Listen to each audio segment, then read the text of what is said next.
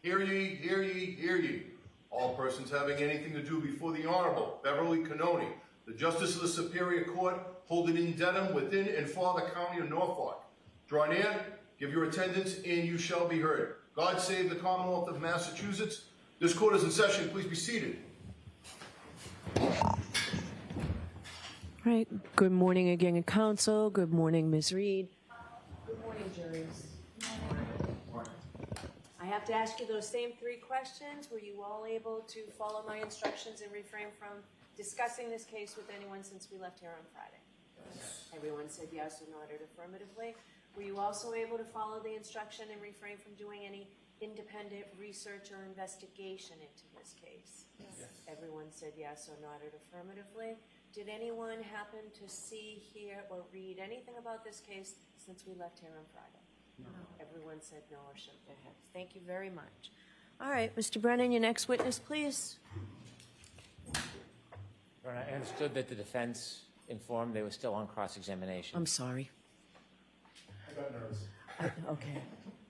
I thought that we were done with that witness. No, I had said to cut me off so that we could end early, but no, I have more. Okay, I didn't know that. I'm glad Mr. Brennan knew that. All right, come back in, Ms. Knowles, please.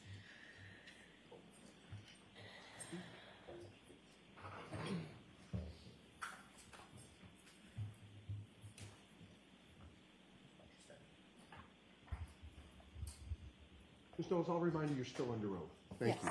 Thank you. All right, Ms. Giannetti.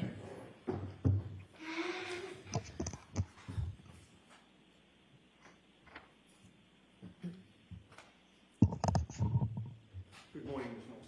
Good morning. Ma'am, on Friday, you testified to this jury about the fact that the Mass State Police Crime Lab is accredited as a forensic lab, correct? Yes, I did. And you discussed the fact that as a forensic chemist 4, you help to ensure compliance with the lab's administrative policies, quality assurance, and control requirements, and making sure that you're complying with accreditation standards, correct? Yes, that's one of my job duties and responsibilities. You also acknowledge that in contrast to the accreditation standards of your forensic lab, the standards of a hospital lab may be different, correct?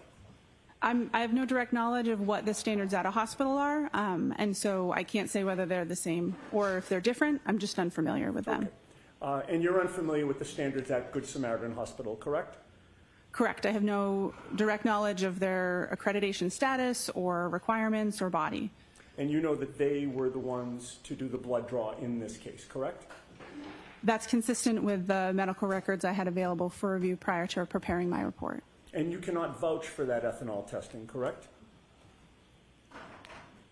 Correct. I have no direct knowledge of the accuracy or reliability. My calculations are solely based on the results of the Good Samaritan lab. For instance, you don't know how the arm was prepared when the blood was drawn?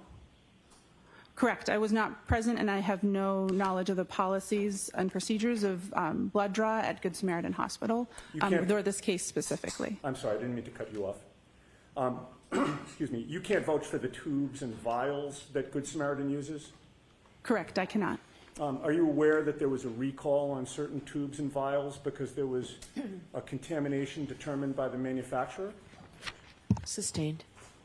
You can't vouch for how Good Samaritan stores, preserves, and assures the integrity of its equipment, correct?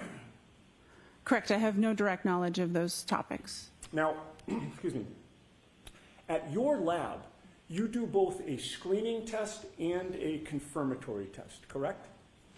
Yes, that's accurate. the confirmatory test is a second and separate test. You rerun the same sample again, correct? Depending on the type of samples that are submitted and the facts of the case, we will either use the same sample that screened positive or that sample as well as another to run duplicate analysis and compare them. It depends on the materials available and the nature of the case. Understood. So you do that to ensure that there's no error in the testing, correct?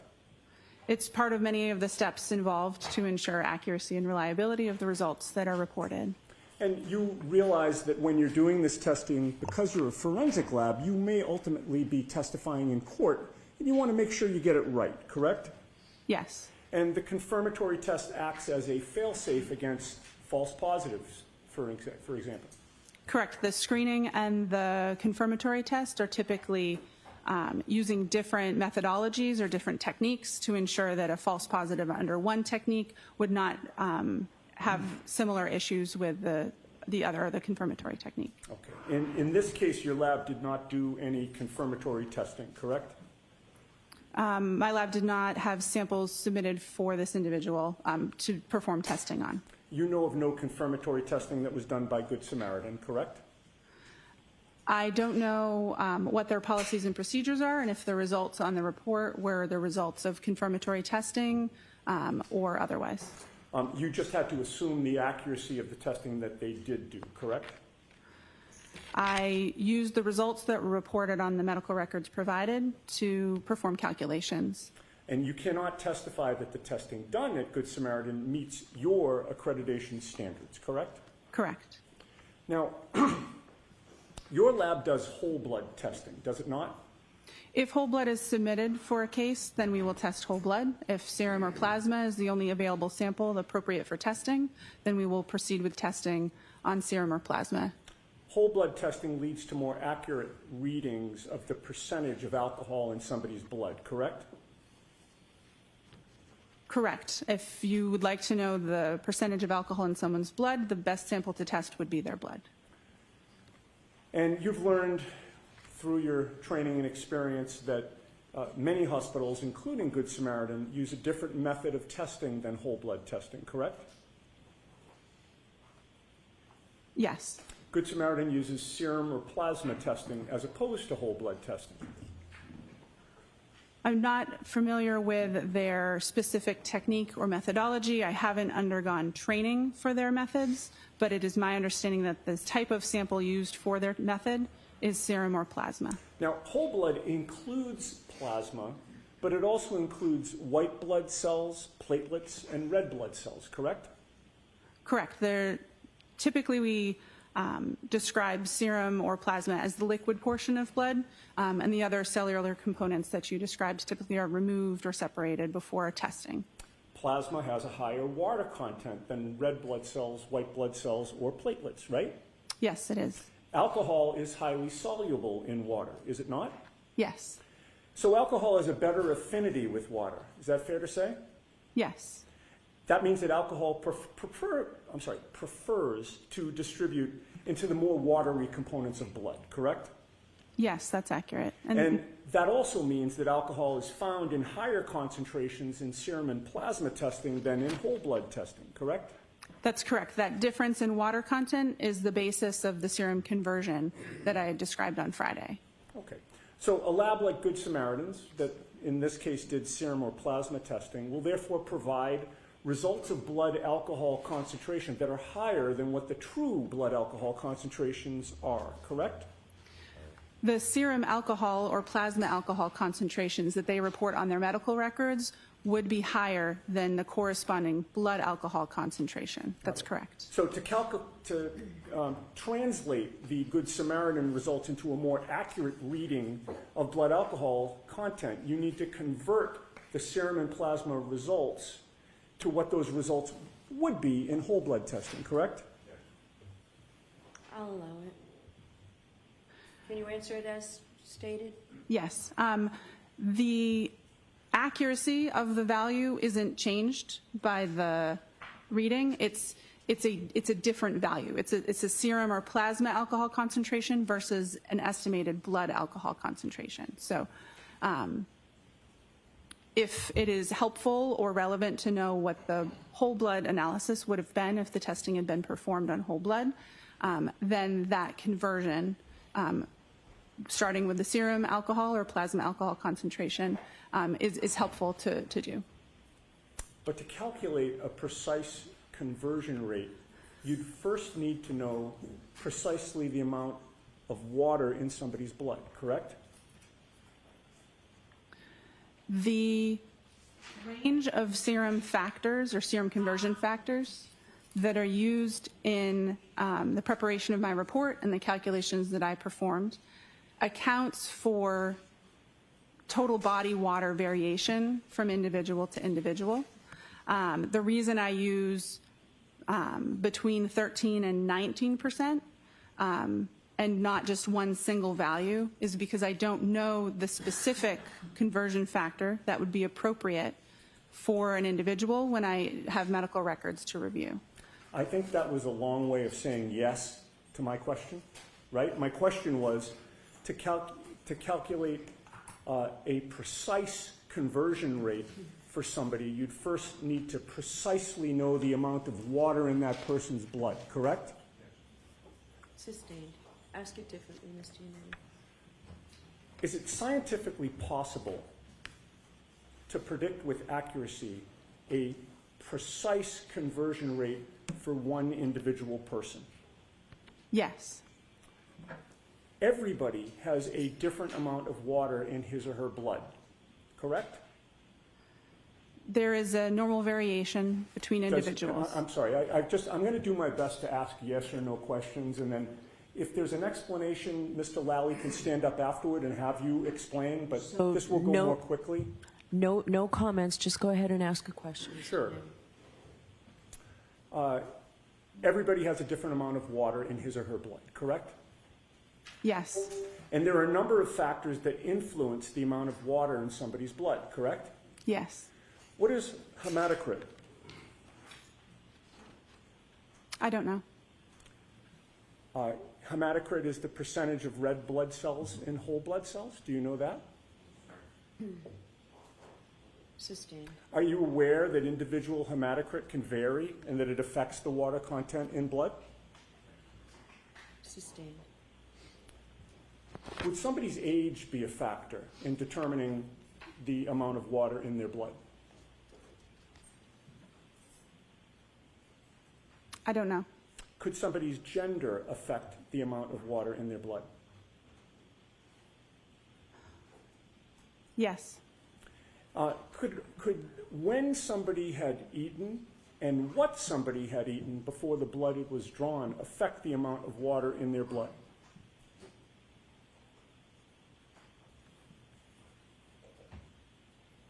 It's possible, but I'm not aware of those factors being considered when performing total body water calculations.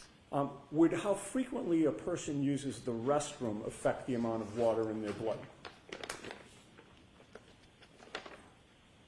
As it would relate to their state of hydration, it's possible, but again, I'm not familiar with performing precise calculations on individuals. It's not a routine part of my job, and it's not in the scope of my expertise. Would some medications, potentially affect the amount of water in somebody's blood? It's possible, yes. And conversion factors vary significantly between individuals, but they can also vary within the same individual over time, can they not? I believe so, yes. And all of the factors that we've discussed that you've adopted can impact the conversion factor that is used, correct? Yes. And there is no one universally agreed upon conversion factor, correct? Correct. There is a range that Right. is agreed upon, but not a singular conversion factor. Right, and the range that you used was 1.13 to 1.19, correct? Yes. You recognize, however, that with all the factors affecting the amount of water in somebody's blood from person to person, and even within one person over time, some people can fall outside the range that you used, correct? Yes. And you recognize that some studies have shown a conversion rate from serum to whole blood can be higher than 1.19, correct? Yes. Are you aware of a study by Rainey, R-A-I-N-E-Y, reporting conversion rates as high as 1.59? Yes. And if the conversion rate is higher, that would mean that the actual blood alcohol concentration would be lower, correct? Yes. So if you're using a range of conversion factors that does not capture what the conversion factor should be for the individual that you're testing, you can't have confidence in the result, correct? Correct. The range that is utilized is looking at studies of large groups of people to try to capture as accurately as possible most individuals in the population, but it would not cover 100% of scenarios with all the factors that you've described. Okay, and you'd agree that your conversion of serum to whole blood here is imprecise, correct? The conversion was performed within the policies and procedures of the laboratory and the best practice recommendations for my field. But it is imprecise.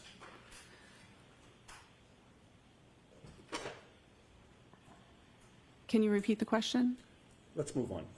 The conversion from serum to whole blood did not end the calculations that you needed to do in order to testify here today, correct? Correct. The conversion from serum to whole blood only translated what Ms. Reed's blood alcohol supposedly would have been, or was, I'm sorry, at the hospital at 9:08 a.m. on January 29th of 2022, correct? Yes. You were asked to try to find out what her blood alcohol level would have been 7 or 8 hours earlier, closer to midnight or sometime between midnight and 1 a.m., correct? The time utilized for my calculations was 12:45 a.m. So you started with the results that you obtained from your serum to whole blood conversion, right? Yes. Which was an imprecise calculation? Which was intending to cover the majority of population. But was it and imprecise? It followed the policies and procedures of my laboratory. What was the precise number then? Was there a precise number or was it imprecise? The range, I'm not talking about a range. I know that you'd like to say that. Was there a precise number, ma'am? the results of my report was not a single number. It is a range of numbers. Let's move on, Ms. Giannetti. Yes. Once you get that range, you have to do an extrapolation on top of that to figure out what the blood alcohol concentration would have been at 12:45, 7 or 8 hours earlier, correct? Yes. But in order, in order to do that extrapolation, you need to make assumptions about things that you do not know, correct? Yes. In terms of processing alcohol, there is an absorption phase, a plateau, and an elimination phase, correct? Yes, that's accurate and consistent with my understanding. And during the absorption phase, blood alcohol concentration can be rising, correct? Yes. And to determine whether somebody is in the absorption phase or the elimination phase, you need to know when their last drink was, correct?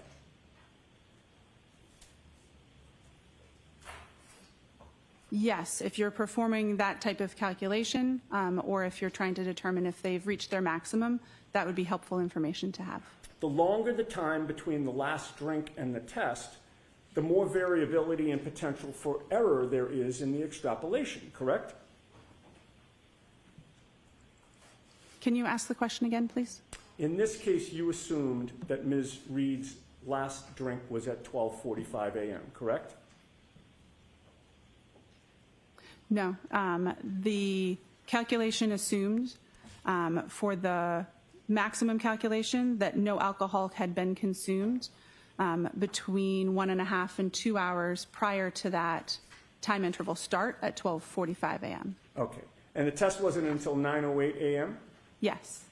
The range that you came up with was 0.14 to 0.28%, correct? Yes, 0.14 to 0.28 grams percent. And that was a very wide range, was it not? It certainly is. 0.28 is double 0.14? Yep. And that range is so wide because there are a lot of unknowns about the way each person individually processes alcohol, correct? There's a lot of interpersonal differences. That's correct. There are a lot of different factors that would impact somebody's blood alcohol content, correct? Yes, What somebody had to eat can impact their blood alcohol concentration, correct? the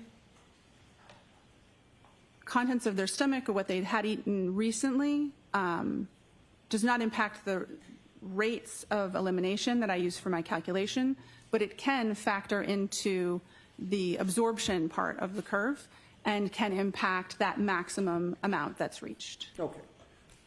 Their body weight can impact their blood alcohol concentration, correct? Correct. Again, it would not necessarily, or it could be included in the rate of elimination range that I use for my calculations. The person's body weight has more to do with, again, the absorption, the maximum concentration, the first parts of the curve, and not the elimination portion that we're discussing when we're doing retrograde extrapolation. And the first word of your answer was correct, right? Yes. A person's metabolic rate can impact their blood alcohol concentration because different people metabolize alcohol at different rates, correct? Yes. In addition, regarding the timing of the last drink, you were not with Ms. Reed on the late evening of January 28th or the early morning of January 29th of 2022, correct? Correct. I was not. You have no personal knowledge of when Ms. Reed had her last drink, correct? Correct. Were you informed that Ms. Reed was upset after 12:45 a.m. when you were doing these calculations? I don't believe so. Did you know, were you informed that she went to John O'Keefe's house in Canton and was the only adult in the house at that time after 12:45? Assisting. Are you aware of what type of alcohol John O'Keefe had available in his house at that time? Assisting. Were you aware that she was waiting for John O'Keefe to come home, but he never did? Assisting. Do you have any personal knowledge of whether Ms. Reed poured herself a drink during the hours of 12:45 a.m. and 6 a.m. on January 29th of 2022? No, I do not. And do you know whether she had more than one drink during those hours? No, I do not. Assume that Ms. Reed did have something alcoholic to drink after 12:45 a.m. Would that affect your assumptions about whether she was in the absorption or the elimination phase? Yes, it would. And if she did have something to drink after 12:45 a.m., what would that do to your calculations?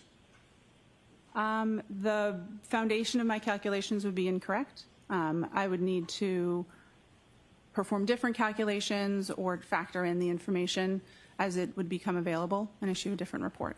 Okay. So if your assumption of when she had her last drink was incorrect, you would not have confidence that your conclusions about which you testified Friday and today are accurate, correct?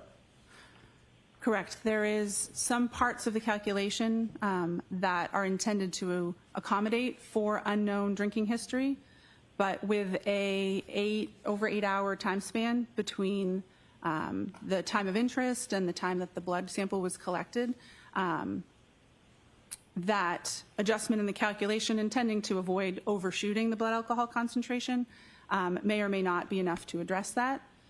And if new, more accurate information was available, then I would need to incorporate that in the discussion and calculations. Right. So in answer to my question, if your assumption about when the last drink was consumed was incorrect, you would not have confidence that your conclusions are accurate today. Correct. I'll allow it. Now, were you ever asked to determine the blood alcohol level of Brian Albert? No. Were you ever asked to determine the blood alcohol level of Brian Higgins? Sustained. Were you asked to determine the blood alcohol level of anyone except for Karen Reed in this case? I'll allow that. To the best of my knowledge, my only involvement with this case in my unit was the request to perform these calculations on this individual. Thank you. All right, Mr. Lally.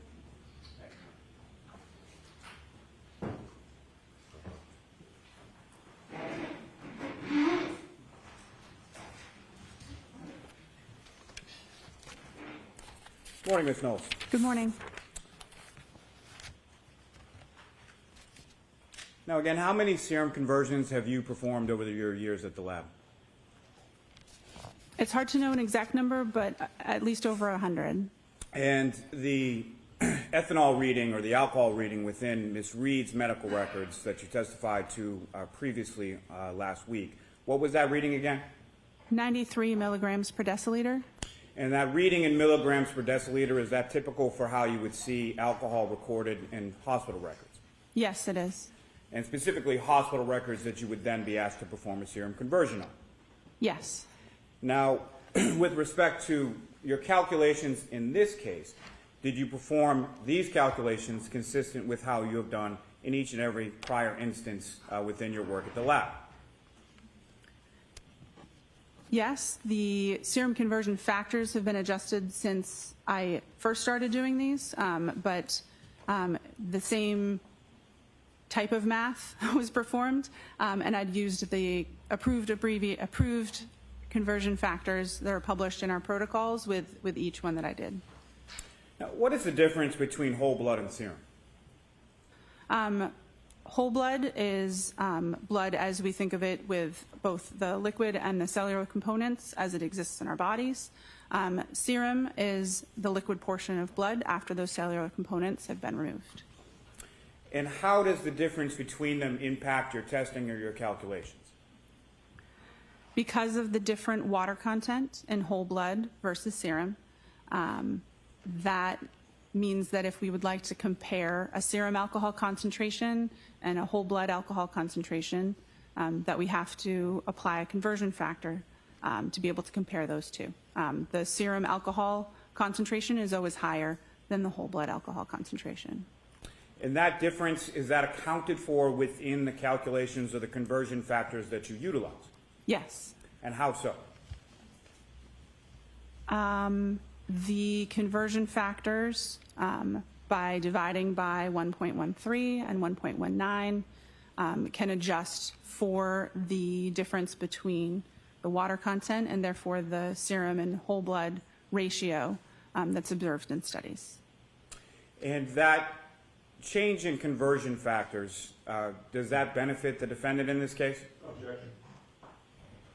I'll allow it, or ask it differently, Mr. Sure. The change in conversion factors recently implemented in your lab and your protocols, who does that benefit? The question of benefit depends on the context. Speaking to the math, dividing by a larger number means the resulting number would be smaller. So the whole blood alcohol concentration numbers would be smaller when using the current between 13 and 19% factors, as opposed to the previously used between 12 and 18% factors. Now, these conversion factors, where again do they come from?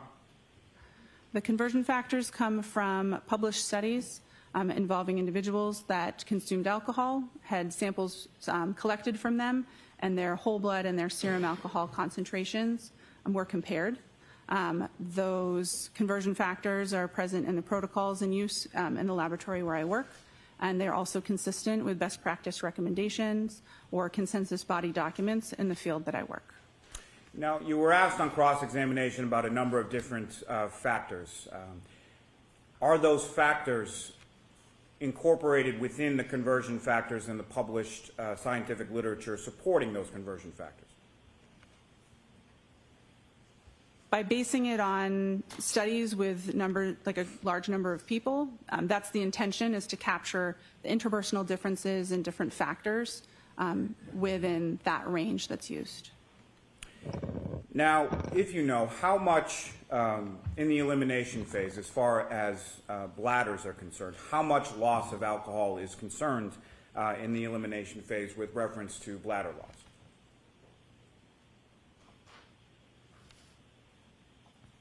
I'm sorry, can you repeat the question? I don't think I understood the Poor question. Let me phrase. rephrase. So you were asked some questions on cross-examination about how frequently someone uses the restroom in the elimination phase, correct? I believe I was, yes. Right. And do you have any idea from your training and experience as far as how much alcohol is typically lost by an individual during the elimination phase through the bladder?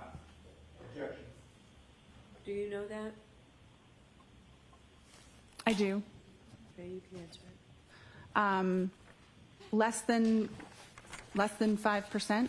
The vast majority of alcohol is eliminated from the body by an enzyme that breaks it down from alcohol into carbon dioxide and water. I can't remember exactly how much is generally eliminated, but I believe it's less than 5% of the total blood alcohol concentration. Now, you were asked about whether or not the defendant had a drink after 12:45 a.m. Do you have any evidence that the defendant did in fact have any alcohol to drink after 12:45 a.m.? Sustain. If there was a drink at approximately 1 a.m., what kind of impact would that have on your calculations? It would depend on how much had been consumed. If any alcohol had been consumed, then it would adjust the calculations depending on that information. And what I'm asking, Ms. Knowles, is if there is a slight differential in the time of incident or last drink, how much impact would that have on the range that you're able to calculate?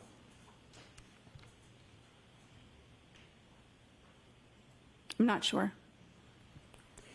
Now, you testified as far as the range being on the retrograde analysis being between a 0.14 and a 0.28, correct? Yes, I did. Are you aware of what the legal limit is in Massachusetts?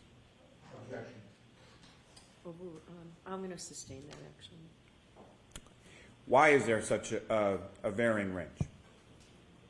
Because there's such variation between individuals with their rates of elimination, the calculation used both a sort of extreme low and extreme high rate of elimination, and because we don't know the individual's rate of elimination, that range is intentionally wide to ensure that the actual blood alcohol concentration lies somewhere between it. It's intending to account for a lot of the factors that we've been discussing. It's intentionally a wide range because there are so many unknown factors, and it was so much time that had elapsed between the time of interest and the time of collection. And based on your calculations, as far as the 93 milligrams per deciliter, what does that convert to as far as the blood alcohol concentration for the defendant at 9:08 a.m. on January 29th? 93 milligrams per deciliter in serum alcohol concentration would convert to between 0.078 and 0.082 grams per cent. And from your calculations in your retrograde analysis, what was the range that you were able to calculate for the defendant's blood alcohol concentration at 12:45 a.m. on January 29th? Between 0.14 and 0.28 grams per cent. And 0.14, 0.28, and every number in between is higher than 0.08. Is that correct? Yes, it is. Nothing further. All right, Ms. Knowles, you're all set. Thank you very much. All right, Commonwealth's next witness, please, or... Commonwealth calls Ryan Nagel.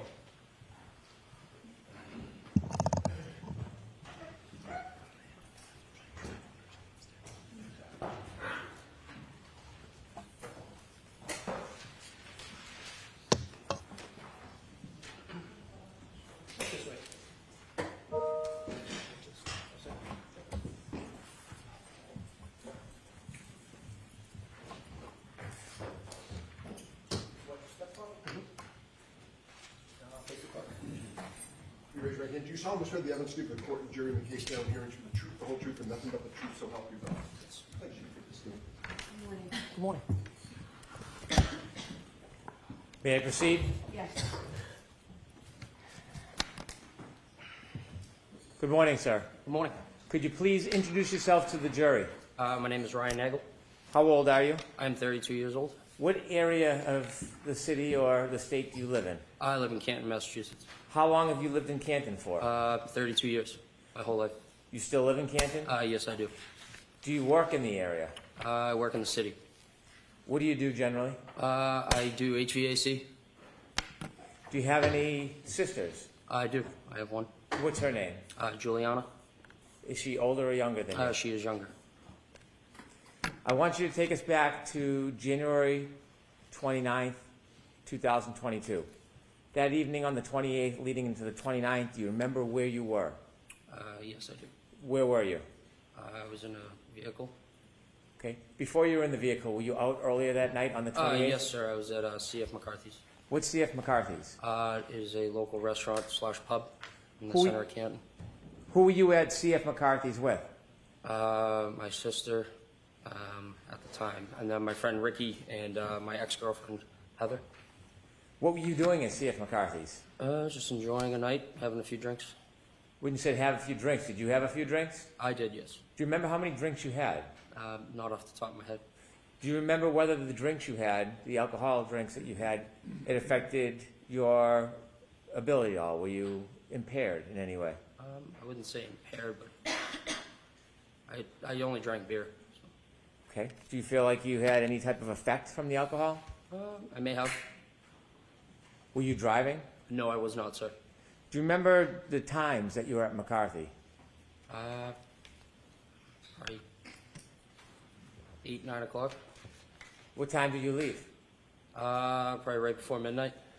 When you left McCarthy's right before midnight, did you have a plan that you were going to do something? No, I did not. Tell us, after you leave McCarthy's, where do you go? I was going to go home, but my sister Julie texted me to be picked up. When you were going to go home, tell us, when you leave McCarthy's, what kind of vehicle were you in? I was in my friend Ricky's Ford pickup truck. Who was driving? Ricky. Was anybody else with you too? My ex-girlfriend Heather. Heather. You know Heather's last name? Maxon.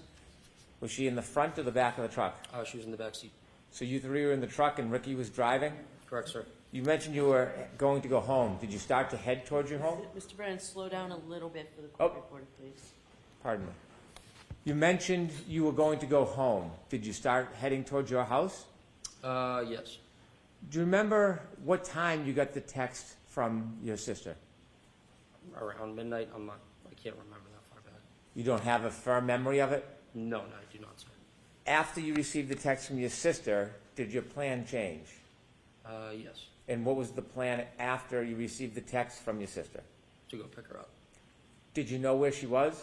Yes, I did. Where was she? She was at her friend Brian's house. Did you know the address? Not off the top of my head, but I knew the street. Did you know the house? Yes. Did you know her friend Brian? Yes, I did. What is his last name? Albert. Is he a senior or a junior? He's a junior. About how old is he? I think 27, 28 years old. Were you friends with Brian Albert Jr.? Just through my sister. Had you ever been to that house before inside the house? No, I have not, sir. Do you have any other purpose of going to that address other than to pick up your sister? No, sir. How long did it take you after you left to redirect and get to that address? Probably roughly 5 to 7 minutes. Do you know what time specifically you arrived at that address? Right, a little before 12:30. Is that a general guess? Yes. Did you look at your watch and note the time, or is this an No. estimate? Just an estimate, sir. So the estimate is you arrived around 12:30? Correct. When you approach the house, before you approach the house, is there a road that intersects Fairview? Yes. And what's the name of that road? Can you actually give me a second? I can't think of the name. Okay. Are you right now? Are you familiar with any roads in that area? Yes, sir. Are you familiar with the road Cedar Crest? Yes, sir. Had you driven on Cedar Crest before? Yes, I have. If you're driving on Cedar Crest, can you loop around like a circle on that road? Yes. At some point, do the two parts of that circle intersect with another road? I believe so. Is Fairview, from your knowledge, attached to Cedar Crest Road? Yes. As you were traveling, did you travel on Cedar Crest before you got to Fairview? Yes. Okay, I want to ask you some questions about right before you turn on, or Ricky turns on to Fairview. As you're driving down Cedar Crest, before you turn onto Fairview, did you see anything? I saw a vehicle coming at us. Not directly at us, but obviously traveling on the other side of the road. Okay. And where was that vehicle traveling towards? Us, and then they put their blinker on to take a right, for And them the- to take a right. that vehicle was going to take a right onto Fairview? Correct, sir. And your vehicle was coming in the opposite direction? Correct. Where was your vehicle going? Taking a left onto Fairview. Did you both meet at that intersection? Yes, roughly around the same time. Who turned onto Fairview first? The other vehicle. How did that happen? I believe Ricky flashed his lights to let them go. Did you see the other vehicle? Yes. Do you remember what kind of vehicle it was? That was a black SUV. When that car turned right onto Fairview, how long after did Ricky turn left onto Fairview? Seconds. When you came to that intersection and met that car, when Ricky blinked his lights, could you see inside that SUV? Say that again? When you came to the intersection at Fairview, and you said that the driver of your truck, Ricky, blinked his lights, could you see anything inside the SUV? I wasn't really looking. Okay. After that SUV turned right onto Fairview and Ricky turned left onto Fairview, who was in front of who? The other vehicle was in front of us. Was the other vehicle in front of you the entire time you saw it? Yes, sir. Did Ricky ever drive and park in front of that vehicle? No, we were behind them. Always behind it? Always. When Ricky pulled up to Fairview, where did he stop? Right in front of the driveway of the Albert's house. You were in the front passenger side of the truck? Correct, sir. If you looked directly outside that window, what would you have seen? The driveway and the house. The other vehicle, did it stop at the driveway? No, it was probably like a car length in front of us. So it was in front of you. Correct, sir. Did you ever see that car stop at the driveway? At the driveway, I don't recall. Did you wait before you got to Fairview, or did Ricky drive directly to Fairview after he took the left? Well, he turned the left onto Fairview. Okay. Did he wait, or did he drive directly to Fairview? He drove directly there. Okay. The car in front of you, did you ever see it move behind you in front of the driveway? Behind, it was in front of me the whole time. And so I'll ask the question again, did you ever see that SUV stop at the foot of the driveway? No, but I did see the brake lights. It looked like it moved, but it wasn't. So the brake lights were on, they released them and then stopped again. So it probably moved another car length up. How many times did you see the brake lights on? Just once, sir. After you stopped at the foot of the driveway, did you keep your attention on that SUV? Not really, no. I was more concerned about my sister. So you weren't studying it? No. Were you making any notes or trying to mark its direction of travel? No. But you do know, or do you have any doubt that it was in front of you the entire time? Yes, it was. When you pulled to the driveway, did you go in to see your sister? No. What did you do? I texted her saying we're here, and she came out, opened up the door. She looks at me and Rick and said, "Hey, do you guys want to come in? For a drink or whatever." And I looked at him, looked in the back seat, asked Heather. We said, "No, we're all set. We're going to go home." And so she decided to stay. So the idea was to give her a ride home. You did not give her a ride home? Correct, we did not. Let me ask you some questions. Before your sister came out of the house, do you remember how long you waited for her? Roughly 2 minutes. In its entirety, how long was that truck parked at the foot of the driveway in front of Fairview? Probably closer to 5 minutes, sir. Is that an estimate? Yes, I'm just guessing from what I can remember. Did you mark the time in any way? Look at your watch in any way? No, sir. That's your general memory? You're just roughly trying to remember. When you looked up at the house, did you see there were more than one door? Yes, there were Do you two remember? doors. Yes. Do you remember what door your sister came out of? She came out of the side door, which is to the left of the garage. Did you watch her? Yes. Where did she walk? From where to where? She walked out of that door down the driveway towards us. When she reached you, how did you have a conversation with her if you were in the truck? I opened the door, my passenger door. As you were speaking with her, were you watching anything else, or was your attention directed to your sister? Nope, just on my sister. At some point after your sister turned to go inside, did you wait for her or did you leave right away? Or did Ricky leave right away? We waited for her to get back into the house.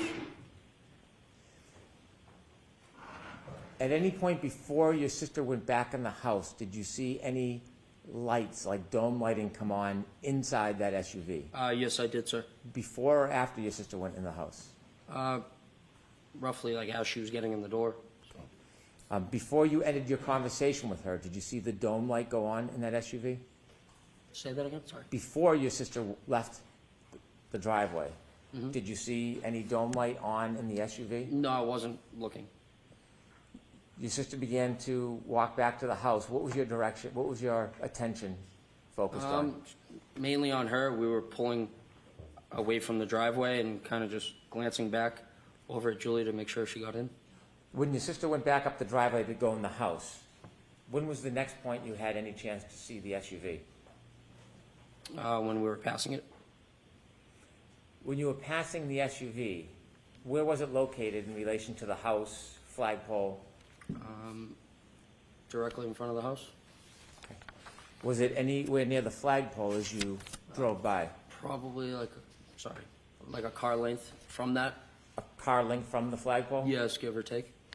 Is that the middle, right, or left side of the house? That would be towards the left side of the house. As you drove by that SUV, what was your primary focus? My sister, sir. Like watching her get in. You were being attentive to her getting in? Correct, sir. As you watched her get in, did you glance or see anything else in your vision as you were watching your sister go into the I house? saw that there was a woman in the driver's seat of the black SUV in front of me, sitting there with her hands on the steering wheel at 10 and 2. Did you get a good enough look that you would remember who that person was, or was it too brief to It identify was the person? too brief, sir. You saw the person in the SUV with their hands on the wheel. How did you see them inside the car? Their dome light was on. Do you know how a dome light comes on in a vehicle? Yes, sir. Either you press it yourself or if there's a door open. When you had the glance or the glimpse of the woman in that SUV holding the wheel, you said 10 and 2? Correct, sir. Could you describe for us what that means? Just like a clock, just the hands on the clock, like 10 and 2.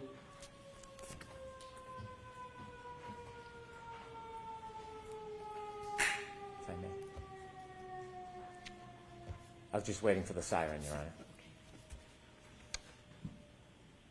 If I could show Exhibit 3 to Mr. Nagel.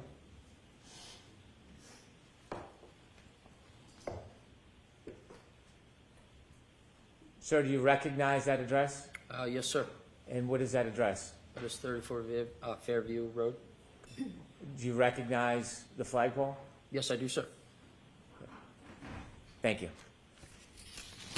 When you drove by and you said you saw a woman sitting in the front and the dome light was on, did you see anybody else in the car? No, sir. Were you looking for anybody? No, sir. Could there have been somebody else in the vehicle at that time? It could have been, yes. Could there have been someone standing outside the door? Yes, it could have been. When you saw the person, were you studying the person? No. How long of a time did you have to take a glimpse of that person? 5-10 seconds, maybe. Okay. Now, I want to ask you some questions about the entire time you were parked at the foot of the driveway until the point that you left Fairview. From when you first stopped at the driveway at Fairview until the point that you left and were no longer in front of that property, did you ever see any person get out of that SUV that was in front of you? No, I did not, sir. Did you ever see anybody, any man, ever cross the front yard towards that home? No, I did not, sir. Did you ever see any man ever enter or stand in that front door? No, I did not, sir. Did you ever see anybody walk across the front yard to the side door? I'll allow it. No, I did not, sir. Did you ever see anybody enter that side door other than your sister? No, I did not, sir. As you were parked at the driveway the entire time, that generally 5-minute time, did you ever see anybody get out of the SUV and walk down the street towards the driveway? I'll allow it. No, I did not, sir. Did you ever see anybody walk past your truck and up the driveway? No, I did not, sir. Did you ever see any person other than your sister outside of those vehicles the entire time that you were at Fairview? Objection. I'll allow it. No, I did not, sir. I have no further questions. Thank you. Mr. Yannetti? Thank you, Your Honor.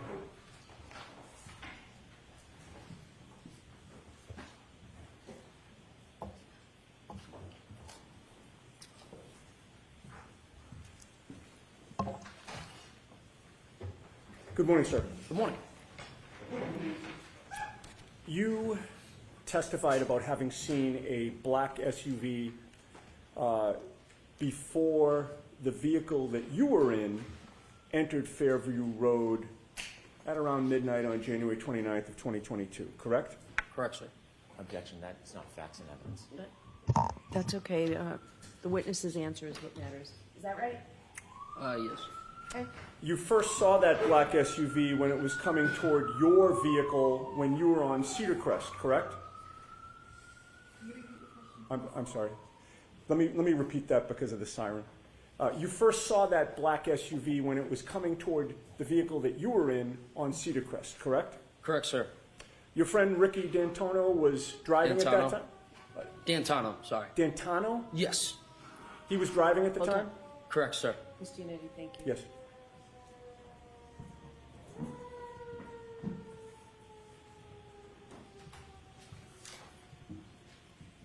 All right, go ahead. Thank you. Ricky doesn't drink, correct? He does. He wasn't drinking that night. He may have had one or two. Okay. But he appeared to be driving safely. Yes, sir. And you also had a chance to observe the black SUV at that time as it was facing you, correct? Yes. When you saw it on Cedar Crest, you didn't know who was driving it at that time, correct? No, I couldn't see. But your observations of the black SUV at that time were that whoever was driving it, that person appeared to be driving safely as well, correct? Yeah, I would assume so, yes. One of the first things you noticed about the black SUV was that it was in front of you on Cedar Crest, and both Ricky's F-150 and the black SUV were basically converging on Fairview at about the same time. Yes, sir. The black SUV appeared to be going at a safe speed. Yes. It appeared to be properly staying within its lane. Yes, I would say, yeah. And when it was time for Ricky to take a left onto Fairview, he actually put on his left blinker, or not left blinker, but both his blinker, flashed his lights to signal that it was okay for the black SUV to cut in front of it, correct? Yes, sir. And he actually did have his left blinker on at that time, correct? Prior Yes, to sir. doing that? And the black SUV had its right directional on, correct? Yes, sir. And when both cars have their directionals on, indicating they're going down the same street, the black SUV did not suddenly cut in front of Ricky's vehicle until the flashing of the lights, correct? Correct, sir. Both cars appeared to be operating safely, correct? Correct, sir. And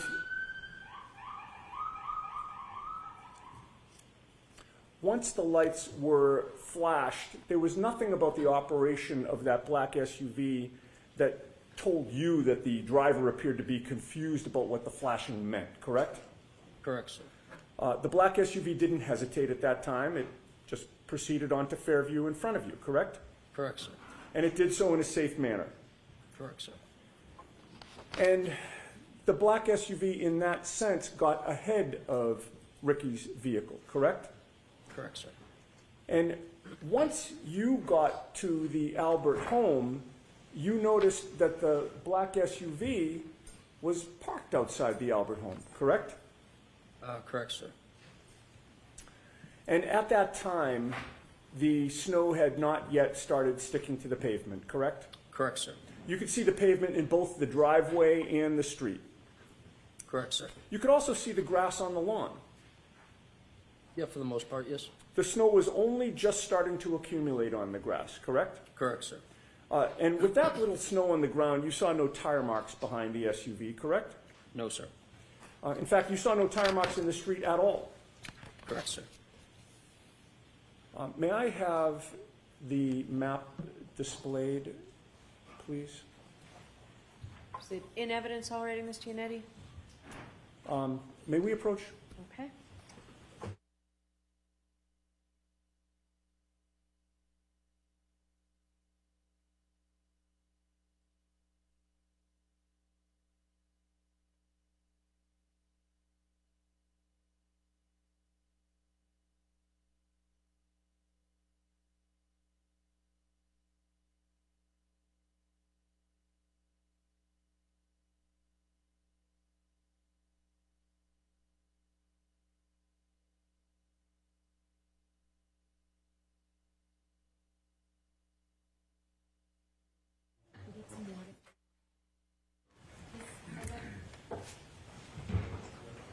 Is that okay?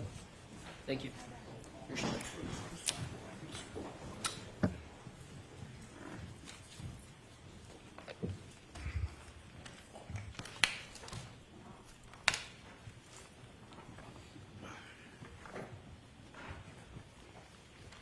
Okay. Can you Mr. enlarge that, please? Yeah, actually, yeah, you know what, if we could enlarge it, so you don't have to show Chapman, just show Cedar Crest and Fairview, and maybe pull it in a little bit to the right now, the other way. See if that works. Okay, that's much better. I don't know how your eyes are, sir, but are you able to read the street names on? To be honest, no, I can't see that far. Okay, if I suggested to you that the top street horizontal going down from right to left was Cedar Crest, and that the street where the red arrow is Fairview Road, would that orient you? Yes, sir. And would it be fair to say that before, you actually were coming down Cedar Crest Road as you look at this map from right to left, correct? Correct, sir. And in that sense, you were traveling west on Cedar Crest, correct? Yes. You turned south onto Fairview, correct? Correct, sir. And you were still facing south when you parked in front of 34 Fairview, correct? Correct, sir. And that means that when you're sitting in that vehicle on Fairview Road, if you were going to walk to the house or look to the house, you would be walking or looking in a westerly direction, correct? From where I was in the vehicle? Yes. Yes, so to my right, yes. Okay, and so when you were looking for Julie to come out, you were looking to the west? Correct, sir. All right, Your Honor, I would offer that into evidence. We're going to have a hard copy printed out for the jury after this examination. Okay, so we need something for the court reporter to. Sure. All right, we will take care of that, thank you. Right, so- And you can put the lights back on, and you can take that down. All right, so it will be, go ahead, madam. 49, thank you. And sir, it took a couple of minutes for Julie to come out after Ricky parked the F-150. Yes. When she did come out, you opened the door and you had a conversation with her while she stood between the door and the passenger compartment of the F-150? Repeat that, please. Sorry. Sure. When she did come out, she approached the F-150, correct? Correct, sir. And you were in the passenger's compartment, right? Correct, sir. You opened up the passenger's door, correct? Correct, sir. And she sort of, you stayed in the vehicle, right? Correct, I never left. And she came sort of into like the crook of the door and the passenger's compartment? Yes, sir. All right. You had a chance, how close did she get to you? I could have popped her on her nose if I wanted to. Okay. And you had a chance to observe her and size her up, correct? Correct, sir. You spoke to her for maybe about 5 minutes was your best estimate? I wouldn't say 5. I'd probably say 2 or 3. Okay. But in any case, you did have a chance to observe her, correct? Yes, sir. And it was clear to you that your sister Julie seemed like she had had a few drinks, correct? I mean, yeah, it was 12:30 in the morning, so yes. And she called you for a ride, right? Yes, she knew that Ricky was driving. Right. And when you arrived there, there was a discussion about whether she'd actually take the ride, right? Correct, sir. If she was just going to come out and take the ride, there would have been no need for the conversation, correct? Correct. But do you recall previously testifying that you were out talking to Julie for over 5 minutes? I would not say over 5 minutes, no. Okay. Do you deny that it was about 5 minutes? Objection? I'll allow it. Do you deny it was about 5 minutes? Could have been. Okay. I'm not, Fair enough. And you talked with her about whether she wanted to go in the truck and leave with you, correct? correct, sir. You also talked about whether instead you, Heather, and Ricky would go into the house to join the gathering there. Correct, sir. There was a back and forth that you really thought was unnecessary, correct? I wouldn't say it would be unnecessary. It's just a common question if you want to come in and have a drink. You have testified in the past that Julie can be kind of a pain in the ass, correct? I mean, all siblings can be, yeah. In any case, Julie decides to go back inside and you decide to leave, correct? Correct, sir. Ricky did not speed up the street at that time. No. He just gradually pulled out. Correct, sir. His direction of travel took him right past the black SUV that was now in front of you, correct? Correct, sir. He passed the black SUV on the left, correct? Correct, sir. And you were in the front passenger seat at that time still, correct? Correct, sir. So you were closest to the black SUV of the people that were in your vehicle as you passed it, correct? Correct, sir, yes. And you were closest to the driver's side of the black SUV, correct? Correct, sir. You noticed that the interior dome light was on, correct? That is correct, sir. That lit up the whole front compartment of the SUV, did it not? Yes. It lit up the driver's seat and the passenger's seat, correct? All I could see was the driver at the time, sir. Understood. But the light wasn't just shining just on the driver. It wasn't pointed at the driver. I would say they were both lights that go down at both seats, correct? They were on. Yes. Okay. Yes. So you could see both seats in the front driver's I compartment. couldn't correct? see past the woman. Well, you only saw one. I only person. saw a woman. Sorry to interrupt you. Yes. No problem. It allowed you to see into that front compartment. Yes. All right. And you saw one person inside the car at that time. Correct, sir. It was a woman with long hair in the driver's seat, correct? Correct, sir. And she looked like she was alone. Yes. You didn't see anybody else in the SUV. No, I did not, sir. You certainly didn't see a 6'1" man in the SUV in the passenger seat, correct? Correct, sir. In fact, you saw that the passenger seat was empty. Correct.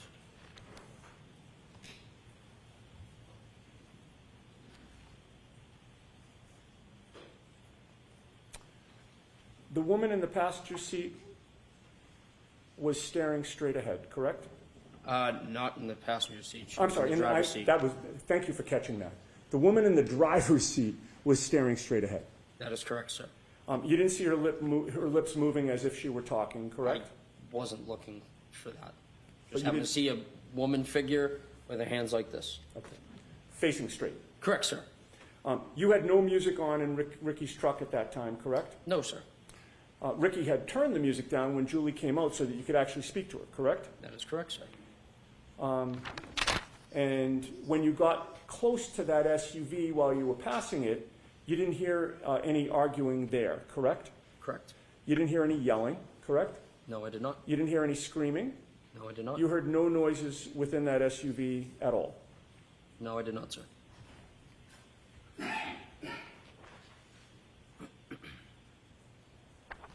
I have no further questions. Thank you. All right, Mr. Brennan?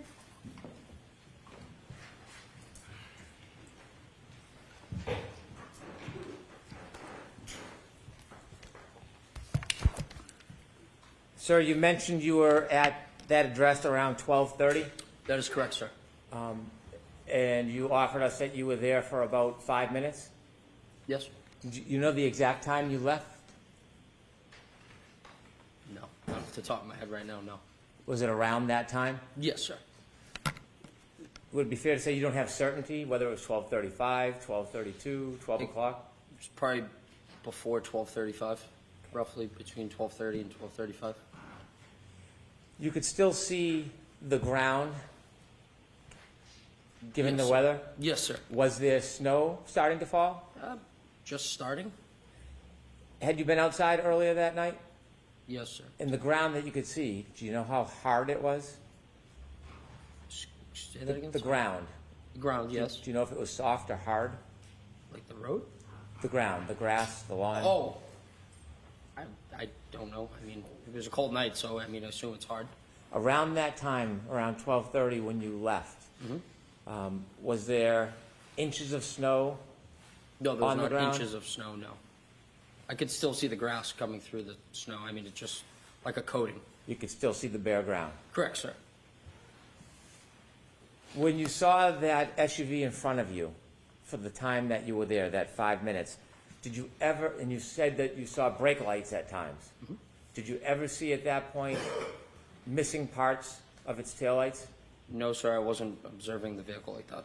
When the taillights were on, when the brakes were on, what color was the glow? Red, sir. Did you ever see a missing piece where it was white instead of red? No, sir. Over near the flagpole where you saw this SUV, did you see any human being, any person lying on the ground near the flagpole? No, sir. When you drove by the SUV, you said you couldn't see past the woman. Could you see inside the SUV when you drove past? Repeat yourself. When you drove past the SUV, you saw a woman in the driver's seat. Yes, that is correct. You didn't see anybody else. No. Do you know if anybody else was in that SUV? Could have been. I'll allow it. It could have been. From when you were driving by the SUV and you could see inside the driver's seat and saw the woman, could you see on the other side of the SUV if there was anybody standing on the other side of the SUV? No, sir. Was there anything obstructing your view as you drove by and saw the woman to prevent you from seeing on the other side of the SUV? The woman and the vehicle itself. You mentioned that there was a dome light on in the SUV. Yes, sir. Was the driver's side door open No, when you sir. drove by? No, sir, it was closed. Could I have Exhibit 16, please?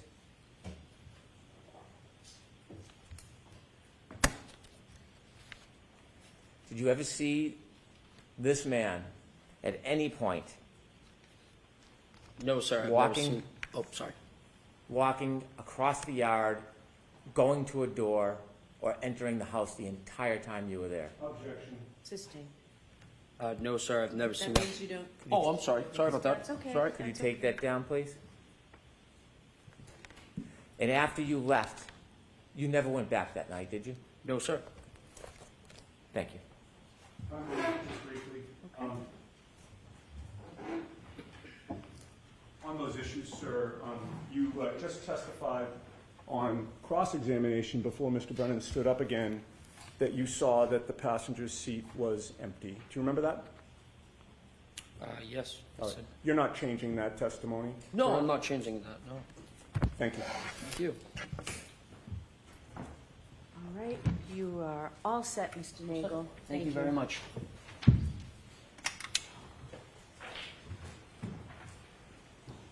Your next witness, Mr. Brennan. Thank you, Your Honor. Commonwealth calls Heather Mason.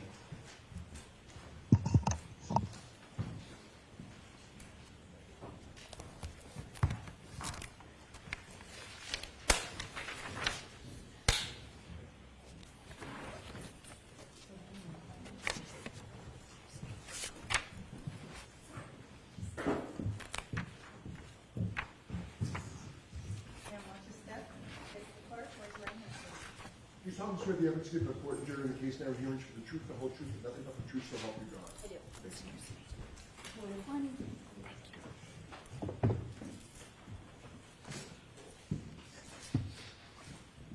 Whenever you're ready, Mr. Brennan. Thank you, Your Honor.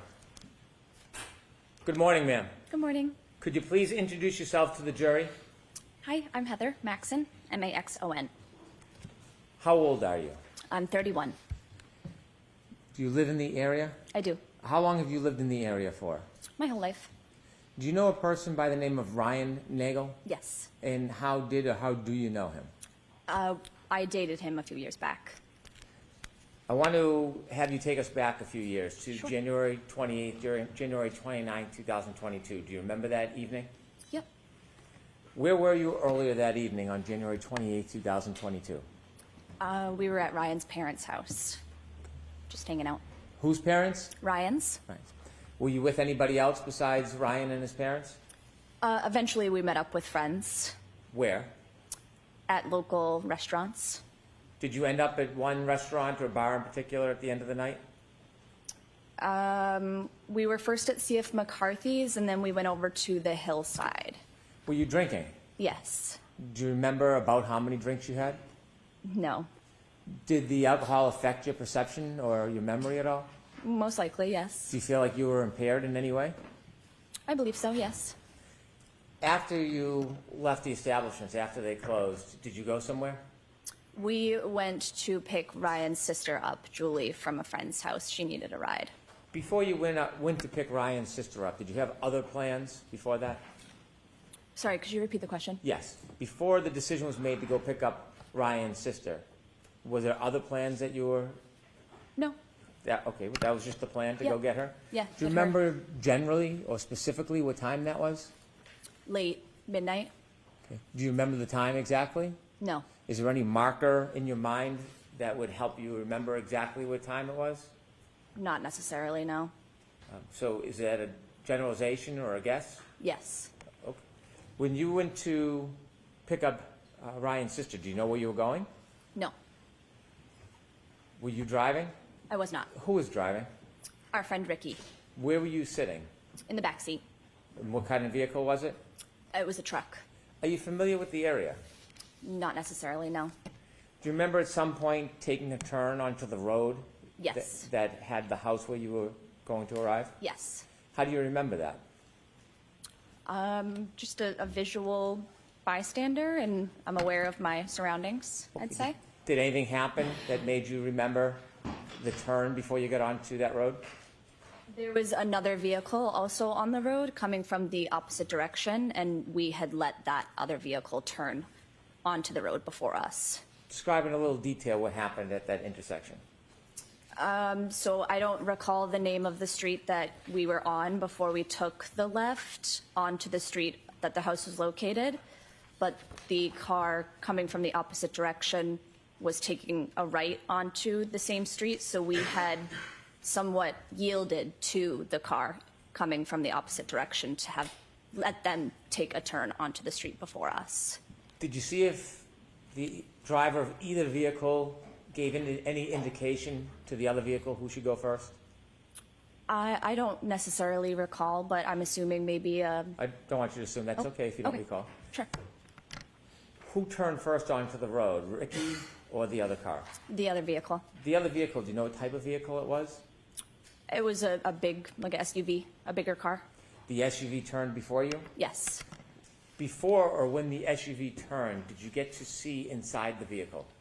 I did see inside the vehicle, Could yes. you describe for the jury what you remember seeing? I saw a male and a female inside the car. Where was the female? The female was driving and the male was in the passenger seat. Was the male in the front passenger seat? Yes. Were you able to recognize either the female driving or the male in the front passenger seat? Recognize? Yes. I'm not sure if I understand the Did question. you know who they were? No. Strangers? Yeah. When they turned and then Ricky turned after them, how far ahead of Ricky were they? Maybe 100 feet. Could you see them the entire time? No. When you drove to Fairview, how long did it take after the turn? A couple minutes. It took a couple minutes to get from Cedar Crest to Fairview? Oh, That's maybe. okay. Yeah, I'm not sure. Okay. When you arrived at Fairview, where did Ricky stop? Outside the house on the street. Do you remember where on the street in relation to the driveway? No. The other vehicle, the SUV, was it in front of you or behind you when you stopped? It was in front of us. When it was in front of you, did you notice anything about the vehicle? No. Did you notice anything about its lights? No. Did you see whether the interior light, the dome light, was on or off? I did as we were leaving. Before you left, No. did you ever see that dome light come on? No. Did you notice anything about the brake lights? No. Did you notice anything about the vehicle's taillights, whether they were intact or broken? Nope. When you arrived at that address, do you know the street address? I do not. Okay. When you arrived at that address, what happened next?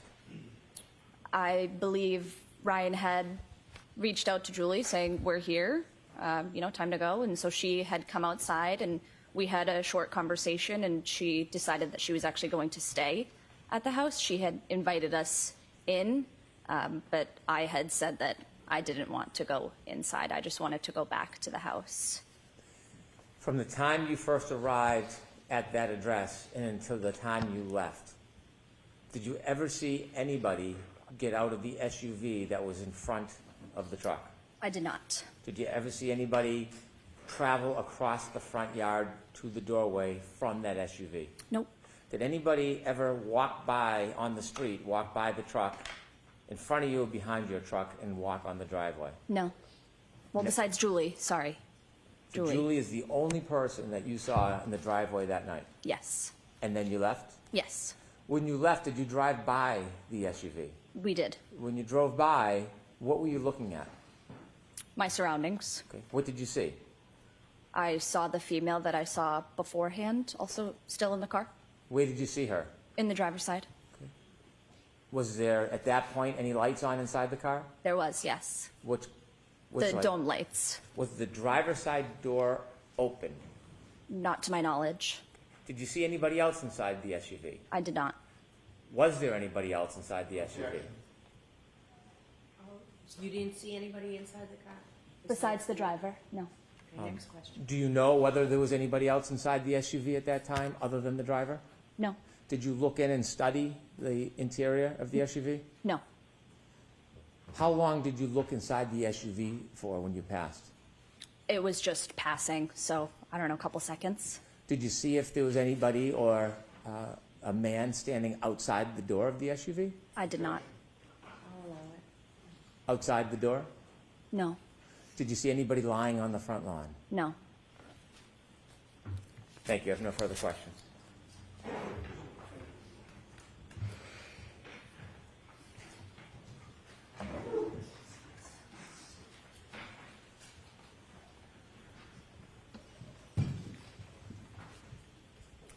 Good morning, ma'am. Good morning.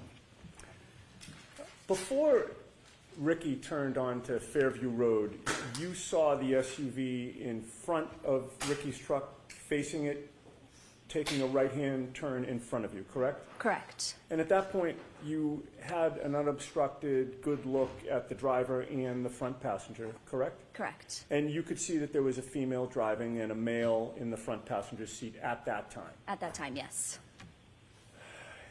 Now, ultimately, Ricky's car took a left after the other SUV took a right, correct? Correct.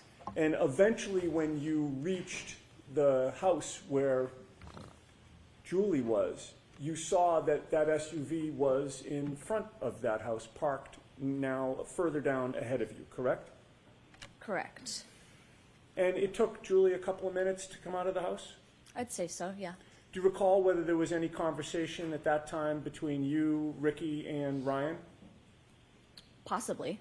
I don't recall or remember what, but most likely, yes. And you don't remember whether you were participating in a conversation or what was discussed? Not necessarily, no. You had your cell phone with you that night? I did. Like many of us, is your cell phone something that you tend to check when you're bored or there's a break in a conversation or you're not actively engaged in a discussion? For sure. And while you were waiting for Julie to come out of the house, do you recall whether you were checking out any web page or Instagram or text message or app on your cell phone? I don't recall. Can you testify with certainty that you were not checking your cell phone during that period of time? Not with certainty, no. And so you can't say for sure how long, if you did check your cell phone, you would have been looking at it while waiting for Julie, correct? Correct.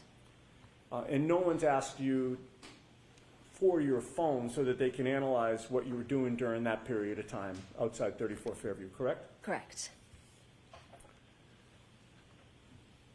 All right, well, you testified that you didn't see anybody get out of the SUV or approach the house, correct? Correct. You obviously don't know what did or didn't happen before you, Ricky, and Ryan arrived there, correct? Correct. While you were parked near the driveway, you weren't thinking that you had to watch the SUV every second in case you were later asked to describe what was going on with that vehicle, correct? Correct. And that SUV was the same vehicle that you recognize as previously having a female driving and a male in the passenger seat, correct? Correct. And as far as you know, you didn't know either of them at that time? No. Fair to say that what they were doing was their business and you weren't particularly interested in what they were doing, correct? Correct. You were there to pick up your boyfriend's sister, correct? Yes. It was late and you were tired. Very much so, yes. You'd had a good amount to drink. You did not want to continue to drink and socialize, correct? Correct. Fair to say you were looking forward to ending the night at that point? Yes. And so you were more focused on hopefully getting Julie in the car so you could leave than anything that was going on in the SUV, right? Yeah, exactly.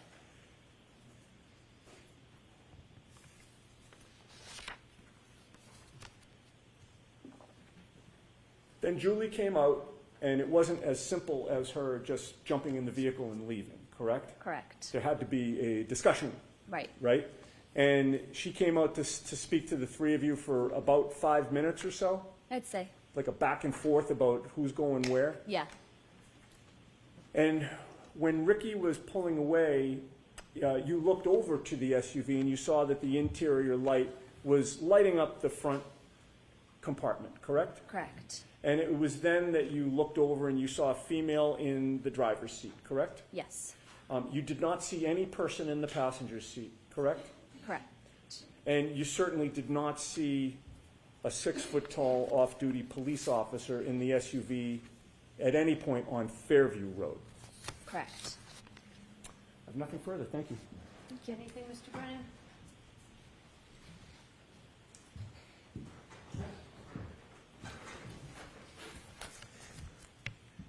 When Ricky was speaking to Julie and you were in the back cabin of the truck, what direction were you facing? I don't recall. Were you paying attention to the conversation with Julie? I was probably in and out of the conversation, yes. Were you facing the direction of the house in the SUV, or were you facing the opposite direction? I don't think I was facing the opposite. When you were in the cabin of the car and Ricky was having a conversation with Julie, did you ever see anybody other than Julie come in or out of the house? No. I'll allow it. No further questions. Thank you.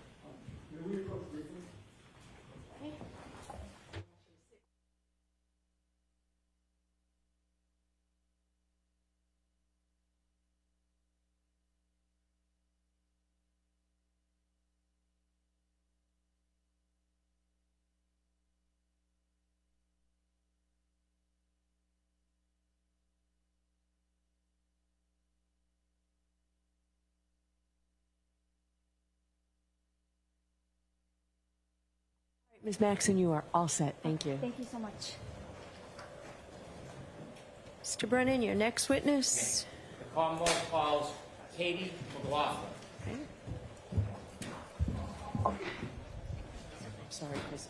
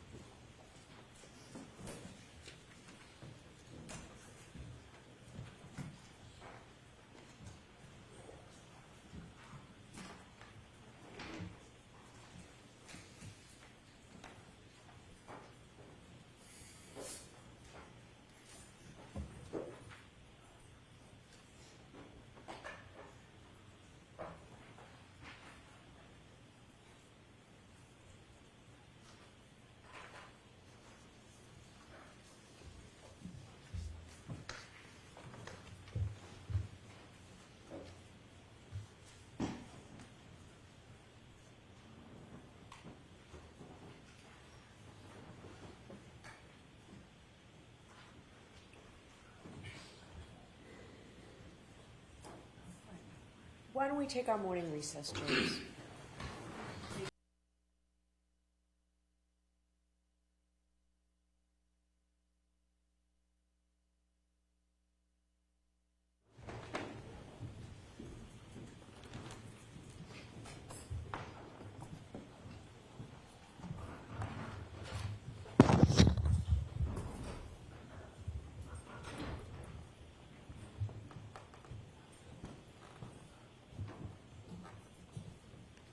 Court is back in session. You may be seated.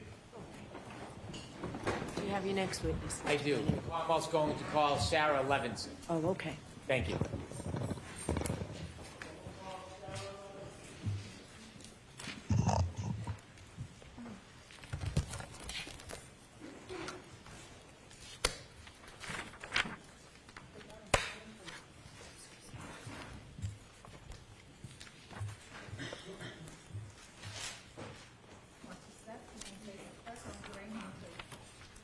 Do you solemnly swear the evidence you give to the court and jury in the case down here is the truth, the whole truth, and nothing but the truth, so help you God? I'm sorry.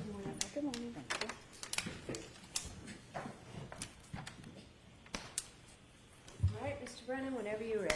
Thank you, Your Honor. Good afternoon, ma'am. Good afternoon. Could you please introduce yourself to the jury? My name is Sarah Levinson. For the court reporter, would you mind spelling your last name? So it's Sarah with an H and then Levinson. Ms. Levinson, do you mind if I ask how old you are? I'm 26. I'll be 27 next month. Do you work? Yes, What do you do? I'm a nurse. How long have you been a nurse for? About 4 years. Before you became a nurse, did you go to school? Yes. Tell us a little bit about your educational background, please. I got my bachelor's at Regis College.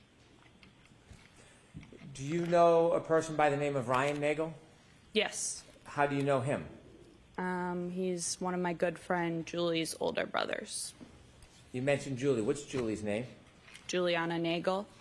Are you friends with Julie Nagel Yes. to this day? Yes. Were you with Miss Nagel back on January 28, 2022? Yes. I want you to take us back to that day, the earlier evening hours of January 28, 2022, maybe around 5 or 6 p.m. Did you have a plan that day?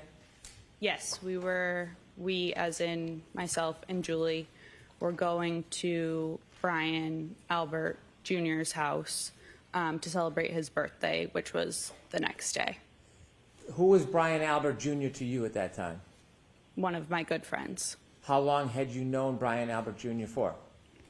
At that point, probably 8 or 9 years, I would say. Did you attend school with him? Yes, high school. Is that when you met Brian Albert Jr. in high school? Yes. Who was going to Brian Albert Jr.'s house with you? Just myself and Julie. Did you have a general plan for that evening other than to visit your friend and celebrate his birthday? It was kind of up in the air if we were going to stay there or go somewhere, but we were definitely going and celebrating with him. Do you know the address where Brian Albert Jr. lived? Yes. Could you share that with us? 34 Fairview Road, I believe. Road? Had you been to 34 Fairview Road before? Yes. Did you know Brian Albert Jr.'s family? Yes. Had you met them in the past? Yes. How often had you met with them before?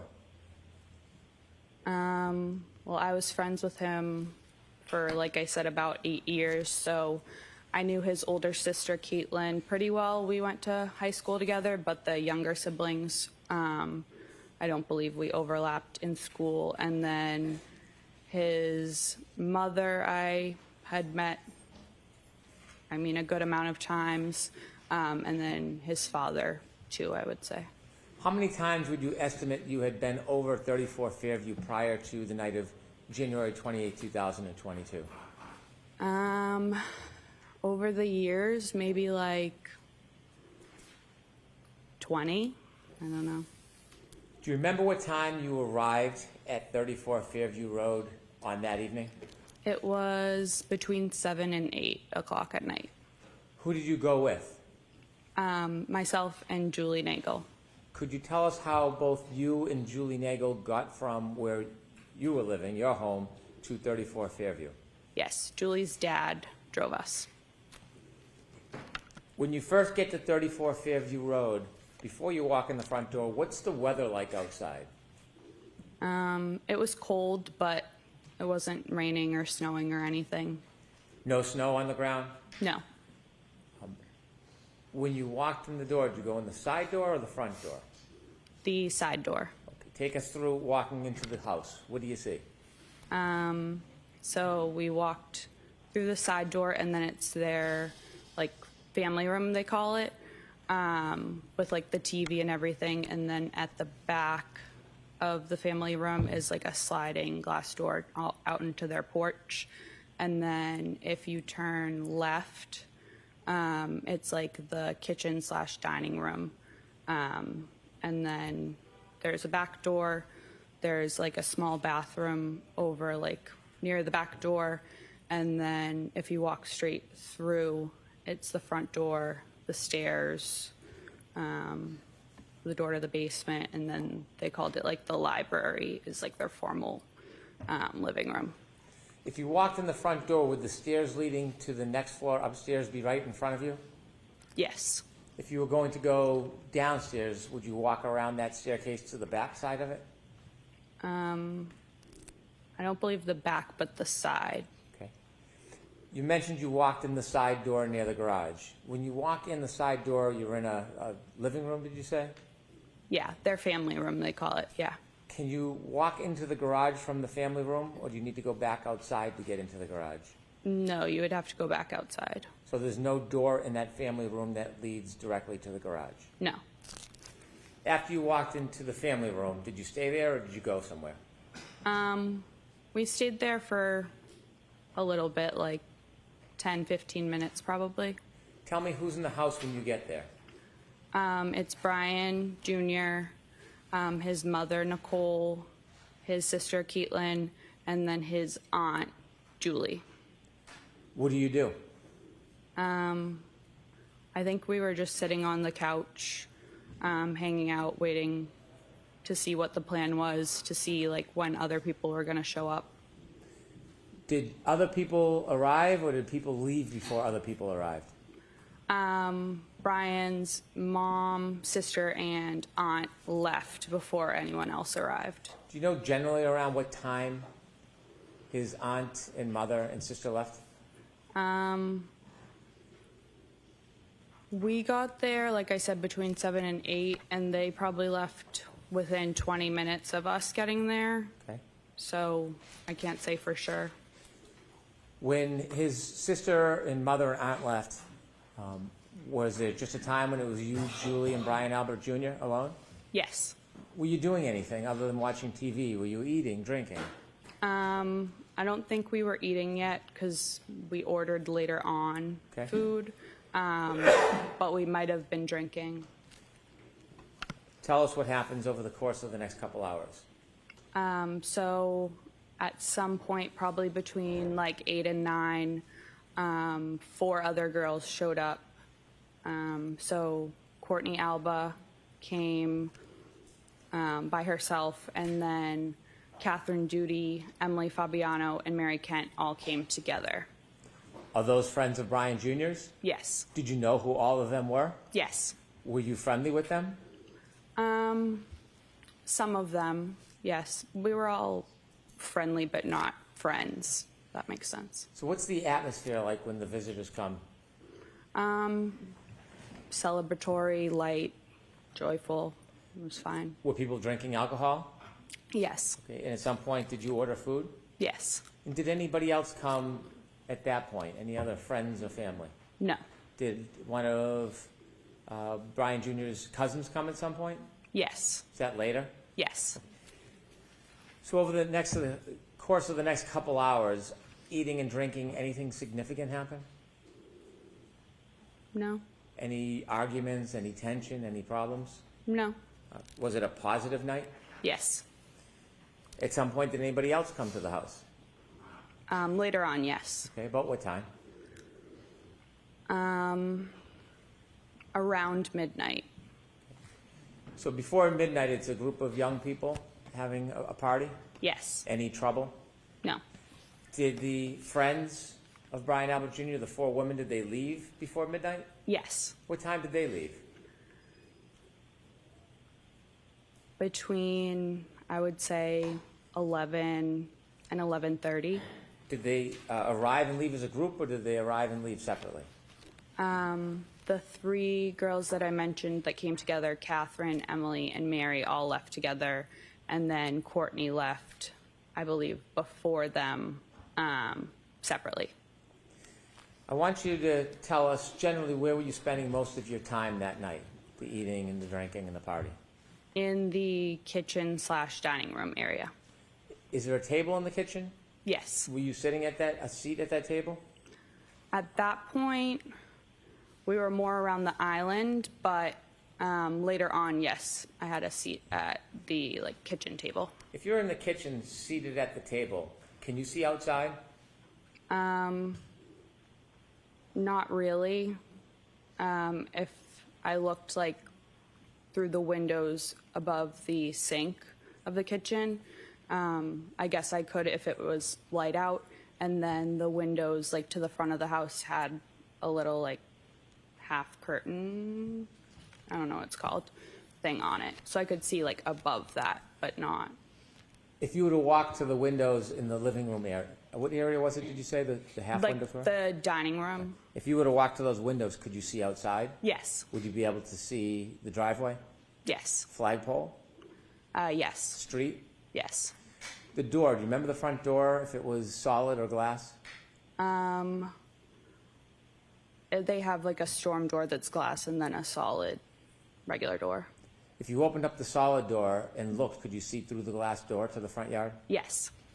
At any point, did you have a chance to look outside that night? No. If you're in the living room, the kitchen, can you see where the basement access is? Yes. Can you see the backyard door? Yes. You mentioned that the visitors, the young woman that came to see Brian Jr. left. After they left, did somebody else come to or arrive at Fairview? After they left, yes. And who was that? It was Brian's father. His name is also Brian. Mr. Higgins.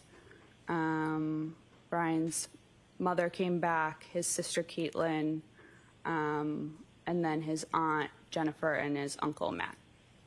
If I can just step back just a little time before the adult group showed up. Yes. Did any other of Brian Jr.'s cousins come to Fairview? Yes. And who was that?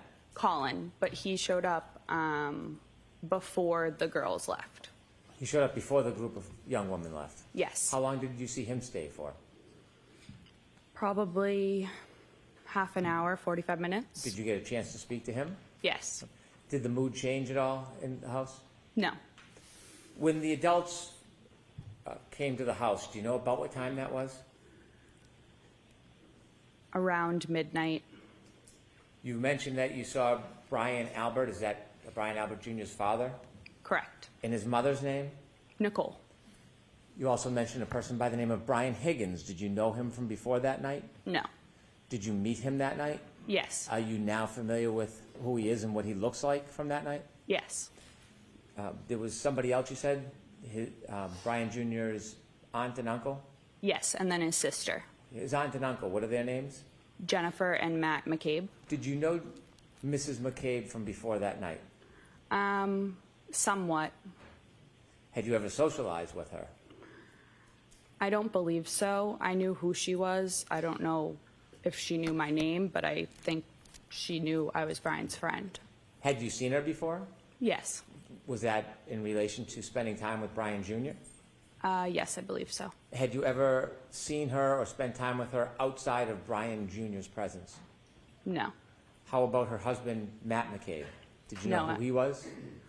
I knew who he was, but I don't believe I had ever met him in person before, no. Anybody else, any other adults come with that group? No. Do you remember who came into Fairview first as far as the adult group? Yes. Who? Mr. Albert, Brian's dad, and Mr. Higgins. And who came next? Next, I think they all kind of walked in together. Caitlin, Nicole, Jennifer, and Matt.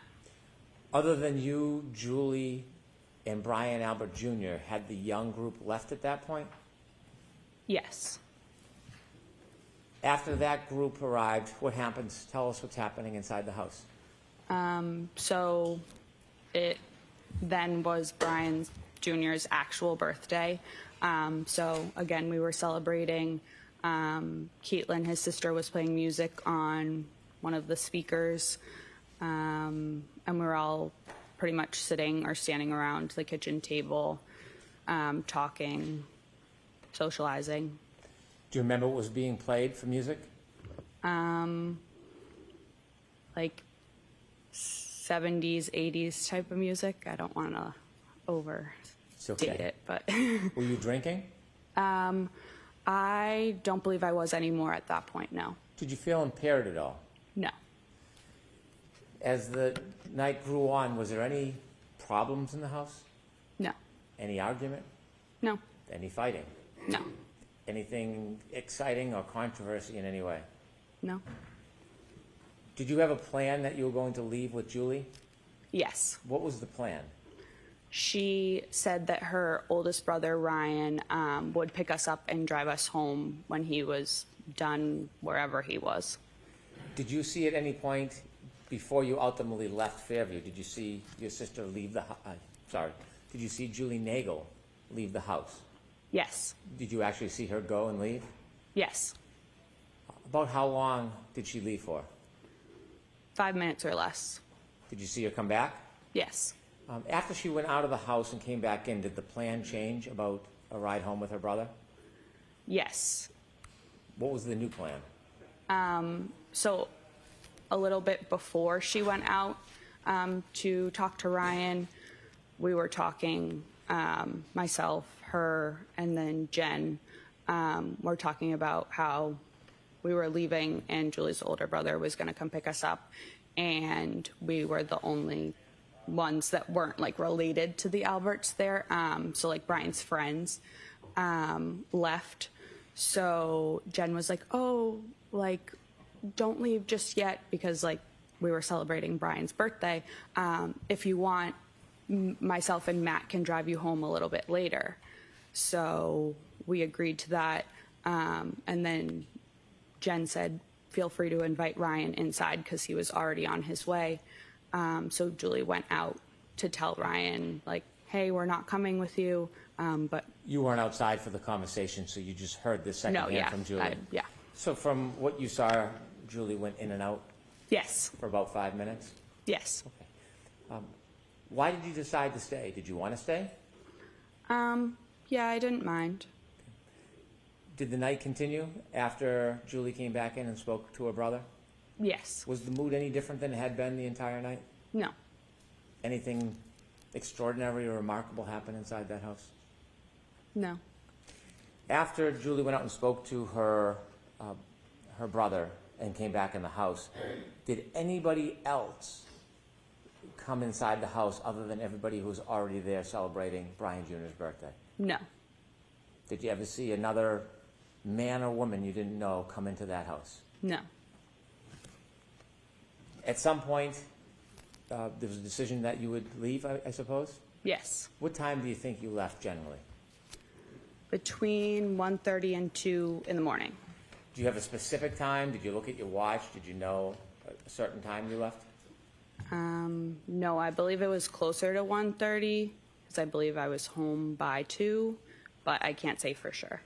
When you left, tell us what the weather was like when you went outside. Was it the same as when you came in? No, it was snowing. What was the conditions like? Had they changed? The wind or temperature? Yes. Yeah, it was colder. How much snow was on the ground at that point when you left? Like, I don't know, a dusting, or I could still see like some little pieces of grass like sticking out of it. But it was pretty much like the walkway and everything was white. Did you leave by the front door or the side door? The front. You remember that? Yes. Was there any type of hazard or difficulty with you walking? Julie and I walked out together down like the front stoop stairs, and I remember we were arm in arm. I was wearing shoes that didn't really have traction, so I was looking at my feet, so I didn't slip. And other than that, no real hazard, I wouldn't say. Whose car or vehicle did you walk to? Jennifer and Matt's. Did you get in? Yes. Which seat did you get in? The back seat behind the passenger. And where did Julie Nagel sit? The back seat behind the driver. Did the McCabe's get into the car? Yes. Who was driving? Matt. And then Jen was in the passenger seat. Front passenger? Yes. As you were leaving, was there any conversation or joking going on? Yes. So Matt actually forgot his jacket inside, so he went back in. And then I believe myself and or Julie turned around just kind of looking, and we saw a lone loaf of bread in the third row. So one of us said something to Jen about the loaf of bread, which she had gotten because of the storm. And I believe Jen was turned around looking at us and said something along the lines of, "Does anyone want a peanut butter and jelly?" Joking around. Do you remember that moment, having the conversation about the bread? Yes. It stands out. Yes. As you drove out of Fairview, you were in, the McCabe vehicle was in the driveway? Yes. Did it back out or go out forward? No, backed out. When it backed out and began to drive away, what side of the vehicle was closest to Fairview? You mean the house? Yes. Was it the, Okay. I'm sorry, was the okay. passenger side of the McCabe vehicle closest to 34 Fairview, the house, or was it the driver's side? The passenger. When you drove, did you drive towards the flagpole? Yes. And during those moments when you were, or Mr. McCabe was driving towards the flagpole, was that the time you were having conversations about the bread, or was that a different time? That was a different time. What was happening as you were driving past that area or in front of the house? I believe maybe I was on my phone, and then Julie said something. Did you ever look out the window near the front yard, near the flagpole area? Not like at the front yard, but a little ways up the street, yes. Next to 34 Fairview, up the street, is 32 Fairview? I believe so, yes. When you looked out the window, the first time you looked out the window, what were you facing in relation to 32, 34 Fairview? What could you see? There's like a little bit of woods in between the two houses, so it was the trees. Did you notice anything that stood out? No. Ultimately, did you get home that night? Yes. Thank you. I have no further questions.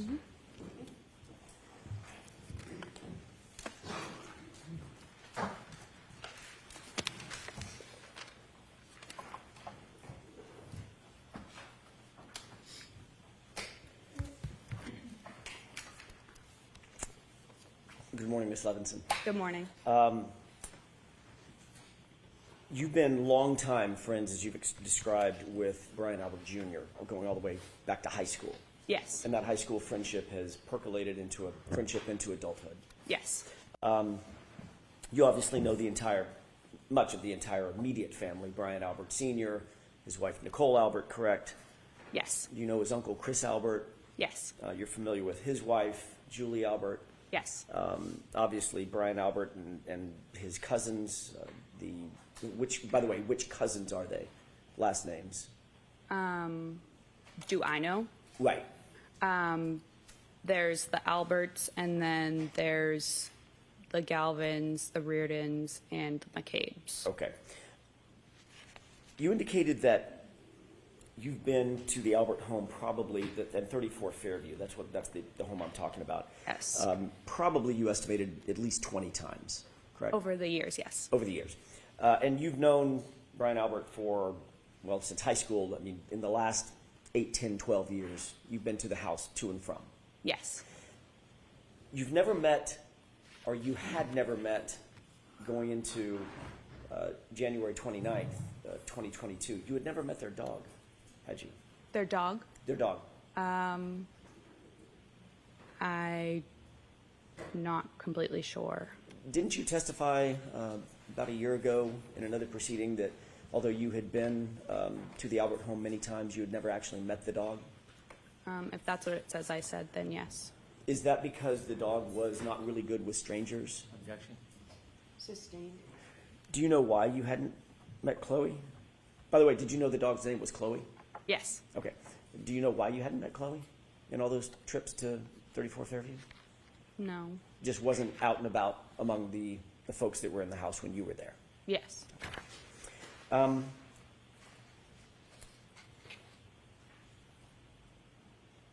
When you left 34 Fairview, I want to follow up very briefly on a couple of things that you said just before Mr. Brennan sat down under questioning by him.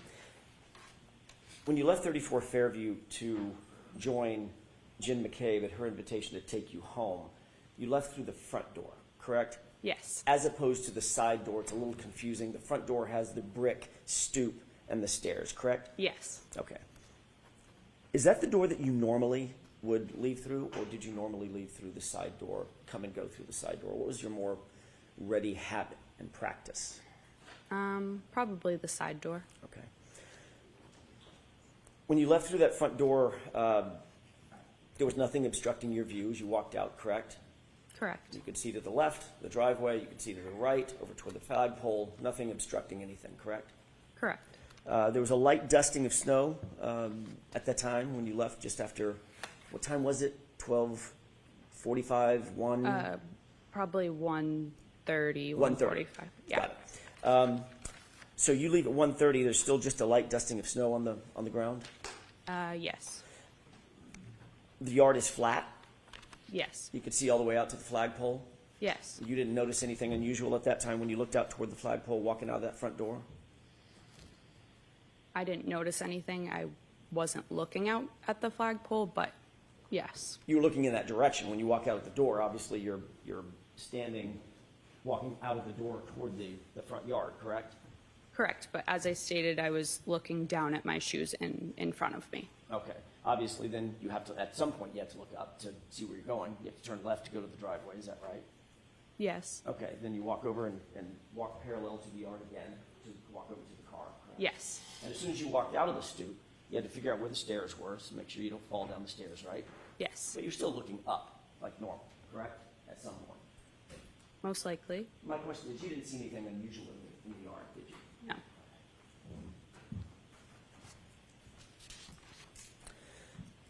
The front yard was at least relatively, I know it was dark out, Ms. Levinson, it was relatively lit by the interior windows as well as lights on the outside of the house? Yes. Okay.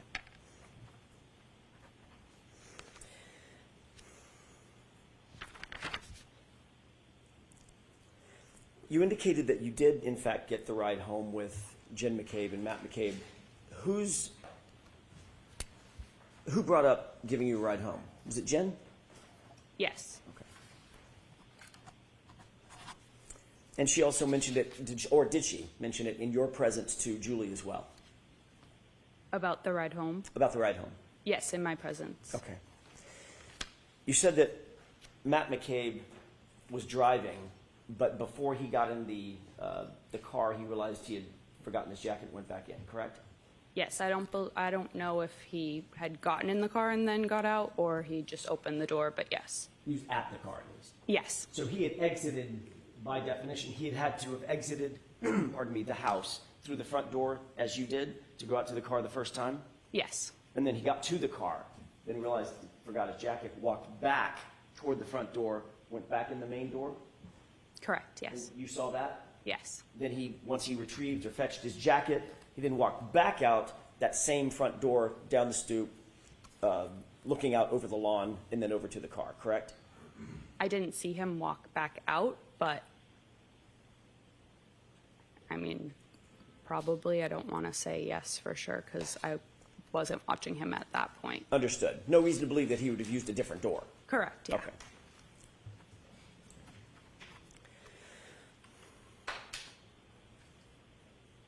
Your Honor, may I have just a moment? Okay.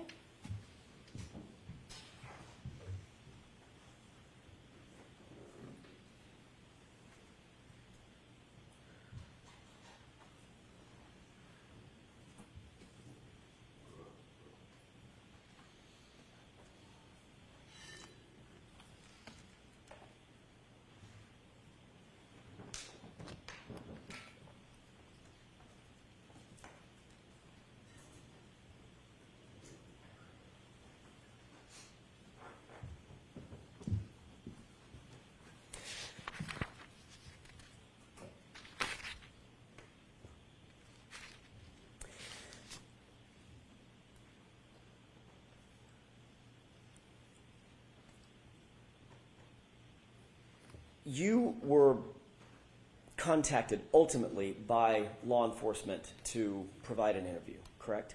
Yes. That was not until October of 2022. Is that right? Yes.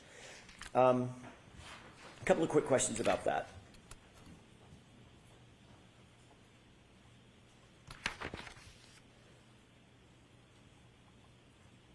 Nobody contacted you on January 30th, the day after the incident that you left the house, correct? No. And when I say nobody, I mean from law enforcement. Nobody contacted you the next week, No. the next month. No. It was 9 months later. Yes. When you were finally approached, who was it that conducted the interview? State Trooper Michael Proctor. Okay. Did Mr. Proctor indicate to you why he waited 9 months to contact you? Objection. Let me ask you a different question. Were you confused about the fact that you weren't contacted? Objection. May we approach? Okay.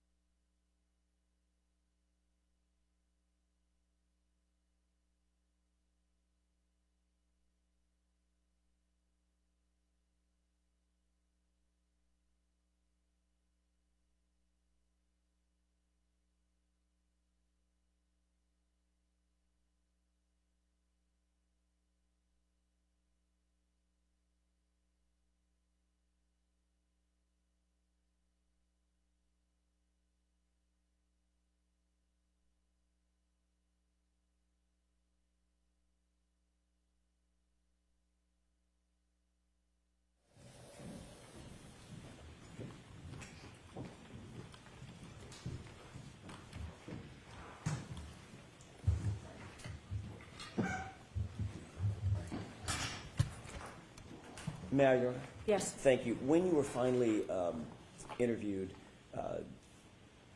let me ask you a different question. When you were ultimately interviewed in October of 2022, was that telephonically or was that in person? In person. Were you alone or was there anybody else with you? I was alone. You mean like besides the troopers? Besides the troopers?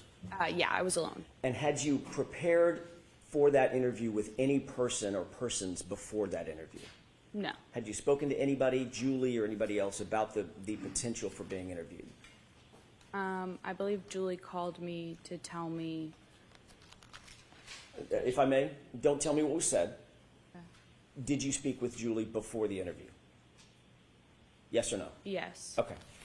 And one more question. Without telling me any of the words that were used, was the subject matter the interview? In other words, I'm not asking if you talked to Julie about going and getting the dry cleaning picked up or something like that. Did you talk about the subject of the interview with Julie before you were interviewed?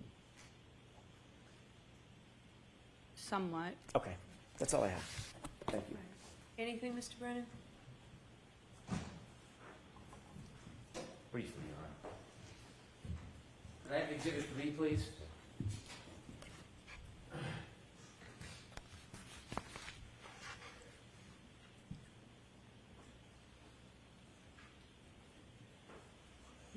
Do you see the windows on that house? Yes. Do you recognize that house as 34 Fairview? Yes. You were asked whether there was light coming out of the house illuminating. Do you remember that? When I was asked that? Yes. Yes.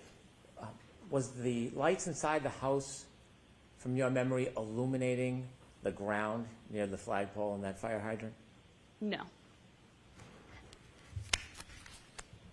When you came out of the house and went to the car, were you looking at or studying the flagpole area or the bushes or the fire hydrant in that area?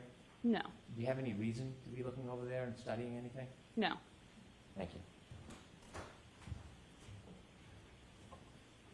I have nothing further. All right, Ms. Levinson, you are all set. Thank you. And your next witness, please, Mr. Brennan. Thank you, Your Honor. The Commonwealth will call Katie McLaughlin.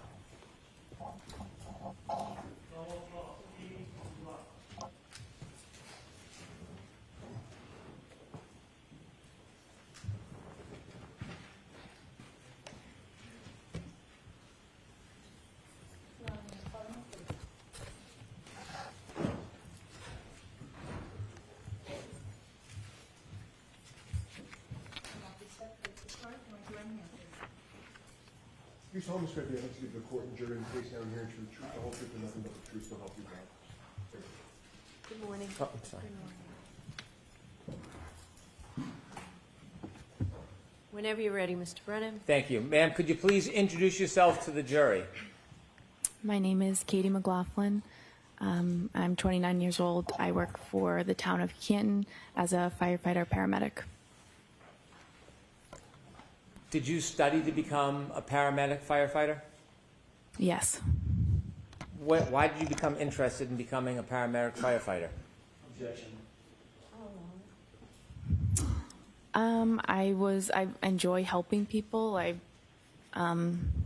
have some family members who work in the healthcare field, and I just always thought it was interesting, and I wanted to do something meaningful with my life. Did you have to have any special training or education to become a firefighter and paramedic? Yes, you do about 2 years of schooling. It's divided in between a didactic portion and then a clinical portion in the hospital and ambulance, so it takes about 2 years to finish. You completed that? Yes. Did you become a firefighter at the same time you became a paramedic, or were those separate educations? They're separate. I became a paramedic first before I became a firefighter. Did you work as a paramedic before you became a firefighter, actively in the field? Yes, for a few years. Do you remember about when you first started working as a paramedic? 2016 or 17. And when did you first become a firefighter? 2017. Do you remember when you first began working for the Canton Fire Department? I believe it was May of 2017. Are you still employed by the Canton Fire Department? Yes. In your paramedic training, did you learn how to provide care for people who are in need? Yes. Had you, before 2022, responded to different events or people's homes or public locations to help people? Yes. About how many calls? Could you estimate how many different calls you had been on as a paramedic or firefighter leading into the beginning of 2022? Probably hundreds. I want to ask you some background as a paramedic firefighter, your role as you see it. As a paramedic firefighter, are you part of law enforcement? No. Do you investigate crimes? No.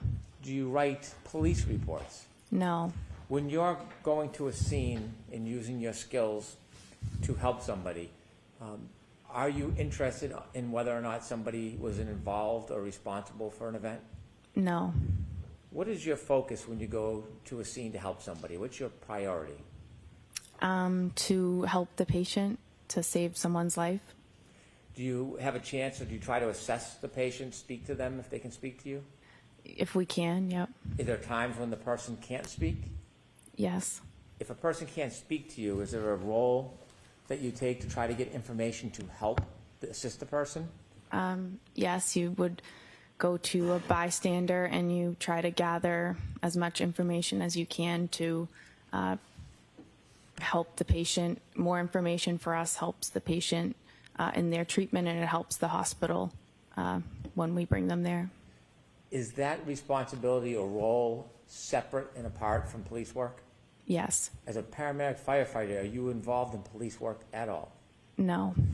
Sometimes when you go to a scene and you try to help somebody, you write a report? If you're in a particular role, you would write the report.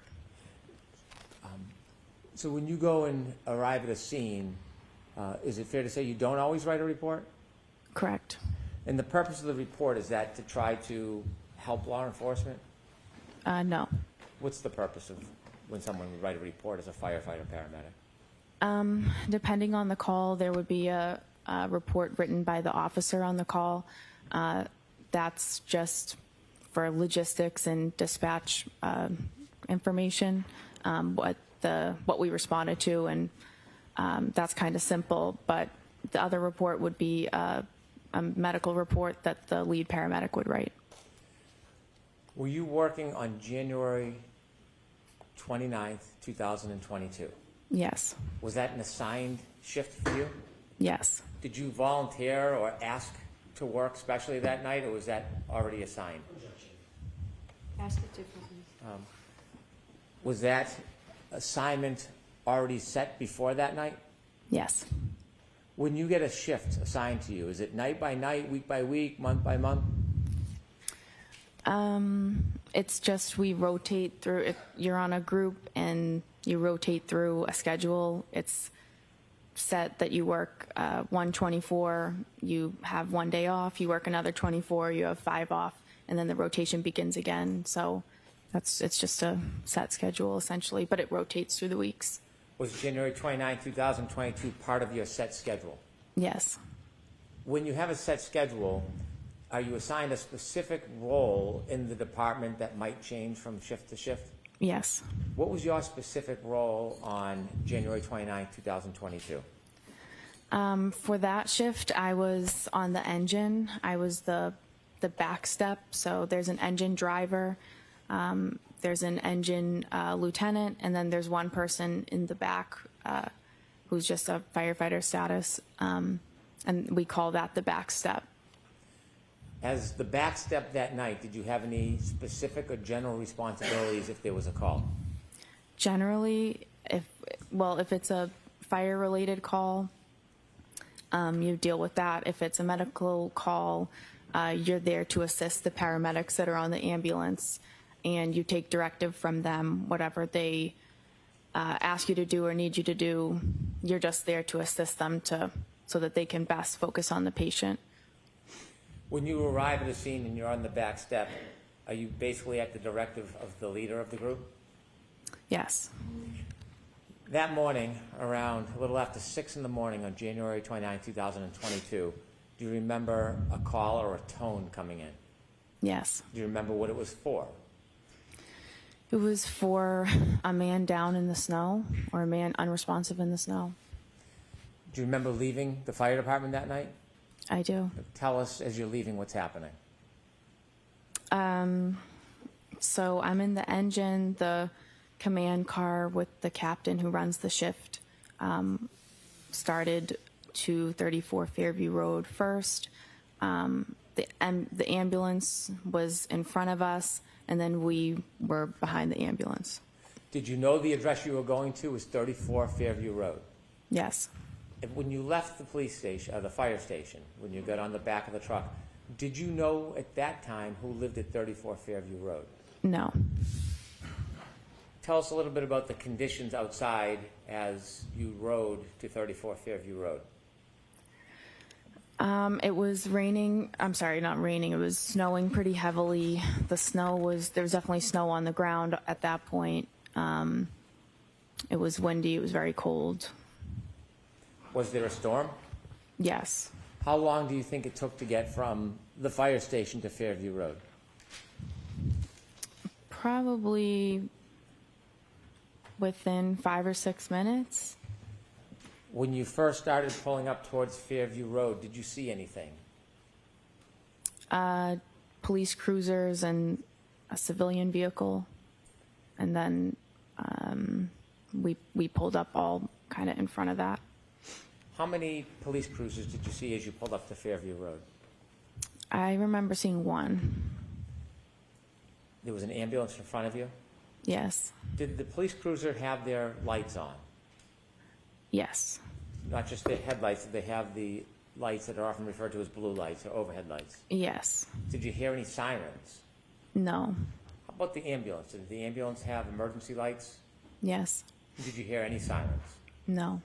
The fire truck, does the fire truck have emergency lights? Yes. Do you remember if those were activated? Yep. Does the fire engine have a siren? Yes. Was the siren activated? No. Why not? We only use the sirens to kind of clear cars out of the road. So there's no need to use a siren when there's no cars on the road. So we're not just doing it in the middle of the morning to wake everybody up. It's just unnecessary. When you first arrived at Fairview Road and you saw the emergency vehicles, did you see any people? Yes. While you were still in the fire truck or after you got out of the fire truck? Probably after I got out. After you got out of the fire truck, where do you go? So I knew that they were working on a patient, so I knew they're going to need the stretcher. So myself and firefighter Walsh went right to the ambulance and retrieved the stretcher and brought it as close to the patient as we could. At some point, did you see the patient? Yes. Was it he or she? It was a man. Where was he when you first saw him? He was lying supine on the side of the road, off the curb, like into a lawn. How close to him were you when you first saw him? Well, I only made it to the curb where I brought the stretcher. He was maybe from here to that table, maybe. When you stood on the curb and you saw that man lying, was his feet closest to you, his head, or his side? His head would be closer to me. Did you lift the man from the ground? No. Did some of your colleagues? Yes. After you brought the stretcher or the bed to the side of the road, did you remain there on the side of the road? They lifted him on the backboard, they put him on the stretcher, and then they pretty much immediately started moving to bring him in the back of the ambulance. Around the area where you first saw this man lying supine on the ground, was there anything other than ground? Were there any objects in that I'm area? sorry? Was there any objects near him? I remember seeing a fire hydrant. And that's all I can really remember. When you mentioned that he was lying about as close to that table as you, would 8 to 10 feet be a fair estimate? I don't know that I could say. Okay. At some point, did you receive further directions from anybody on the team asking you to do something? Yes. Firefighter Flamati I was at the head of the stretcher with Firefighter Flamati, and he asked me to try to gather more information and kind of see what happened and what's going on. Did you have someone that you wanted to gather information from? Yes. There was a woman who seemed to be really concerned and involved with the patient's status, and so I just kind of assumed that this would be the person that I could try to get more information from. Did you take a guess? Yeah, The person that you try to get more information from, do you see that person in the courtroom today? I do. Could you point that person out and describe an article of clothing Black they suit. wear? Black suit. And do you see where that person's sitting in between? I do. Her attorneys. Did you approach that person? I did. Now, you mentioned you're not a police officer or a criminal investigator. What type of information are you hoping to get generally in these circumstances? Some basic demographic info. You can answer a lot of questions by just asking a few very simple ones. So obviously you're trying to get his name and his date of birth. And then you ask questions if the patient has a medical history, if the patient takes daily medications, if the patient has any allergies. And that's all things that can help to sort of maybe explain why this person is in the position that he's in. For example, if someone reported that he had a heart condition or a seizure disorder or he was a diabetic, that would help us sort of, that's relevant information for us for his treatment and to pass on to the hospital. Did you have a chance to speak with the person that you had pointed out? I did. When you spoke to that person, did you get a chance to ask any of those questions you would typically ask? I did. When you spoke to the person, what did they tell you? She gave me his name, his date of birth. She denied him having any medical history or daily medications or allergies. I was kind of moving around. She was moving around the scene. So I was kind of moving around, trying to gather the information with her. Did she say anything to you in addition to the typical background information that you would try to obtain from somebody? Yes. What did she say? Well, I asked another question. Once we had come to a stop, I asked if there had been any significant trauma that happened that preceded this. And she answered with a series of statements that she repeated. I hit him. I hit him. There was a woman next to us who told her to calm down, stop talking, calm down, you're hysterical. So she repeated, I hit him. And a police officer asked her, said, you what? And she repeated it again, I hit him. And the officer then signaled for his sergeant to come down to the scene or down to where he was. When she first told you that she had hit him, you said there was another woman next to her. Did you know who that woman was? Not at the time. Do you now know who that woman was? I do. And who was that? Miss Jen McCabe. Did you know Miss McCabe at that time? No. Do you know her personally now? No. Are you friendly or friends with her in any way? No. You mentioned that when the defendant said, I hit him, Ms. McCabe was trying to intervene? Yes, it appeared that way. What did it appear she was trying to do? Trying to get her to calm down, to stop talking. It appeared that she was Sustained. Disregard that comment.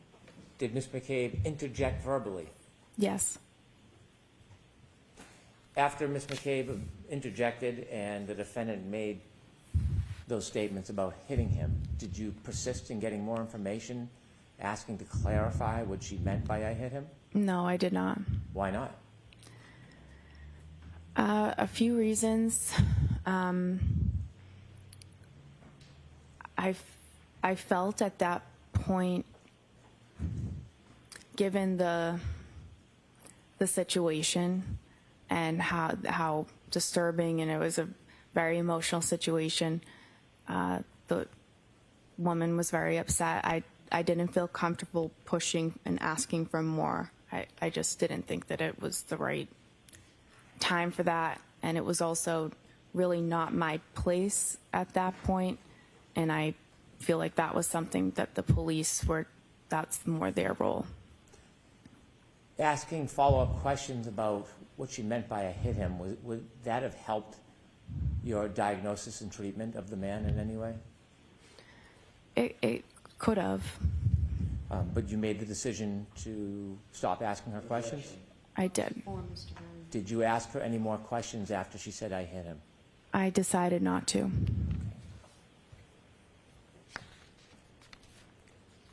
At some point after you spoke to the defendant, did you go back to the ambulance and tell anybody, any of your colleagues? I did. And why would you do that? That's the whole point of me trying to get more information, is that I get the information and I bring it back to the people who are treating the patient. So Did you go back to the ambulance and repeat that information to your colleagues? I did. Did you have any other further role at the scene as far as helping the man or doing anything else No, other than I drove the ambulance to the hospital. with the gentleman in the ambulance? Yes. Did you learn who that person was? Yes. Did you know at the time who it was? No. When you got to 34 Fairview, did you recognize the home when you got there? No. Did you later learn who lived at that home?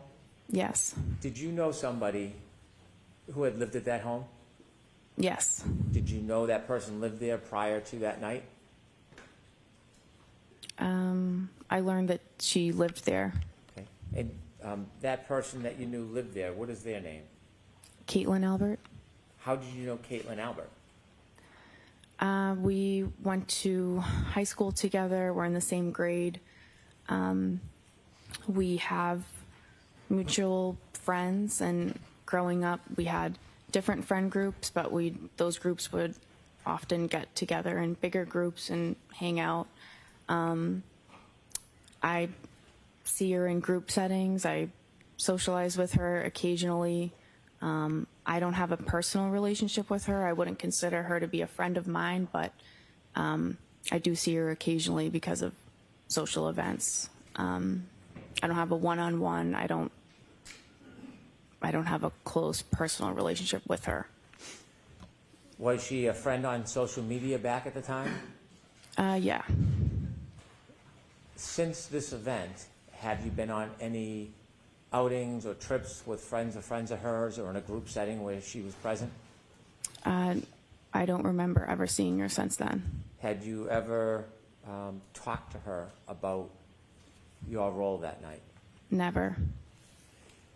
Did the fact that somebody you knew lived in that house, did it have anything to do with your treatment and care that morning? Not at all.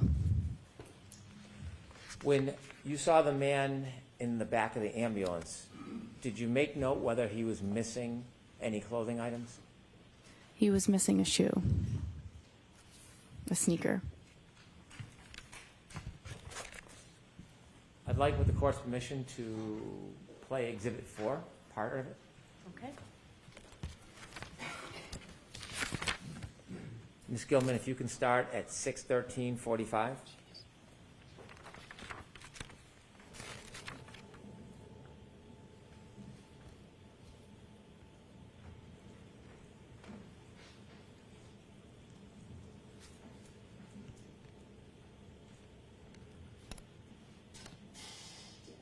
Stop, please. Do you recognize whether or not you're in that video, ma'am? Yes. What color jacket are you wearing? I'm in the red and yellow jacket. Okay, continue, please.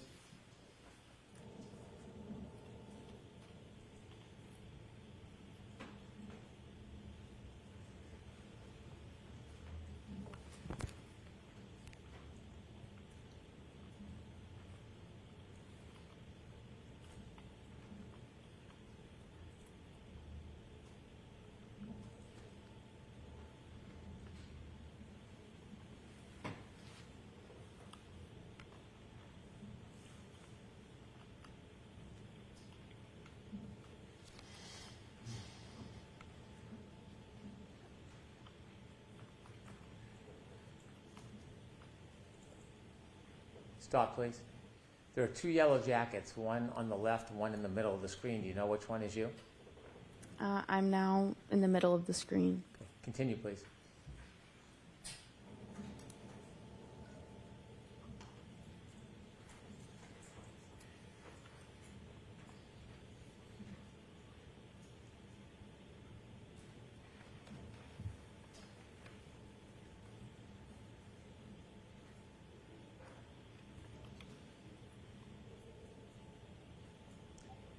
Stop, please. Do you know who that is on the left of the screen near the flagpole? Which one? At the. To the left. If you could play a few more seconds, Ms. Gilman. It's two officers and a civilian woman. Okay. How about on the left? Do you know who that is? Oh, no. And that time is 6:15:12. If you could continue, please.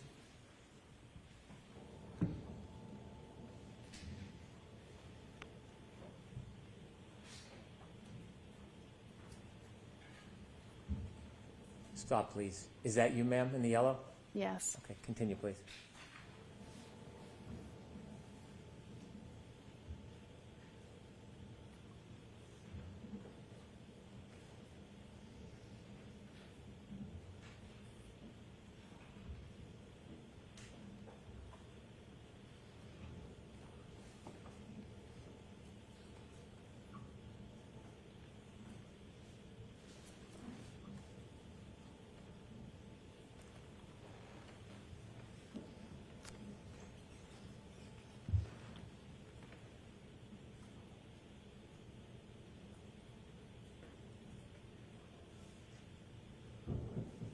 Stop, please. Do you see yourself on that screen? Yes. What color jacket? The red and yellow. And who's to your left? Miss Reed. And across from you, with the blue or black jacket with the hood. Do you know who that is at this time? Miss McCabe. And you didn't know her at the time? No. Do you see the officer that's turned away from you? Yes. Do you know who he's speaking to? No. Do you know the exact moment that the defendant told you, I hit him, I hit him, I hit him? I think it was just prior to that. Okay, continue.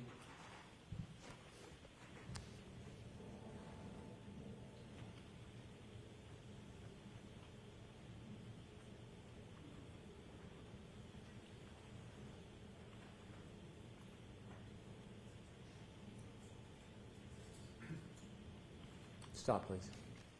Okay, thank you. I have no further questions. Okay, Mr. Jackson?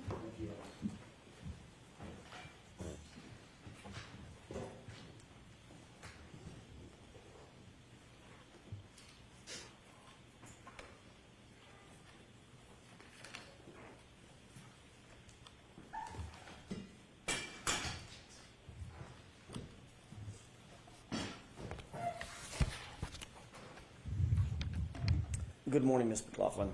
Good morning. You indicated that one of the things that is paramount to the life-saving effort or the medical assistance that you and your colleagues provide is to determine what the cause is of the injury, correct?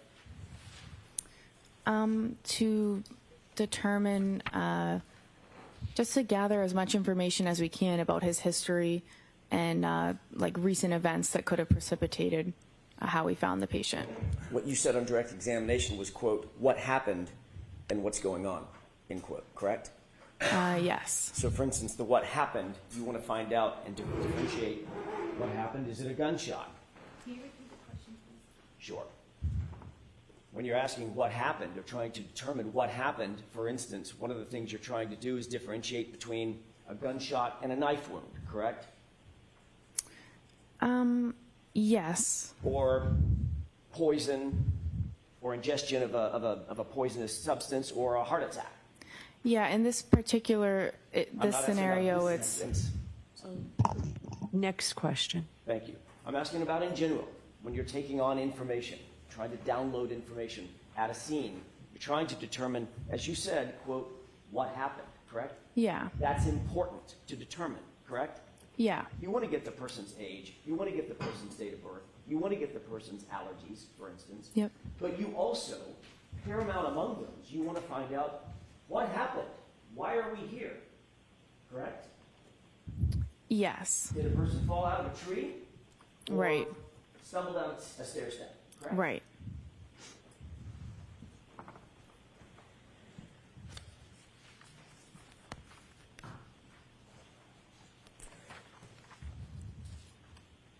In doing so, it's important to relay that information to others as well.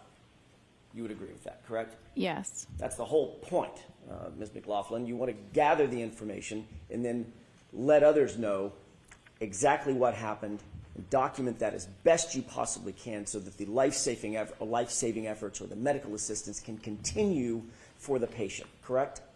yeah, you have to share the information that you got with the people who are providing care. And one of the ways you do that is by writing it down, correct? No, Can I ask you, who did you speak with before your testimony today, in anticipation of your testimony today? I met with the DA's office a few times. Who at the DA's office? Mr. Brennan, a witness advocate, and there were different troopers there at different meetings.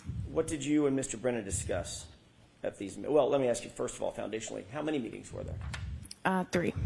3. When were they? One in maybe January was just a meeting. One a few weeks ago, we reviewed the testimony from the last proceeding. And then yesterday, briefly to say that I'm getting called and I'm going today, and if I had any questions. Let's talk about the one a couple of weeks ago. Where was that meeting held? At the DA's office. And you said you reviewed testimony with whom? I watched the testimony from the first trial. It was Mr. Brennan, myself, a witness advocate, and perhaps Trooper Tully And at you that and Mr. point. Brennan went over your testimony at the last proceeding, correct? We just watched it. Okay. Yeah. There obviously were questions about that testimony once you finished watching it, I'm guessing, correct? I guess so. Discussed certain aspects of the testimony, is that right? Yeah. Mr. Brennan told you that, for instance, he was going to bring out on direct examination, his examination, your relationship with Caitlin Albert, correct? He said, I will ask you about the relationship. And that was in anticipation of me asking about that relationship, correct? Sustained. Did Mr. Brennan tell you that he wanted to make sure that he brought out that information so that it wasn't brought out on cross-examination by me? Objection. Sustained. What did Mr. Brennan say about the reason he wanted to bring out the relationship with Caitlin Albert on the examination? There was no reason that he gave. But he did tell you that he wanted to make sure that y'all covered that on direct examination during his examination, correct? Objection. Sustained. Did he say something like that? No. Did you say something like that? I would like this information brought out so it's not brought out on cross-examination? No. At the last hearing when you testified about a year ago, that wasn't brought out on direct examination, was it? Objection. Sustained. May we approach? Okay.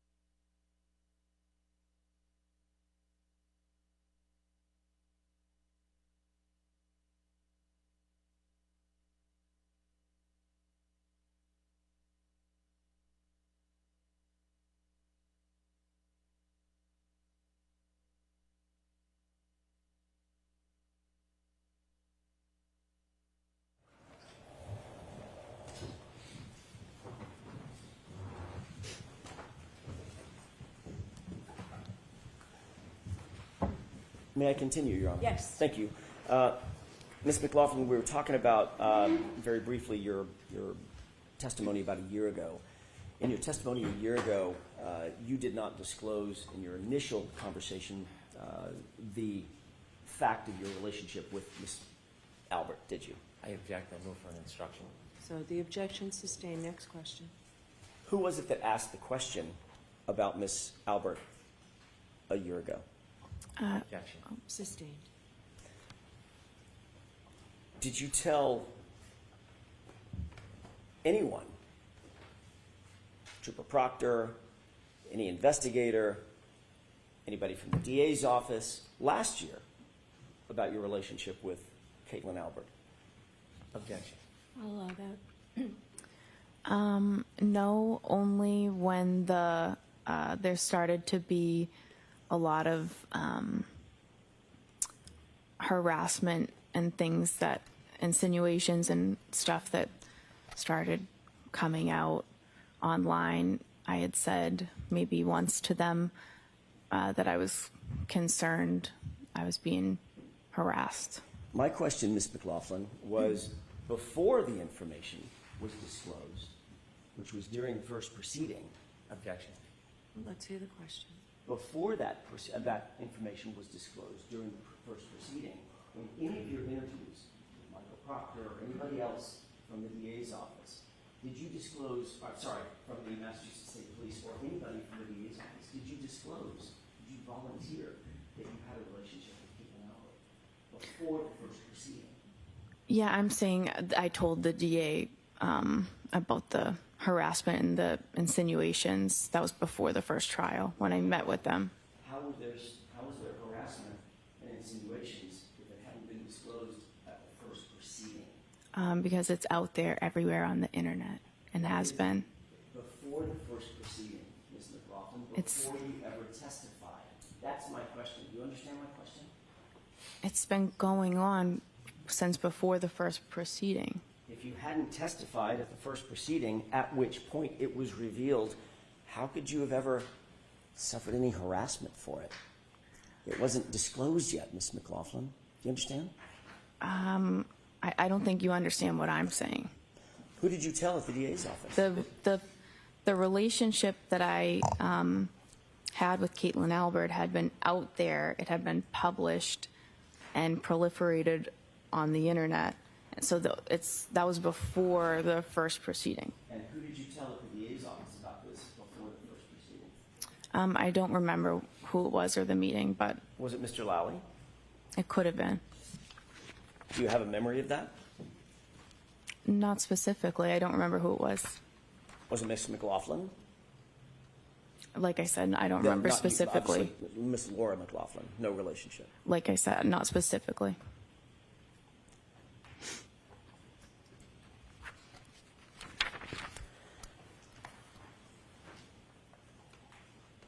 Let's talk about that initial call to 34 Fairview. You responded to the call of an unresponsive male in the snow. That was early morning hours of January 29th, correct? Yes.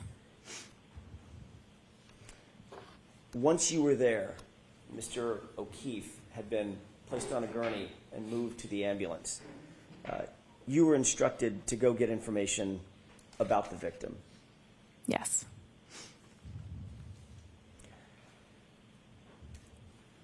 You've described in a video the basic scene where you claim that this statement was made by my client, correct? Yes. That was a situation in which you're standing there, Ms. Reed is standing there, Ms. McCabe is standing across from you, and there's... Correct?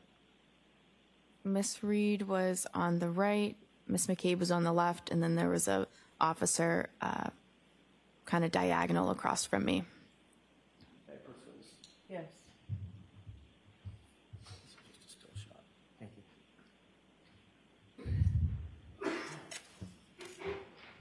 Ms. McLaughlin, can you tell me if you recognize the still shot depicted in that photograph? I recognize me in it, yes. And when is that approximately, does that does that approximate what you're describing as that time in which you're standing there, I'm guessing in the yellow jacket, Ms. Reed's to your right, Ms. McCabe's to your left, and there's an officer standing directly across from you? Yes. Is this the time that you indicate that that statement was made? Around this time. Yeah, I'd like to have that marked as next in order, Your Honor. Court of Commission. Any objections, Mr. Brennan? None, thank you. May I retrieve? Yeah. 50?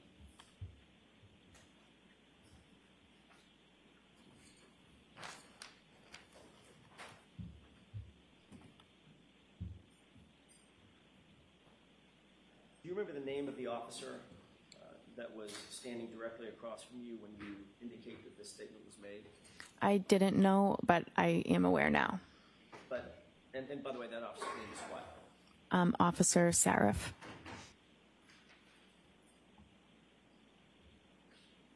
You're describing a situation in which you're standing there, Miss Reed is next to you, within earshot is a uniformed police officer, and she said, I hit him, correct? Correct. Then he said, what? Is that right? So it's, I hit him. Miss McCabe interjected, and then she said, I hit him. And then the officer said, you what? And then she said, I hit him. And he said, go get Goody down here. Okay, so is that 3 times or 4 times that you indicate she said I hit him? 4 times.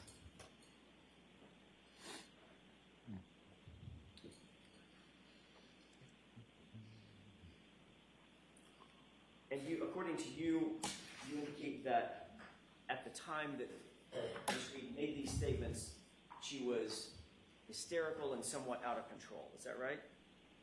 She was upset. I would say hysterical, yeah. Did you describe her last year as obviously upset, overly frantic, and almost hysterical? Yeah, I believe it. I remember that. Okay. If we could play Exhibit 4. Okay. Starting at 9, Court Commission, starting at 9:15, about 9:46.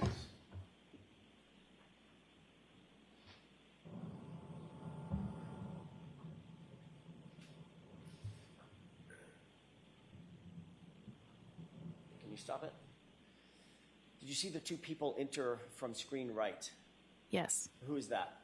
That would be myself and Miss Reed. Okay, this is the first point at which you and Miss Reed begin to converge with the other 2 individuals, Miss McCabe and the officer, correct? I had started trying to gather the information prior to this, and then she was moving around, so I had kind of was following her, asking the questions, and then we eventually came, here to this point and came to a stop. So my answer, your answer is yes. This is the point at which you converged with Miss McCabe and the Yes. officer. Yes. Okay, thank you. Let's go ahead and play it.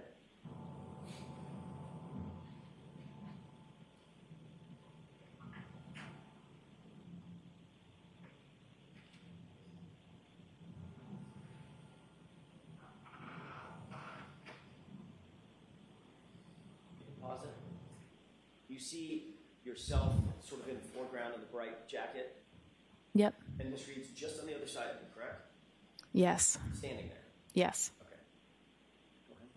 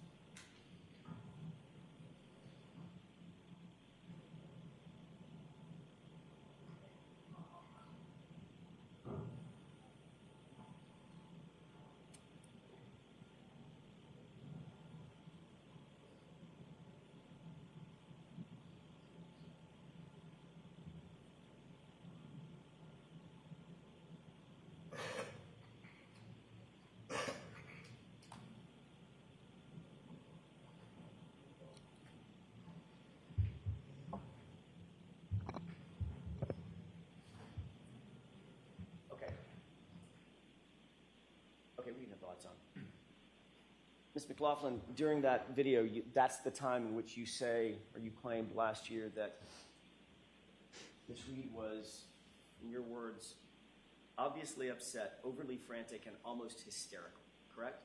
Yes. Did she look almost hysterical in that video? She was, well, in that video, that could not explain what that scene was like. Did she look overly frantic in that video? She was frantic throughout the whole scene. I think that was me describing the entire scene. I see. Yeah. So she did not look overly frantic in that video. She was upset, for sure. Was she overly frantic and almost hysterical in that video? Just now. I don't know that you could really see from that video. Did you see anything that appeared to be overly frantic and almost hysterical? Like I said, that video's not really you can't hear anything, so it's hard to. Was she running around? She had been. I didn't ask you if she had been. Yeah. There are a lot of things that happened. When she's standing there with you, was she running around? No, she had just stopped running around. Was she gesticulating? I don't know. Do you know what that means? I don't. Was she using her arms and going crazy? With her hands and arms and running in circles? She had been, but like I said. She had been. Yeah, but I I'm think. asking you about what happened before you got there. I'm asking you what happened when. I'm sorry. Question and answer, please. Thank you. I'm not asking you what happened before we got to that video. All right? I'm asking you about the video in which you described her previously as being overly frantic and almost hysterical. Did she look like she was just gesticulating and moving her arms and spinning in circles? Not in that video. Okay, thank you.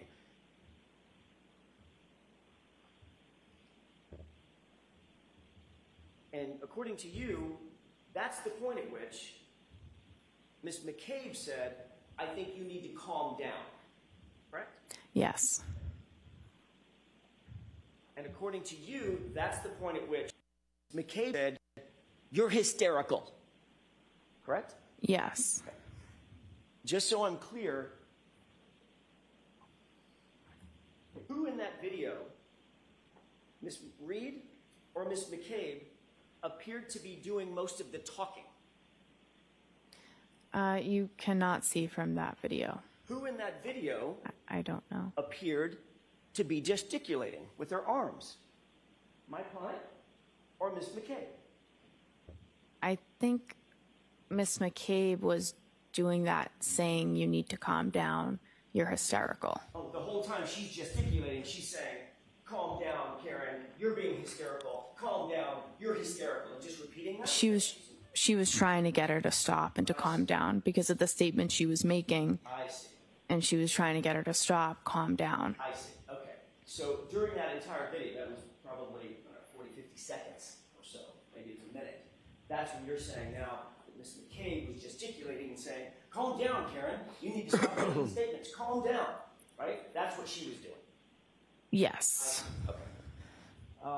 Well, you'll agree that Ms. Reed was standing relatively quietly to your right, not saying much of anything.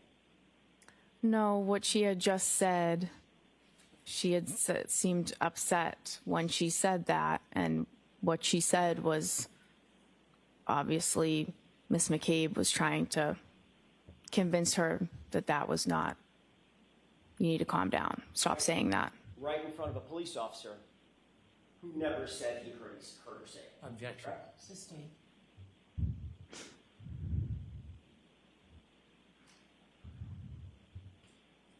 You were standing 18 inches, 2 feet from Officer Seraph, correct? I don't know exactly. Well, give me an idea. I mean, 2 feet, 3 feet, whatever. He was standing near me. And he was standing even closer to my client, wasn't he? Yes.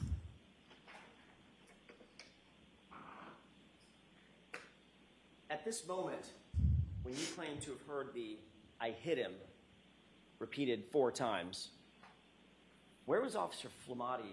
I'm sorry, where's Firefighter Flamati and Firefighter Nuttall? In the ambulance.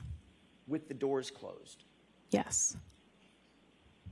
And the ambulance, this is my ignorance, I'm assuming the engine was running. Yep. I'm assuming that there's some sort of a heating system inside that ambulance to keep it nice and warm for patients? Yes. So that was running as well? Mm-hmm. Is that yes? Yep. So with that door closed, those doors closed, how many feet away, by the way, from where we're looking? How many feet away? How many yards away? I don't know. We were fairly close to the ambulance. Further than you and I are from each other right now, or closer? I think closer. Okay. How about now?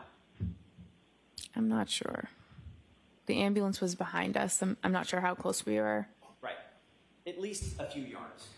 Sure. Okay. And those doors are pretty thick, secure metal doors that lock. Is that right? Yes.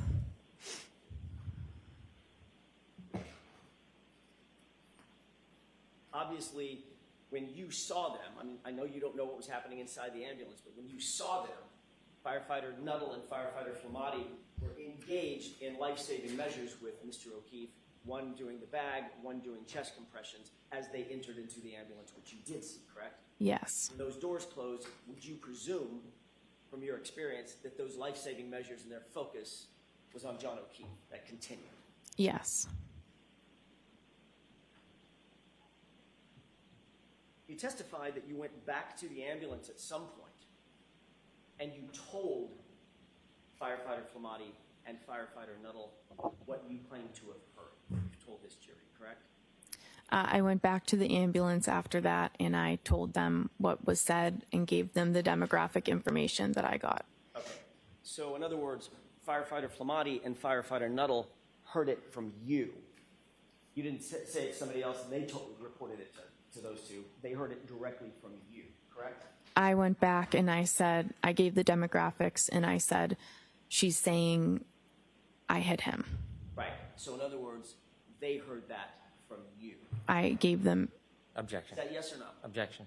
She answered the question. Next question.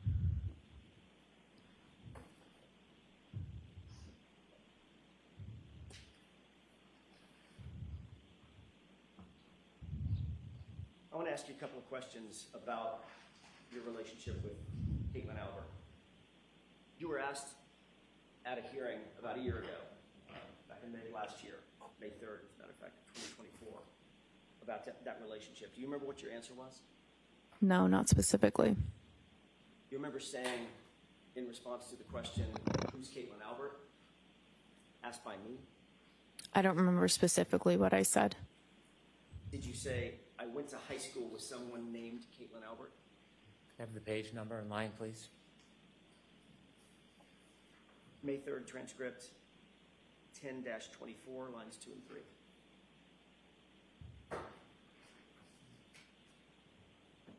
Did you say, I went to high school with someone named Caitlin Albert? I believe so. Refresh your recollection, take a look at your transcript. Sure.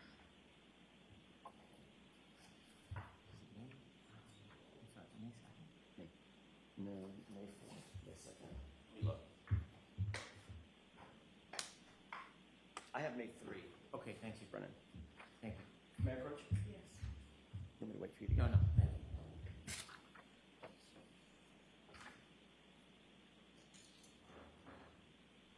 You see that?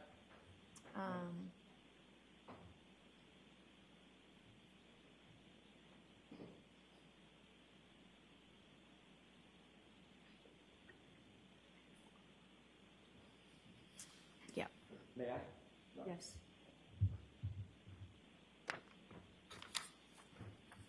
Did that refresh your recollection as to what your answer was to the question, who's Caitlin Albert?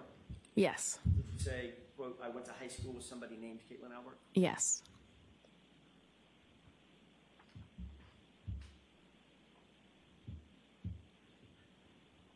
Ms. McLaughlin, that was not a full and accurate statement of your relationship with Caitlin Albert, correct? I object. Was that accurate? I mean, that's a fact. That's. Okay, next question. All right, I'd like to be seen. All right. Mr. Jackson, why don't you do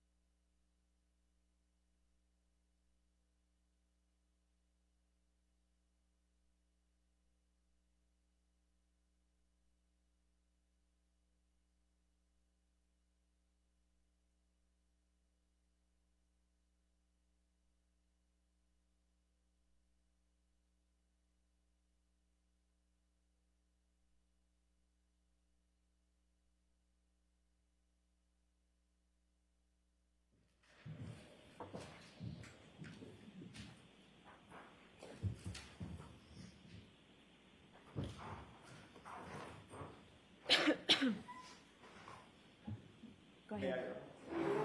In answer to that question, the open-ended question, who is Caitlin Albert, you didn't offer up in that first initial response, you didn't offer up, you didn't say we're friends, did you? We're not. You didn't say that we are in the same friend group, did you? No.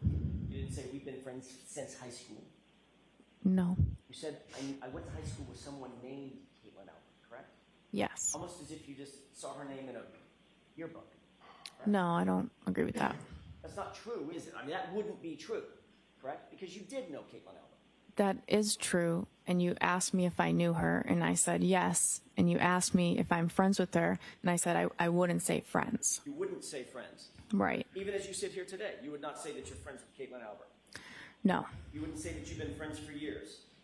We've known each other for years. That wasn't my question. We've known each other for years, but we are not close friends. We don't have a relationship, just her one-on-one. It's just group settings. You grew up in the same town together, correct? We did. Went to the same middle school together. Correct. Went to the same high school together. Yes. You socialized with her. Yes. You've taken day trips with her and others. Yes. You've taken beach trips with her and others. Yes. Taken 4th of July weekend getaways with her and others. I don't remember that, but One of your best friends named Michaela actually lived with Caitlin Albert at college, didn't she? yes. And you visited your best friend at that residence where she lived with Caitlin Albert on more than one occasion, didn't you? Yeah, occasionally I would go to visit the friends that I had there. You would even spend the night in the apartment with them, correct? Maybe a handful of times, yes. You've taken photographs with Caitlin Albert, correct? I'm in pictures with her, yes. You've been to baby showers with Caitlin Albert over the years. I have attended a baby shower with her, And yes. celebrations with her over the years. Correct? Yeah, we socialize, like I said, group settings, social events. I will see her.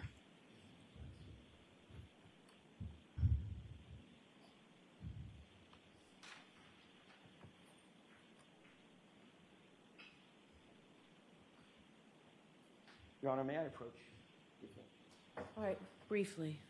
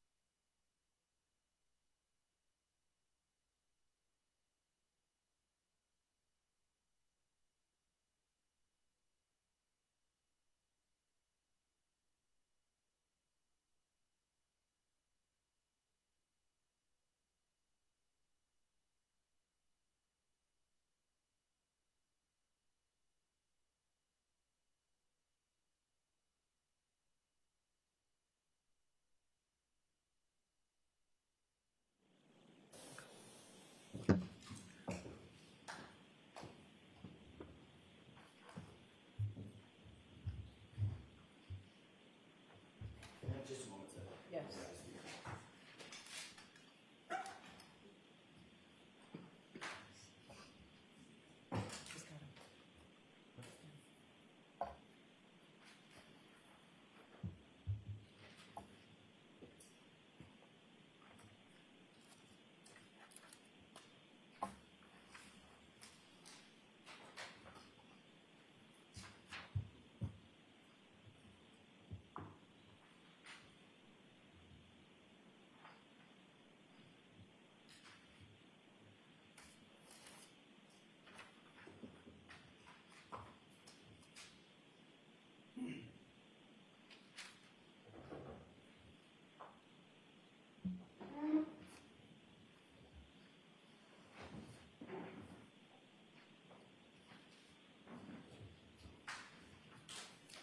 Thank you, Your Honor.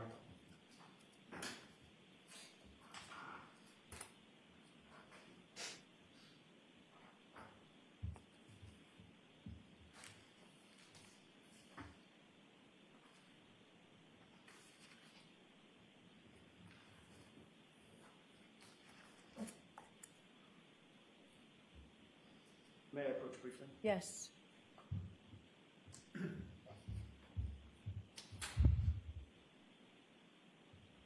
May I stay by the witness stand just so I can take the photographs back? Can you describe, first of all, take a quick glance through that series of pages and tell me if you recognize what's depicted in those pages?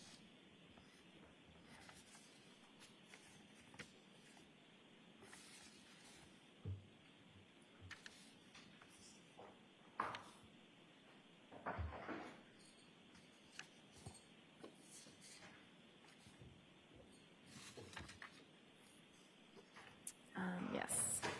How do you recognize, generally, how do you recognize those documents? What are they?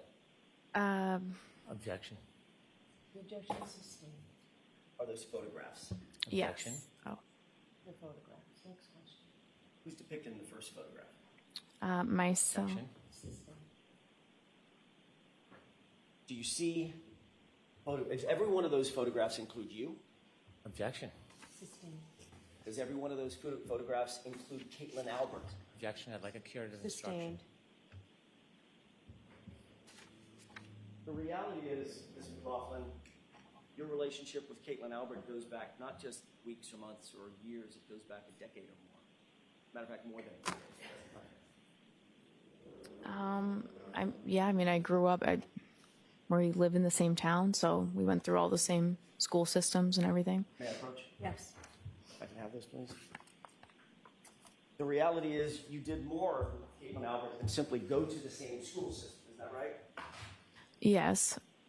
One of these photographs has you on vacation with Objection. Caitlin Albert drinking, correct? Sustained. You've been photographed with Miss Albert on many occasions at many celebrations with your girlfriends, correct? Like a sidebar, please. I'm going to allow that. Is that right? Been photographed on occasions with them. On occasions, yes. That wasn't my question, Your Honor. Go ahead, ask My it. question was, you've been photographed on many occasions and many celebrations with Caitlin Albert and your girlfriends, that group of girls that we just looked at. Yeah.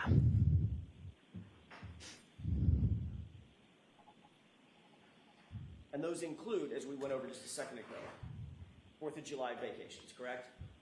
I'm not sure the dates on them. I didn't ask you about the dates. I don't know the dates either. Well, I don't know that was a 4th of July celebration. I'm not sure. Do you see a beach photo with American flags in the background? I'm objecting. Sustained. So you've had, those photographs represent some of the celebrations that you have had with Caitlin Albert and others in your friend group, correct? I'm objecting. Sustained. You've gone on overnight vacations with Caitlin Albert, isn't that right? There was one that I can remember, one overnight that I can remember with a big group of people. Who was that? Where was that? That was in Maine. It was in Bethel, Maine, wasn't it? Could have been. It was in Maine. Have you been to more than one vacation in Maine with Caitlin Albert? No, I don't know. That's the name of the town. I don't remember. You've You've indicated that you've had baby showers where you've attended with Caitlin Albert, correct? I was invited to a baby shower, not Caitlin Alberts, but she was also invited to the baby shower. Right, and the two of you posed for a photograph together, correct? We posed around the girl that was having the baby. Right, you and who else? A bunch of other girls, her friends. Right, was one of them Caitlin Albert? She was in the photo, yeah. Standing right next to you in the photo? She could have been. Is that in there? Next question, Mr. Jackson.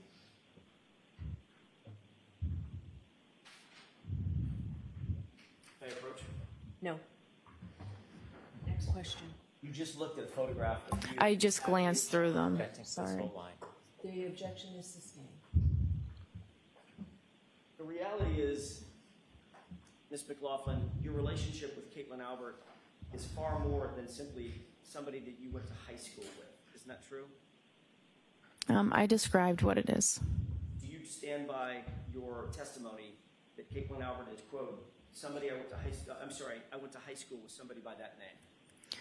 I said that, and I described the relationship numerous times throughout that testimony to clarify it.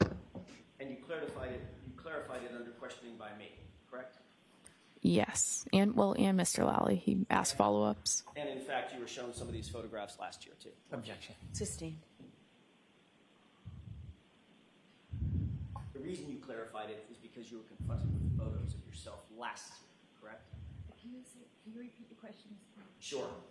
The reason you clarified it, as you just testified, the relationship, is because you were confronted with photographs of you and Caitlin Albert last year, correct? I just answered the questions that you had. Right, and you were shown photographs last year. I was, yes. There's also another member of the Albert family that you've spoken to about this case, isn't that right? No. January 30th, 2022, you were contacted by a member of the Canton Police Department to set up an interview, weren't you? No, I was not. You remember being contacted by anybody to set up an interview with Michael Proctor? The state police called me, and I met with two state troopers. I don't know which one of the troopers called me to set up the interview. Isn't it true that it was actually a Canton police officer who coordinated that interview with you? I have no knowledge of that at all. Isn't it true that the Canton police officer who set up the interview with Massachusetts State Police and coordinated that interview was a detective named Kevin? Do you remember that? I have no knowledge of that. Isn't it true that Brian Albert has a brother named Kevin Albert on Canton Police Department? I know that now. Isn't that who coordinated your interview with Michael Proctor? I've never spoken to Kevin Albert, ever. You can't remember who it was that set up the meeting. How can you say with such specificity? Because it was the state police called me. The state police called me. It was a state trooper. Can you wait till I'm Just finished with my hold on question? 1 second. Oh, wait for sorry. the question. If you can't remember who it was that called you specifically, how can you say with such specificity that you've never spoken to Kevin Albert? Because I have only ever talked about this case with a state police trooper. So there were two of them there when I went for the interview. I don't remember which one called me, but I've never been contacted by anyone in the Canton Police about an interview or about the case. So I know it's not. I just don't know which state trooper it was that called me. Did you talk to Mr. Brennan about this issue when y'all met? No, I did not. This issue never came up? No, About Kevin Albert or the Massachusetts State Police or your first interview? no. You remember testifying about this last year? I remember you asking me about who coordinated the interview. And now as you sit here, you're saying it was absolutely 100% Massachusetts State Police that coordinated that interview. It was I only ever spoke to the state police about that interview. I wasn't contacted by anyone else to go in for that interview. Are you saying that you now have a specific memory of how that interview was set up? And that it was Massachusetts State Police? My only memory is, Do you have a memory or do Can you she not? answer the question, please? I don't really get the question. Can you answer that question? I don't understand the question. Ask it again. Sure. Are you saying, as you sit here now, that you have a memory of how that interview was set up, and it was by a Massachusetts State Police officer? I always had a memory that it was a state police officer. Okay.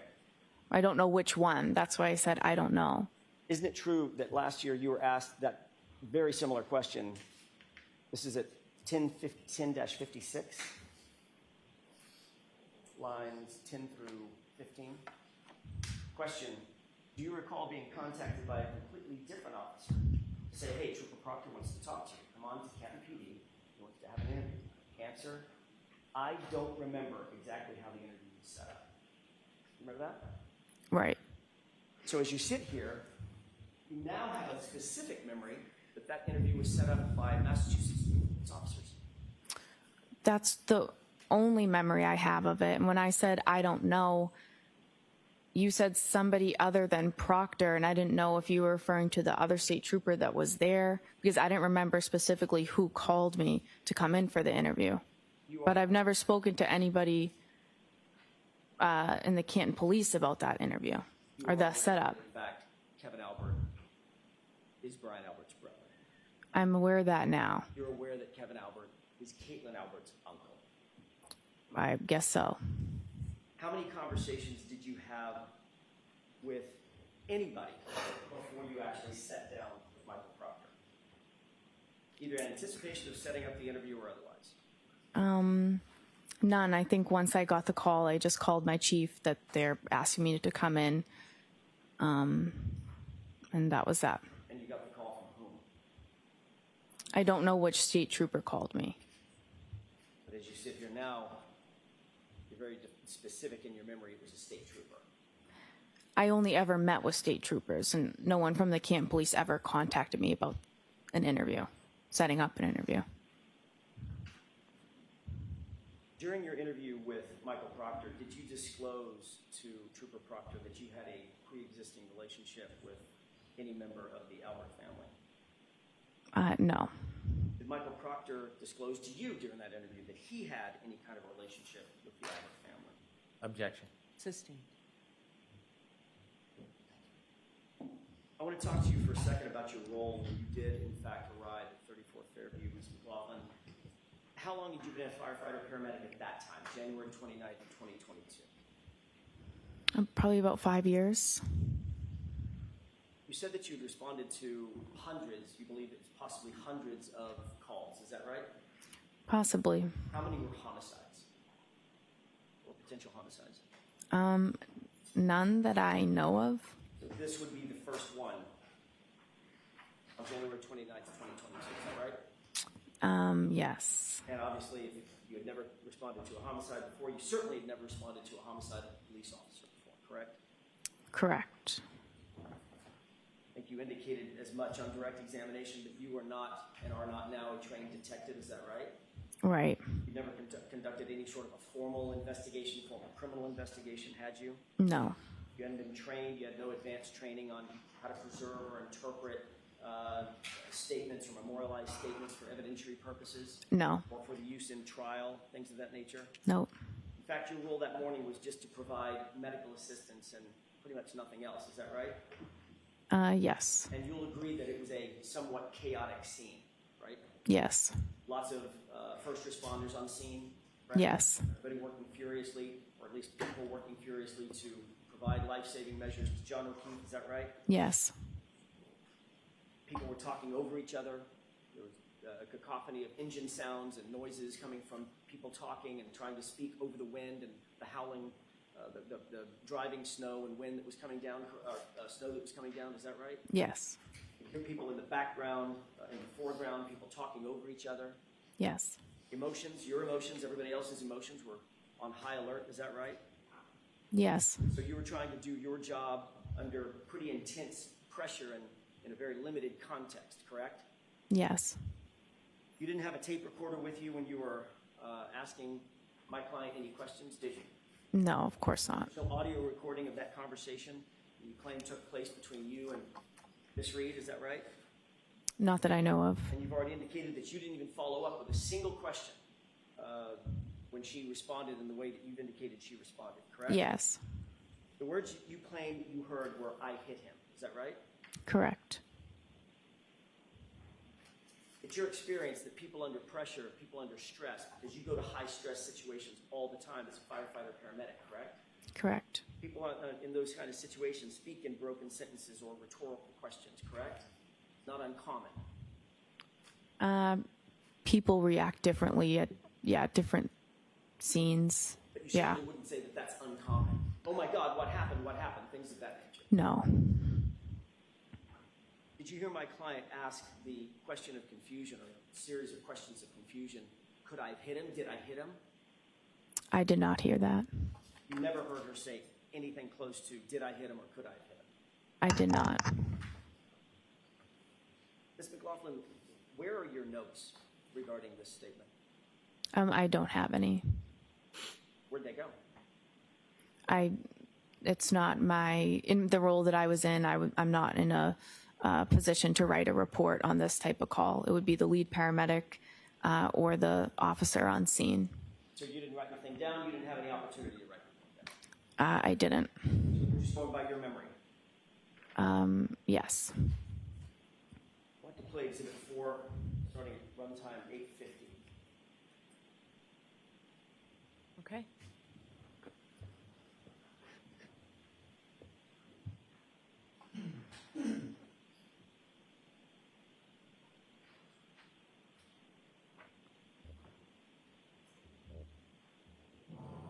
Positive. Just to orient us, can you tell me where you are in that video? I might be in the middle there, although I didn't get a good look. With the yellow and the red. Yes. Okay. I'd like you to pay special attention, Mr. McLaughlin, to your right and your left hands as this video plays. Could we go ahead and play it?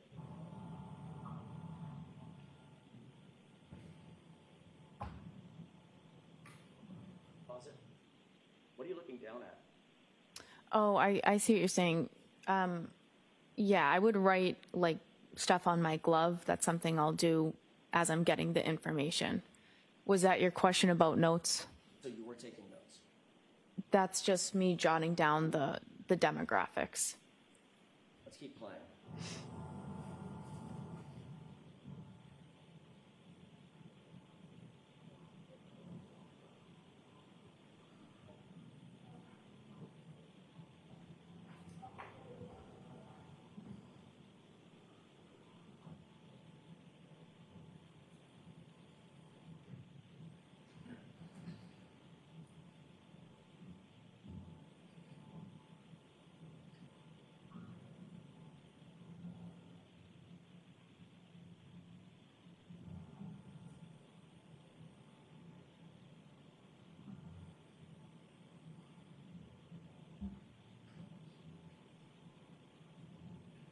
Pause it. Is this still the part of the interaction where my client is overly frantic and almost hysterical? That's the point where your client started to make the statements. Was she overly frantic and almost hysterical? She was distraught. Okay.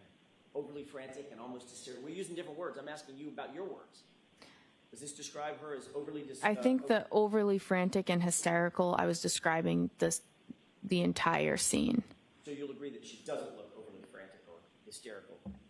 Again, hard to say from a video, but And according to you, well, that's actually, Ms. McLaughlin, it's easiest to say from a video, isn't it? It's a video. The best yeah, I evidence, mean, isn't it? she's not totally in view, and I mean, she wasn't standing there calmly, I guess. Right, she looks hysterical to you. She was upset. She was very upset. Hysterical? I might say hysterical. She was extremely upset. Okay, and this is the point which Ms. McCabe is saying, calm down, you're being hysterical. Yeah. Okay, let's go ahead and play it.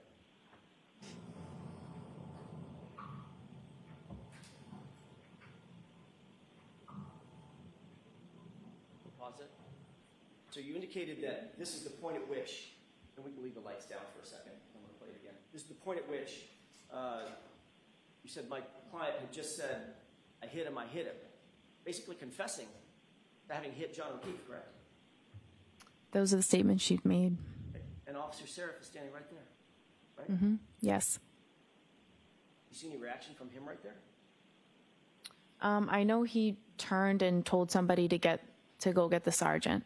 I don't know if that already played. I'm sorry? Do you see any reaction from him?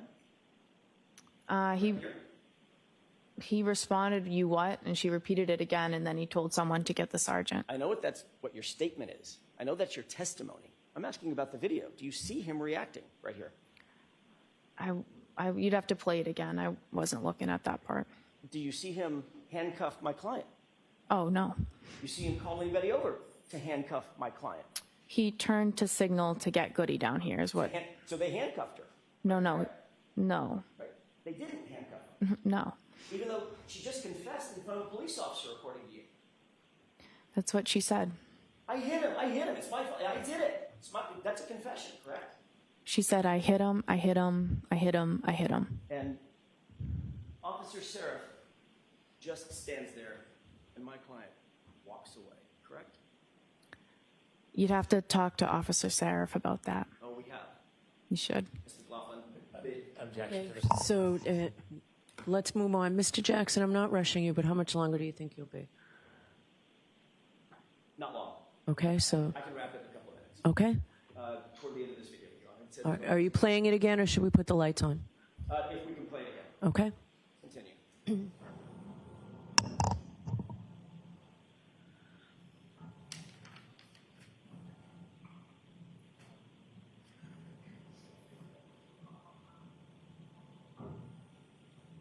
Pause it.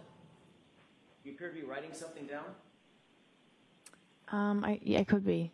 and according to you, you're writing on your glove. Yes. Okay. What kind of glove? Just a regular latex glove that we use on the ambulance. You didn't have a notepad? I probably did. Sometimes it's easier to just write it down on your glove. Right. Did you write I hit him on your No, I did not. phone plan?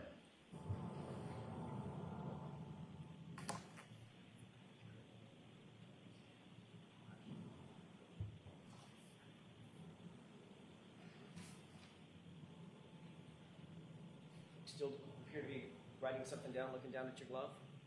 I might be looking at it.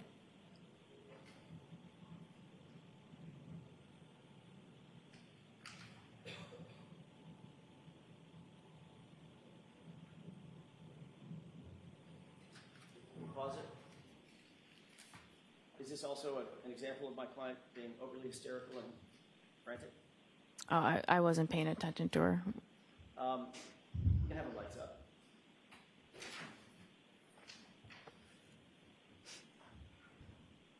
Whatever it was that you were talking to Miss Reed about, it was important enough that you had a pin out. You were writing things down, correct? Well, I was still finishing writing down some of the other. Yes, no. It was important enough. Yeah. To write things down, yes or no? Yes, I wrote down some of the things that were said. Some of the things that were important, correct? Yes. For instance, you'd write down John O'Keefe, that's his name, right? Right. You might write down a circle with a slash through it, allergies, no allergies, right? Right. You might write down 46 for his age. Right. You might write down how he was injured, hit by a car, correct? I did not know that was. Well, I didn't know what those statements meant. You might write down 3 little syllables that was just told to you. I hit him, especially if it had been repeated 4 times as you climbed, correct? Yeah, I had that in my head, and I was going to go tell them that. And you had a pen right in your right hand writing things, correct? Yeah. You never wrote that down, did you? I wasn't going to write that statement down on the glove. I remembered that, and I went back to the ambulance and told them.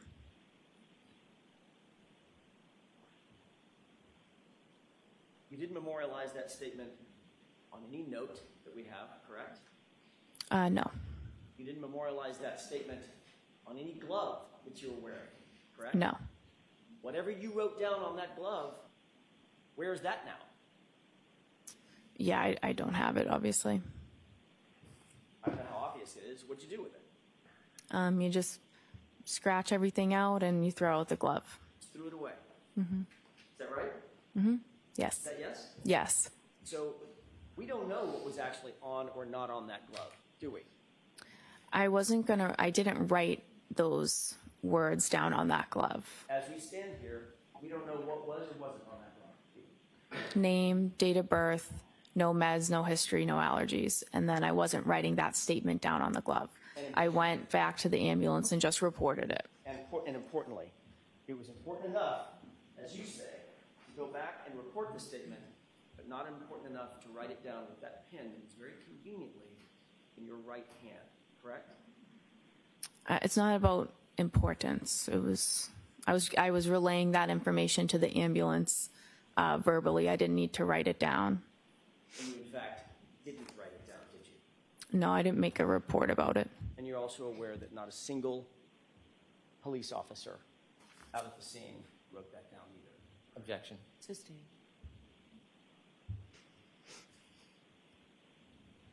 That's all I have. Mr. Brennan, can you do a redirect in 5 minutes? I can. Okay.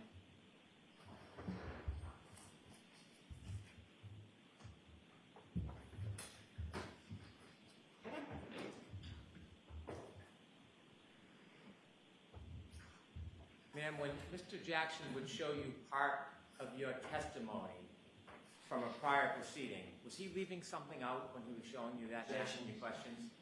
Sustained. When he asked you about whether you knew Caitlin Albert, and you said you went to high school with her, did you immediately then answer questions describing that relationship? Correct. Watch the phone. Were you asked immediately other questions about the relationship? I explained the relationship over and over again throughout the testimony. In fact, you described the relationship over 20 times, didn't you? I'm sure it was that many. You didn't simply just say, somebody named Kate. I went to high school with somebody named Caitlin Albert. You didn't leave it at that, did you? No, I didn't. Do you remember saying, I would say more acquaintances, not close friends? Right. Do you remember immediately saying after that, I would say we had mutual friends. We might see each other occasionally because of mutual friends, but we don't have a one-on-one friendship or hang out regularly? Right. Objection, Your Honor. I'm going to allow You remember many more statements after that initial answer where you describe the relationship. Yes. Similarly, you were asked about a meeting with the state troopers, Yes. and the attorney asked you a question about your memory or suggesting that Mr. Albert set up the meeting. Do you remember those questions? Yes. You were asked questions just like that before at the last hearing, weren't you? Yes. Remember being asked about who set up the meeting and you saying that you didn't recall? Yes. And then you remember being asked about whether a completely different officer set up the meeting, and you said, I don't remember exactly how it was set up, Yes. followed by, so that was my next question. You may have told me this. Do you have any recollection who set that interview up, and you said you didn't? Right. And you were specifically asked, does the name Kevin Albert sound familiar? Objection. Do you remember saying no? The objection sustained. Do you remember when you were asked at the last hearing, does the name Kevin Albert sound familiar? Do you remember what you told Attorney Jackson? I told him no. And then you were then asked, do you know Kevin Albert? Do you remember your response? I said no.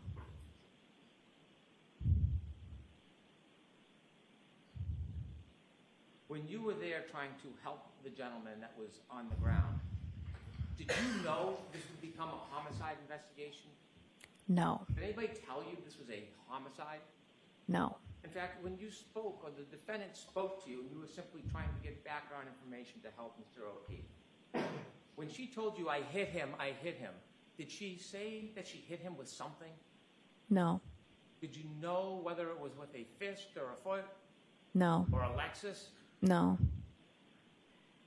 You mentioned this was not part of your role to investigate. Why didn't you persist? Why didn't you follow up and ask more questions about that statement? What about the situation and the dynamics caused you not to ask questions? Sustained is to that. Why didn't you persist in getting more information from the defendant when she said, I hit him? I felt bad for her at the time. It was a very disturbing scene, and I did not want to push further down that road. It's not my job, and I didn't feel comfortable doing it. Write those statements down on your glove? No. Then how do you remember she made those statements? I won't ever forget those statements. I have no further questions. Anything, Mr. Jackson? Very briefly, that was a disturbing scene, you said, correct? Yes. An emotional scene. Yes. Right? A Yes. scene that was upsetting. Yes. To a lot of people. Yes. For a lot of reasons, right? Yes. And that's when things start getting missed. When emotion starts playing a role, correct?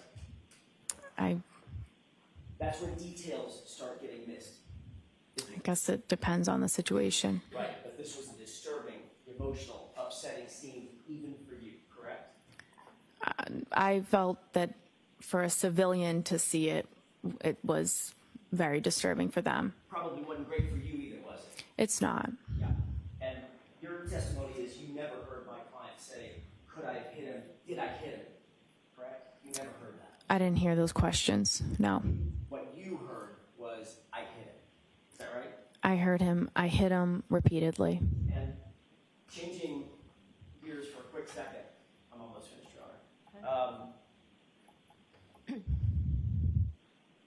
You did ultimately start talking about your relationship in more detail with Caitlin Allen under my questioning, didn't you, after that first date? Is that right? Yes. That's when I started showing you photographs, correct? Objection. Was that when you were seen showing photographs? I don't know. I described it so many times. I don't remember.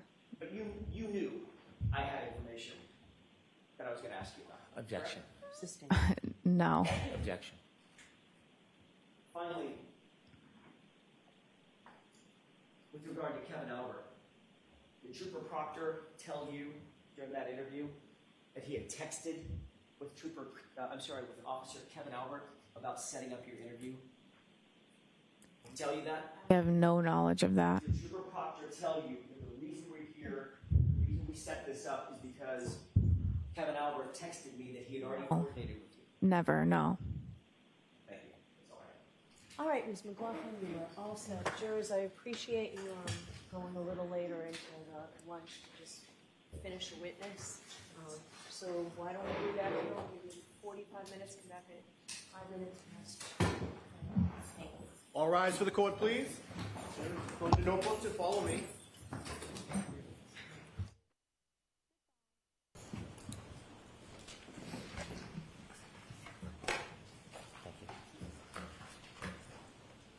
So follow me, please.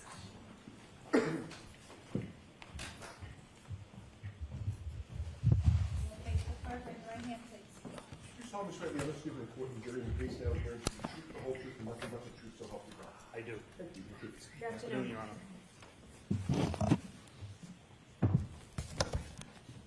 Oh,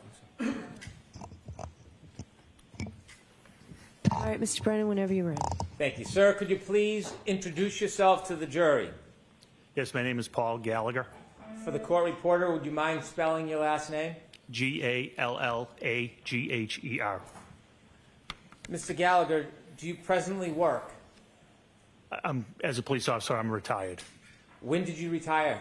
August 31st, 2024. When you retired, what department were you working for? Canton Police Department. How many years had you worked for the Canton Police Department upon your retirement? I was credited with 32 years, 8 months of service. Did you have a particular rank when you retired? Yes, I was a lieutenant. I want to go back to the beginning of your law enforcement career and share your background with the jury. When did you begin your career in law enforcement? I became a permanent intermittent police officer in Canton in 1992. What a permanent intermittent police officer is, it's basically a part-time police officer. You're required to attend a 16-week part-time academy.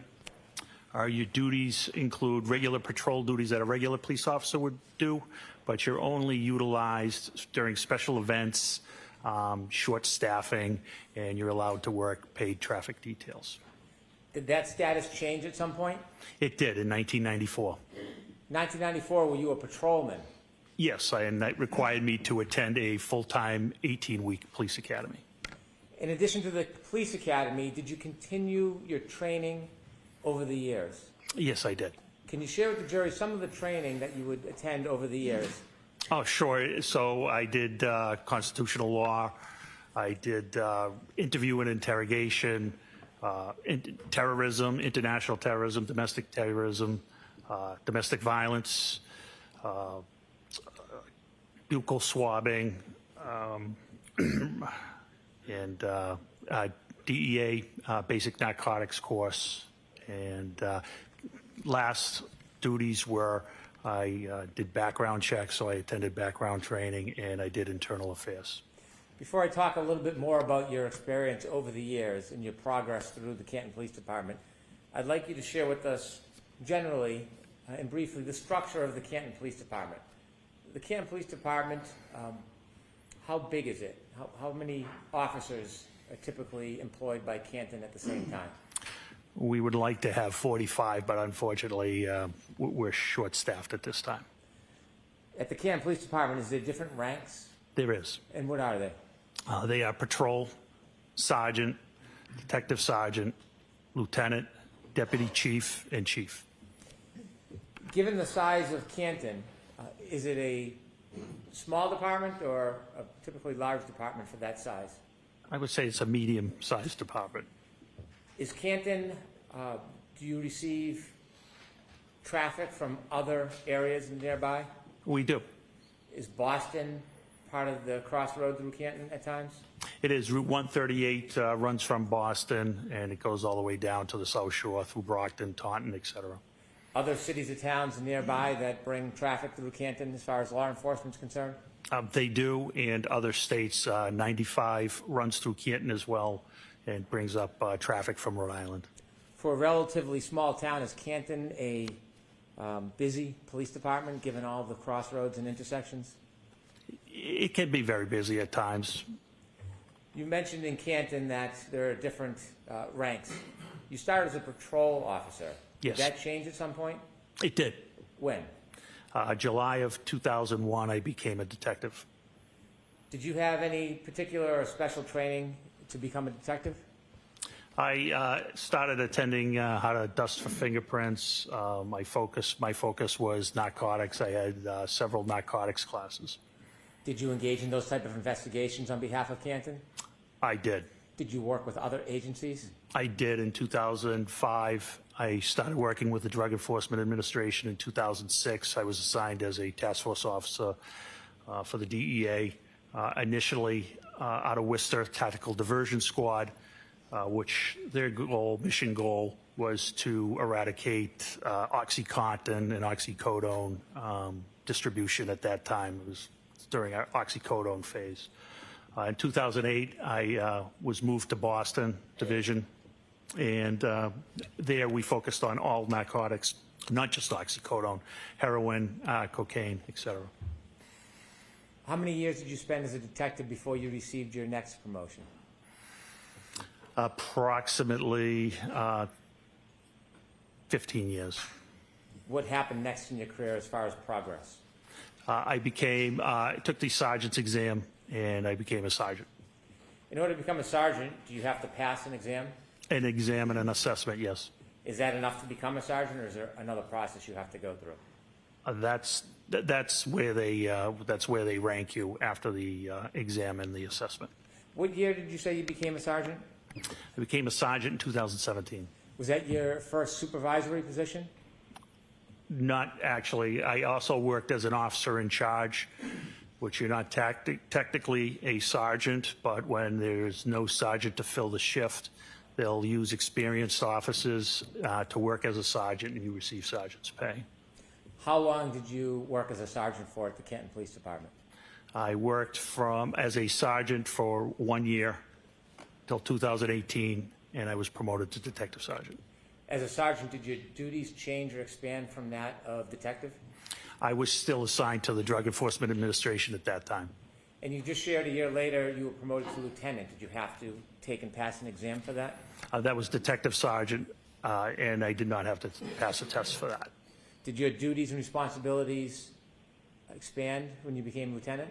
Yes, I was brought out of the DEA to work in Canton specifically. Were there other lieutenants on the Canton Police Department when you worked as a lieutenant? I became a lieutenant in 2021. At the time, there was 3 other lieutenants. Were there any other officers above lieutenant at that point? There was a deputy chief and a chief. In 2022, January, were you a lieutenant? I was. Your duties and responsibilities, do they include actually going to scenes, or was it purely supervisory? It was supervisory, but we were expected to respond to scenes. What do you mean by that? Our chief expected a supervisor on scene at all times, at all scenes. Even if there was a ranking supervisor like a sergeant, were you still as a lieutenant expected to go to scenes? Oh, yes. Did you do that often? Yes. I want you to take us to January 29th, 2022. Were you working the overnight shift from January 28th, 2022 into January 29th, 2022?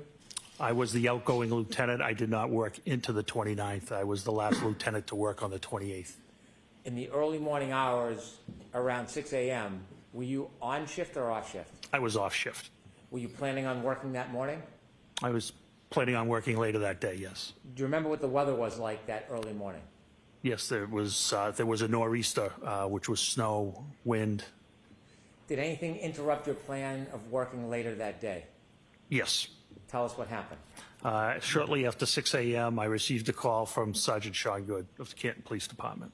After you received a call from Sergeant Sean Good, were you informed about a situation? I was. Were you told any basic details of where and what? Yes. Without sharing the actual conversation, where was this situation taking place? I misunderstood the situation. I thought it was on Meadows Ave in Canton.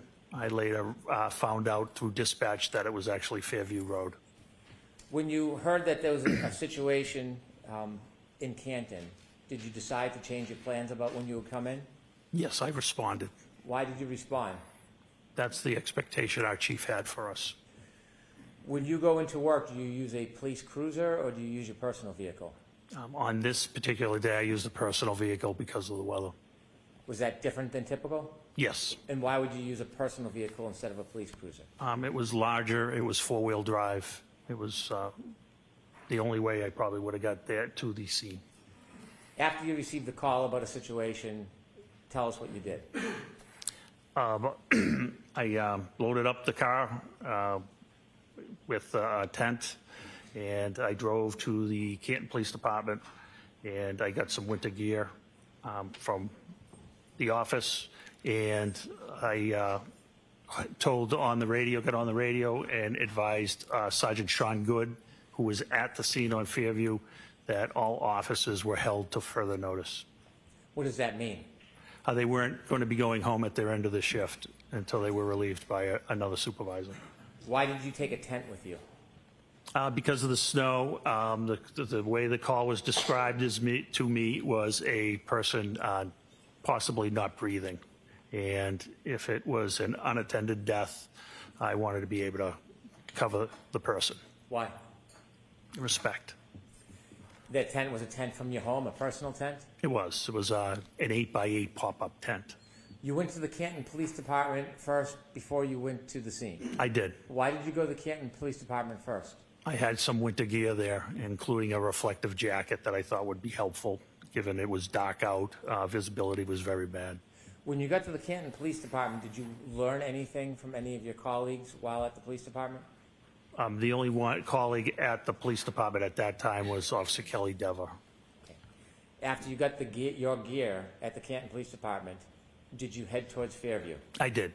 Other than the general description that you had heard, did you know anything about what was going on there? Just that a gentleman was found unconscious in the snow, possibly not breathing. You mentioned the term unintended death. What does that mean?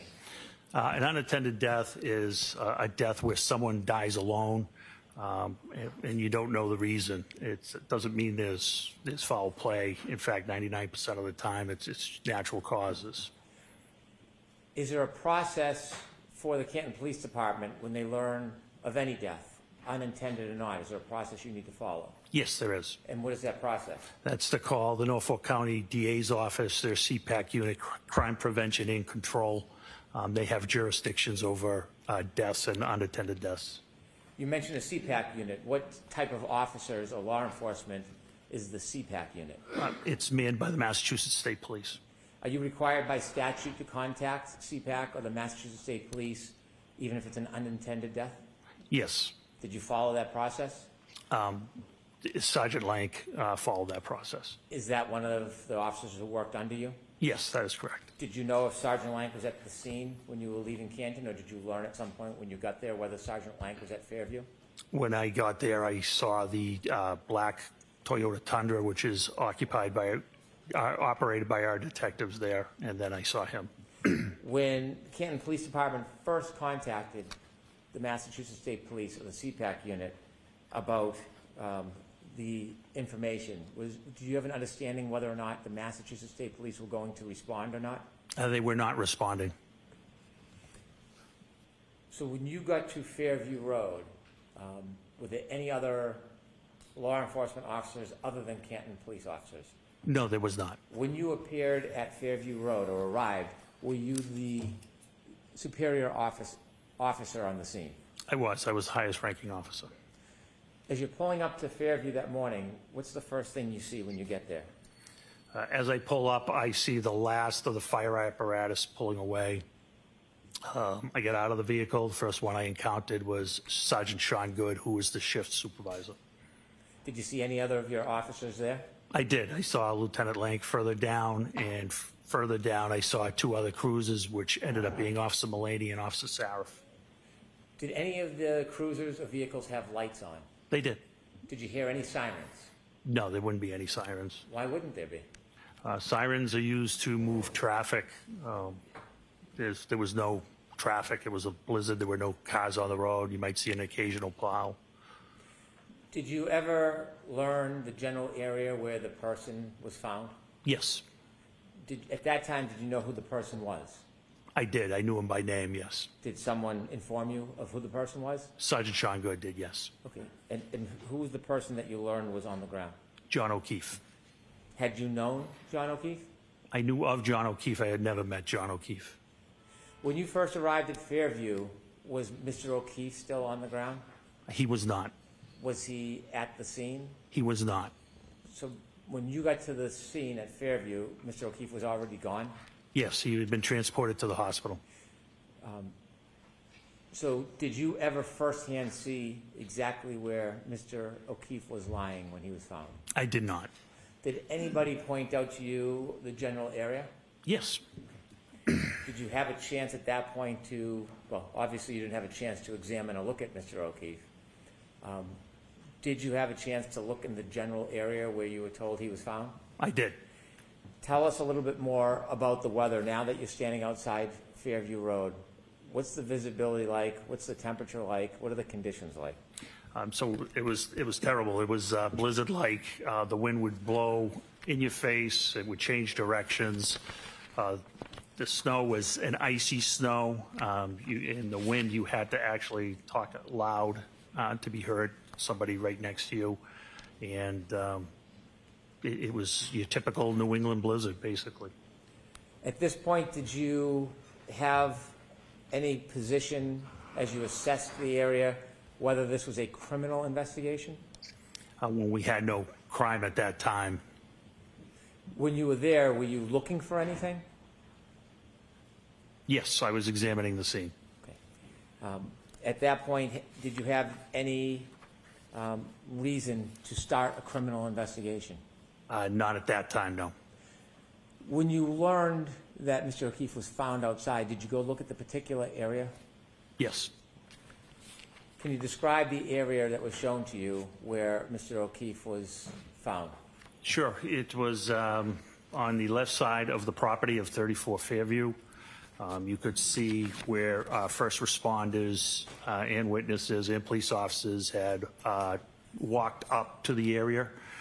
It was by a flagpole on the property line of number 32 Fairview. What was the lighting condition at that point in that area? It was dark. It was sun was coming up, but due to the weather and the cloud cover and the snow, its visibility still was not great. Were the law enforcement vehicles providing any light for the area? No. How about the house? Was there any bright lights coming out of the house illuminating that area? I didn't see any lights, window lights on. There may have been an exterior, the door light at one or two houses. In addition to the law enforcement officers that were there, did you see any civilians when you got there? No, there were no civilians there. While you were outside looking at the area, did any civilians ever come out? No, not at all. Any civilians ever come out of 34 Fairview? No, How about next door, 32 Fairview? Did you ever see any civilians come out of that address? nobody ever came out of the house. Across the street, is there homes across the street from 34 Fairview? There is. Did you see anybody come out of either one of those houses? Did not see anybody come out of those houses. When you were outside and you were shown the area where you were told Mr. O'Keefe was found, did you try to do anything regarding that area to identify the area itself? I'm sorry, can you ask that again? Yes. The area where you were told Mr. O'Keefe was found, did you try to do anything around that area to identify the area? Well, it was marked out with crime scene tape at that time, and what I saw was pink blood, and it was in a circular pattern. Was the crime scene tape holding up at all? No, it was not. It was blowing wildly in the wind, and at one point, it was actually blowing in. It was triangular, and it was actually blowing into the crime scene. Was the tape helping at all? No, it was not. Was there any use putting a tent up at that point? No, there wasn't, not due to the high winds. Did you learn whether any of the officers had, at any point before you got there, gone into Fairview Road? Yes. Who did you learn went into Fairview Road? Both Sergeant Good and Detective Sergeant Lake went into Fairview Road. Did you know how long they were inside for? I'll allow it. Did you know that? I did not. At that point, did you go and speak to anybody in any of the nearby homes? I did not. When you were at this scene and you saw what was happening in the weather, did you make a decision to do anything? Yes. What did you decide you were going to do? Since the state police were not responding, I decided to process the area where Mr. O'Keefe was found and try to find out why he had the medical episode he was having. If you understood this to be a medical episode, and at that point you didn't have any information it was a crime scene, why were you taking the time and effort to process the scene under these conditions? Because that's what we do. Even the hospital, there could be a reason that there's obviously a reason he's there. I think we had a duty and obligation to check around where he was found and see if there was any explanation to what caused his medical condition. Did you focus on a particular area when you decided to look around? I did. What area were you going to look at? Where it was pointed out he was found and where the blood pattern was. Were you thinking about looking in any other areas around that? Not at that time. Why not? We didn't have any reason to. We only had the area where he was found. And at that point, did you have any idea what caused his injuries? We had none. At this point, when you were pointed or you're looking at the area where Mr. O'Keefe was found, was the area getting covered up at all? Yes, it was. With what? Snow. How quickly?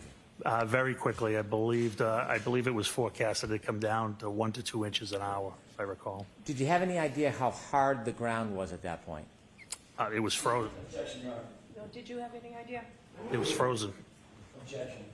I'll allow it. How deep was the snow covering that frozen ground? Approximately 4 inches at that time. When you wanted to look around the area, did you consider using a rake or a shovel? I did. And did you? I did not. Why didn't you use a shovel at that point? I was afraid I would miss something or possibly break something. What could you break with a shovel? Anything, glass or anything of that nature. What was your decision about how you would search that area? What did you want to see? I wanted to see anything that was possible, whether it was any type of weapon or any type of medical bottle or any reason that he could have come to where he was. Did you think of a way that you could look below the top of the snow without unresting the scene? Yes, I did. And what did you conclude? Because of the blood, the pink spots I thought might be blood, I thought a leaf blower would be the best method because I have seen it used and to remove light layers of snow, and it can be controlled. And after having seen that before and making that decision, what was the benefit of a leaf blower over a shovel? I wasn't going to miss anything with a leaf blower, much better control. In control, tell us what your intention, what was your hope with the leaf blower? To clear the area, controlled, slowly, so any potential evidence of what happened to Mr. O'Keefe wouldn't be lost. Did you have a leaf blower with you? Did not. So what did you do? Sergeant Good volunteered to go get a leaf blower. Did you remain at the scene? I did. And during this time, you still have no information that it's a crime scene? We had no information on a crime at that time. Did Sergeant Good come back with the leaf blower? He did. Did you try to get any other items to help you?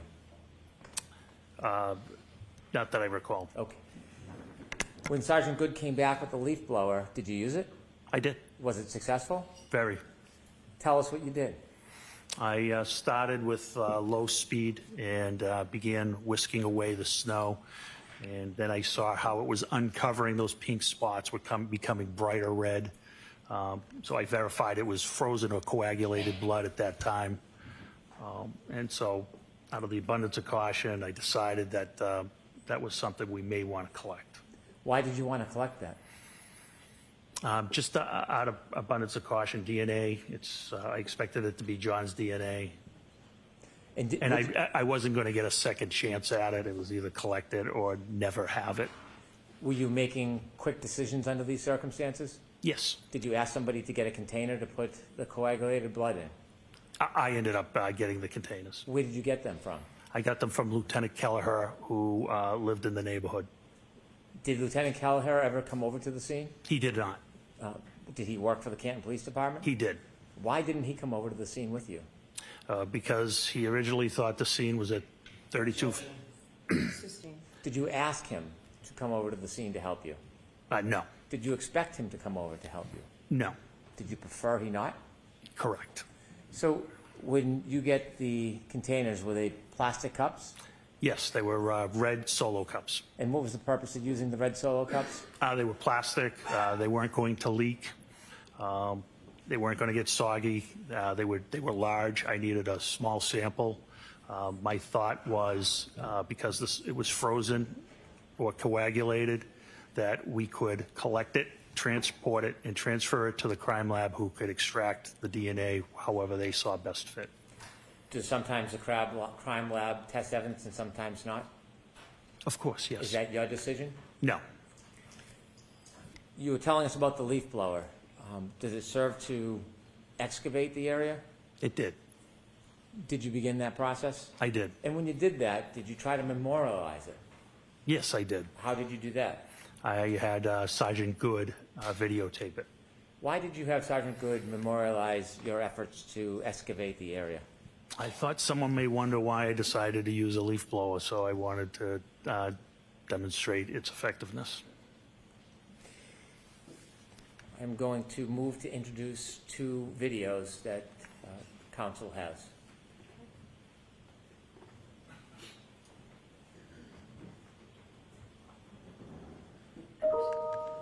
So there's no objection to these videos, right?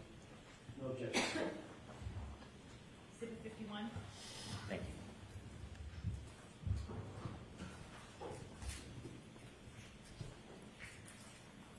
you. With the court's permission, can I show the jury the videos? Yes.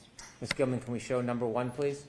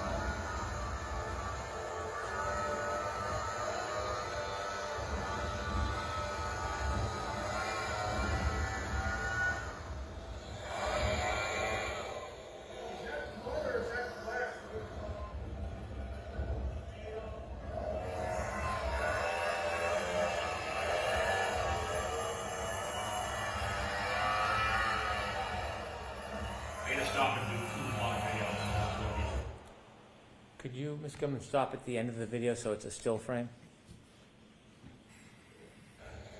That's good right there. Sir, who's the person holding the leaf blower? That is me. Did the leaf blower work as you had hoped? It was great. You see other footprints around that area. Correct. Do you know how those footprints got there? Some of them were from first responders. Some of them were for witnesses. The ones up top by the flagpole were for when the officers put out the crime scene tape. Did officers try to wrap the crime scene tape around the flagpole? They did wrap it around the flagpole, yes. I see. And from that vantage point, could you see the side and front yard? Yes. Did the side yard have any footprints or evidence that anything was dragged through the side yard? No, not at all. How about the front yard? Did the front yard have any evidence that anybody had walked across it or dragged anything across it? It had one set of prints from Sergeant Lang. Other than Sergeant Lang's footprints across the front yard, was there any other impediment? No, not that I saw. I'm going to ask if we could see the second video, please, Ms. Gilman.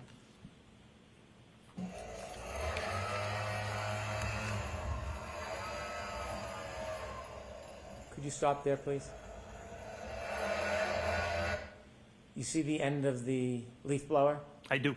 There's an object just below it at like 7 o'clock. Do you see that? I do. Did you discover something in that area? We did. What did you discover? It's a cocktail glass. Was it, did it have any damage to it? It did. Describe that for us. It was broken on the top. Could you continue the video, please, Ms. Gilman?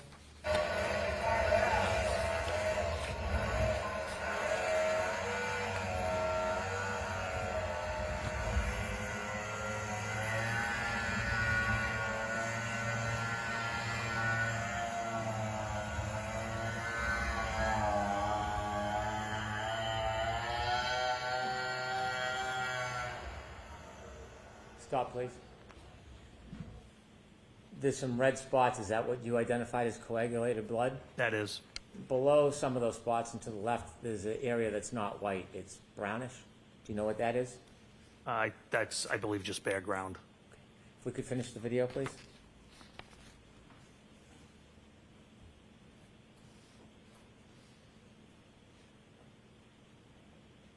Okay. Thank you. Could you have the lights on, please? Did you or any officer at your direction obtain and preserve that broken cocktail glass? Yes. May I approach, Your Honor? Yes.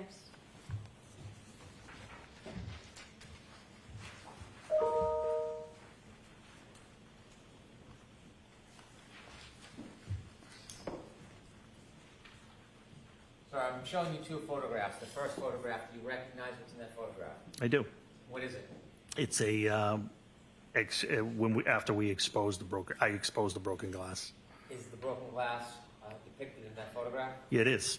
Is that similar or substantially the same way it appeared to you that morning? It's exactly how it appeared. Yes. Do you know if that photograph was taken as a still image of the video or not? I do not. Okay. Second photograph, can you take a look at that? That's a close-up of the cocktail glass. Of the same photo? It is. Yes. I'd move these two photographs into evidence, please. Okay, do you want it to be 52 and 52A? Please, Your Honor. I think it's 52 and 52A. Lieutenant, what was done with that cocktail glass? It was bagged and seized as evidence. Was it brought anywhere that morning? It was brought back to Canton Police Headquarters. What happens when it gets back to Canton Police Headquarters? It gets logged into evidence, and it's assigned an evidence number. The officer types in a description of the item. In this case, it was a broken cocktail glass or broken glass. And once he hits the space bar, it automatically generates a property number for it. And I believe in this case, it was 22-18-PR, which means 22 is the year, 2022. 18 is how many pieces of evidence the department as a whole had collected that year so far. And PR, I believe, means property room. Why is it assigned a particular number? Everything is assigned a number by the computer. You said it's brought to the evidence room. Is that a separate or a special place? So we have 2 rooms. We have a temporary evidence room, and then there's a permanent evidence room. Only 2 people have access to the permanent evidence room. Is there a reason why access to the evidence room is limited? There is, Why? for security. Even in a police department, the evidence room is limited as far as people who have access? That is correct. In the evidence room, is there an officer assigned as an evidence officer? Not full-time. There is an assigned admin sergeant who is assigned as the evidence officer. Does anything happen specifically with the evidence? Is it packaged or stored in any particular way? The glass was put into a locker, I believe, and temporary evidence. And then it's the evidence sergeant's job to retrieve it, but in this case, we were going to transfer it to the state police. Was it transferred to the state police at some point? It was. Were you part of the transition of that item to the state police? I was. And when was it transitioned and to who? It was on February 1st, 2022, and it was to a criminalist from the Massachusetts State Crime Lab. Do you know who the criminalist was? I don't know the name, no. Did the criminalist come to your department, or did you bring the item to them? They came to our department. In addition to the glass, there was plastic cups with coagulated blood? That's correct. What did you do with those cups? Those were placed in temporary evidence and placed in a refrigerated unit. To carry them from Fairview to the police department, did you hold the actual cups, or did you put them in something? Nope, they were stacked in a bag. What type of bag? It was a craft paper bag. In this particular case, we utilized a Stop and Shop bag. Is that any different than a bag from the police department? This made of the same paper, craft paper, the same size and dimension, other than Stop and Shop and evidence and probably price. They're basically the same bag. Why did you use one of those rather than a bag that said evidence on it? I don't know where that bag came from. I was in a personal car. Sergeant Lank was in a Tundra. If that bag is upside down, you wouldn't know it didn't say evidence on it. So I'm not sure where that bag came from. And the plastic cups, do you know what happened to those? Yes, they were turned over to the criminalist as well. Where did you store them before they were turned over to the criminals? Temporary evidence in a refrigerated.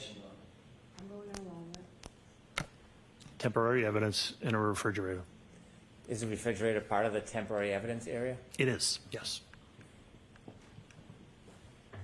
Did you bring that piece of evidence, the broken glass, with you today? Yes. With the court's permission, I'd like to approach the witness.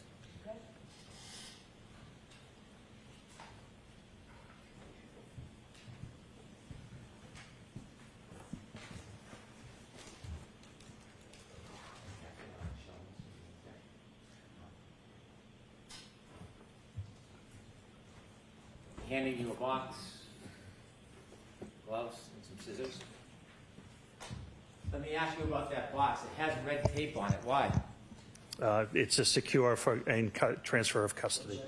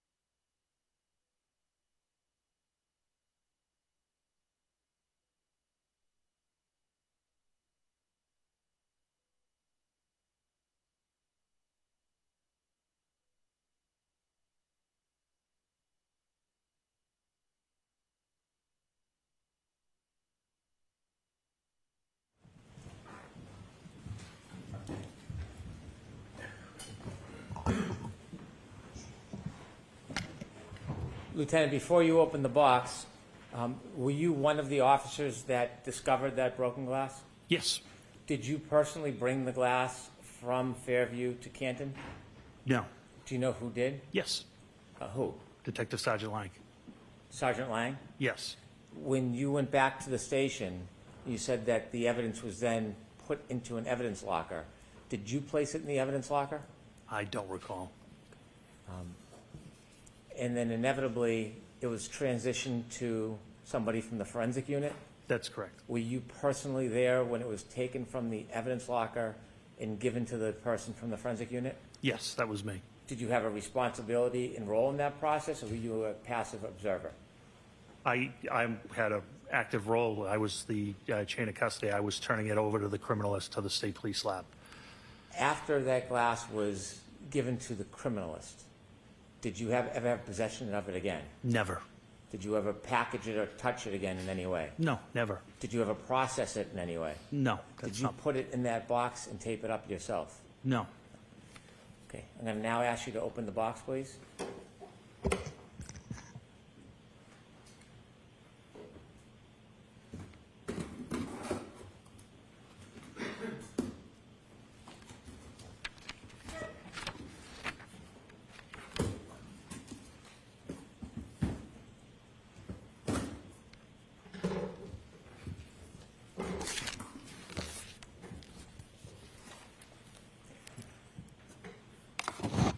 Is there an item in that bag? There is. Would you please open the bag and show us what's in that bag?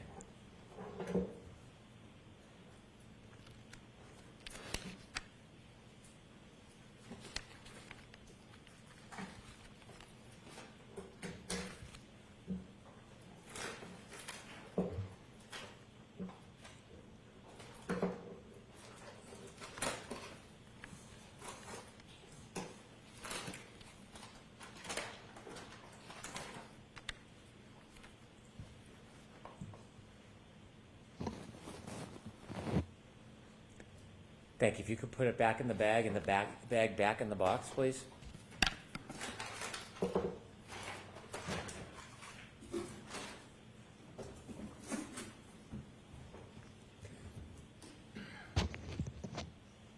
Lieutenant Gallagher, does that appear to be the same item that you found in the area where John O'Keefe was at Fairview that morning?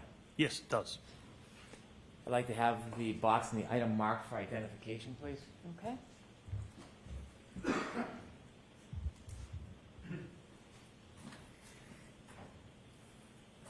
the queue for ID. Thank you.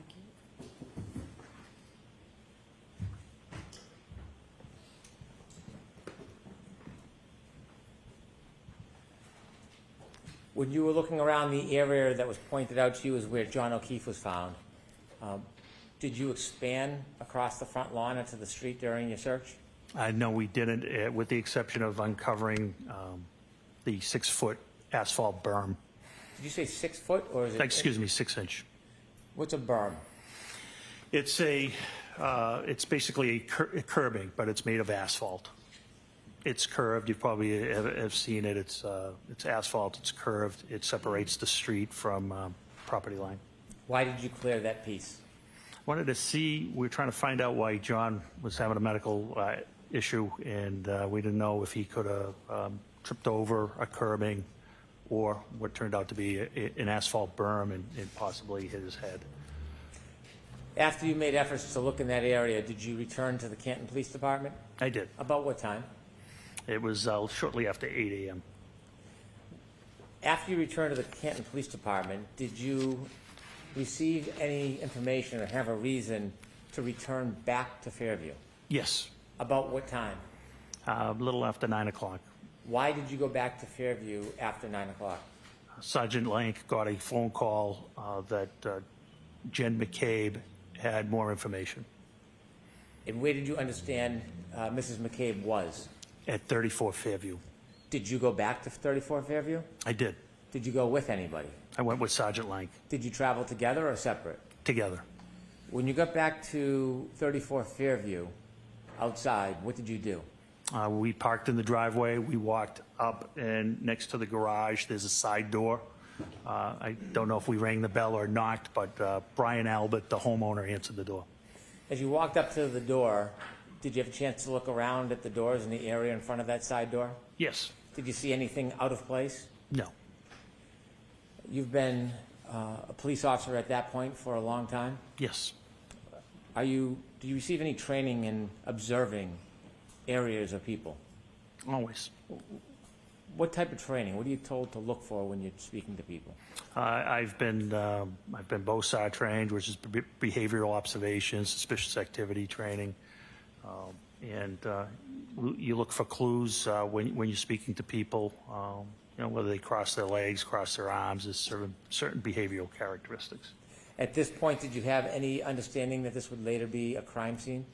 I did, yes. What happened? Can How you- did you come to that conclusion? Oh, not at that time. Oh, not at that time? No, Okay. not at that time. When you went into the house, what part of the house did you go into? I went into the room. It's adjacent to the kitchen, and I stood there with Brian Albert. Can you describe what kind of room that would be? Yeah, it was just a typical family room type room. It was not large. It was between the garage and the kitchen. You met with Brian Albert?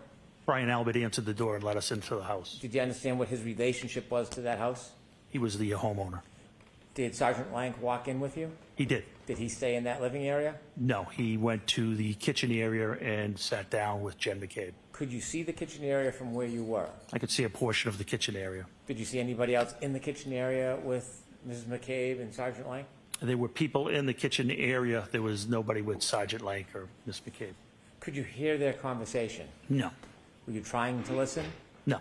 Were you speaking to Mr. Albert? I was. Did you take the time to make observations of him? Objection, Your Honor. I'll allow it. Did you take the time to make observations of him? Yes. Did you speak to him? Yes. Did he speak to you? Yes. Was there anything about his mannerisms or affect that caused you any concern? No, it was just a social conversation. There was nothing of concern at all. Was there anything about it that caused you to hone in or be concerned? No. I'll allow that. No. Did you get a chance to look around that living area at the Sure. items? I didn't look around, just with my eyes. Did you get to see that area? I did. Did you see anything broken or looked out of place? No, nothing. Anything that caused you any type of concern? Nothing. When you looked towards the kitchen, did you see anything that looked different or suspicious in any way? Nothing. Was the interaction, did it cause you any alarm or concerns? No. After Sergeant Lank had an opportunity to speak to Mrs. McCabe and you spoke to Brian Albert, what did you do next? We left. Where did you go? We went back to the police department and were informed that the state police were going to respond to the hospital and that we didn't need to respond to the hospital. When you heard that the state police was then going to get involved in the investigation, what does Canton do when the state police takes over an investigation? Well, it was based off of a conversation I had with my chief in the detective sergeant's office. Was there a decision about Canton's involvement in the ongoing investigation? There was. What was that decision? That we should recuse ourselves from any further investigative interviews. And why was that? Because our best detective, his name was Kevin Albert, and he was the brother of the homeowner, and I didn't want any potential bias, whether unconscious or subjective, to be perceived by the O'Keefe's, by the O'Keefe family. So when the state police got involved and you had the conversation with the chief, was that the end of your efforts towards this? It was the end of our efforts until, I helped facilitate during the search warrant on February 1st. And so at some point, was the defendant's Lexus brought to the Canton Police Department? It was. Was it put in a particular area at the Canton Police Department? It was. What area? The Sally Port. What's a Sally Port? Sally Port is where, when we have an arrest, we bring our prisoners in. It's basically a extra large garage. It has 4 doors. They're numbered 1, 2, 3, and 4. We typically go in door 4 and pull towards door 3. Door 4 is lowered, and then prisoners are walked into the booking area, which is also secure. The exterior doors to the Sally Port can only be opened by the dispatch council. When crime scene services came to look at the car, was that the same day, the 29th, or later time? No, it was February 1st. Did the Lexus remain in the Sallyport area from the 29th until February 1st? Yes. When representatives from the crime lab, from the Massachusetts State Police came on February 1st, who provided them access to the Lexus? I was one of the people there that was there. I don't know if I provided them direct access, but I certainly would have. And I assisted them if they needed things. That's when the chain of custody, the exchange of custody for the blood samples and the glass occurred as well. And during their processing of the Lexus, were you there for parts of it? I was in and out, yes, but I did not partake. Thank you very much.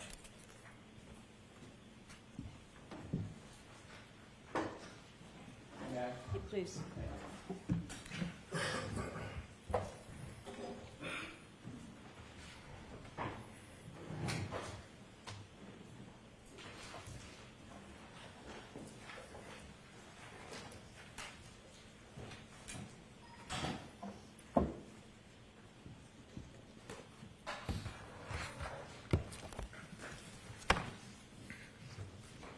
Mr. Jackson, is this video up there yours or is it the Commonwealth? It's not mine.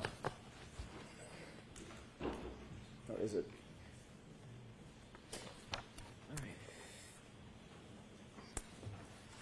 May I, Your Honor? Yes.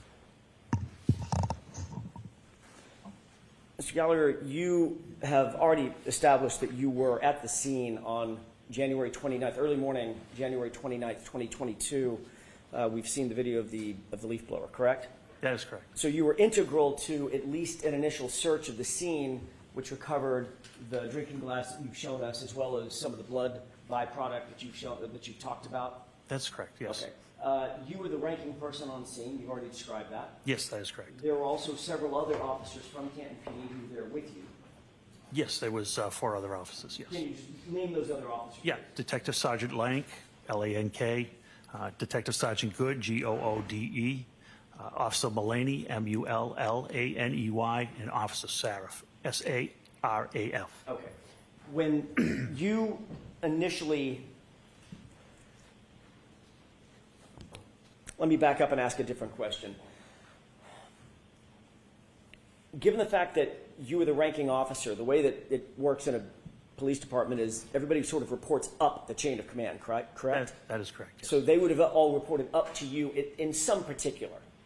That's correct. And then, of course, you report to the deputy chief, and then the deputy chief reports on up to the chief, correct? That is correct.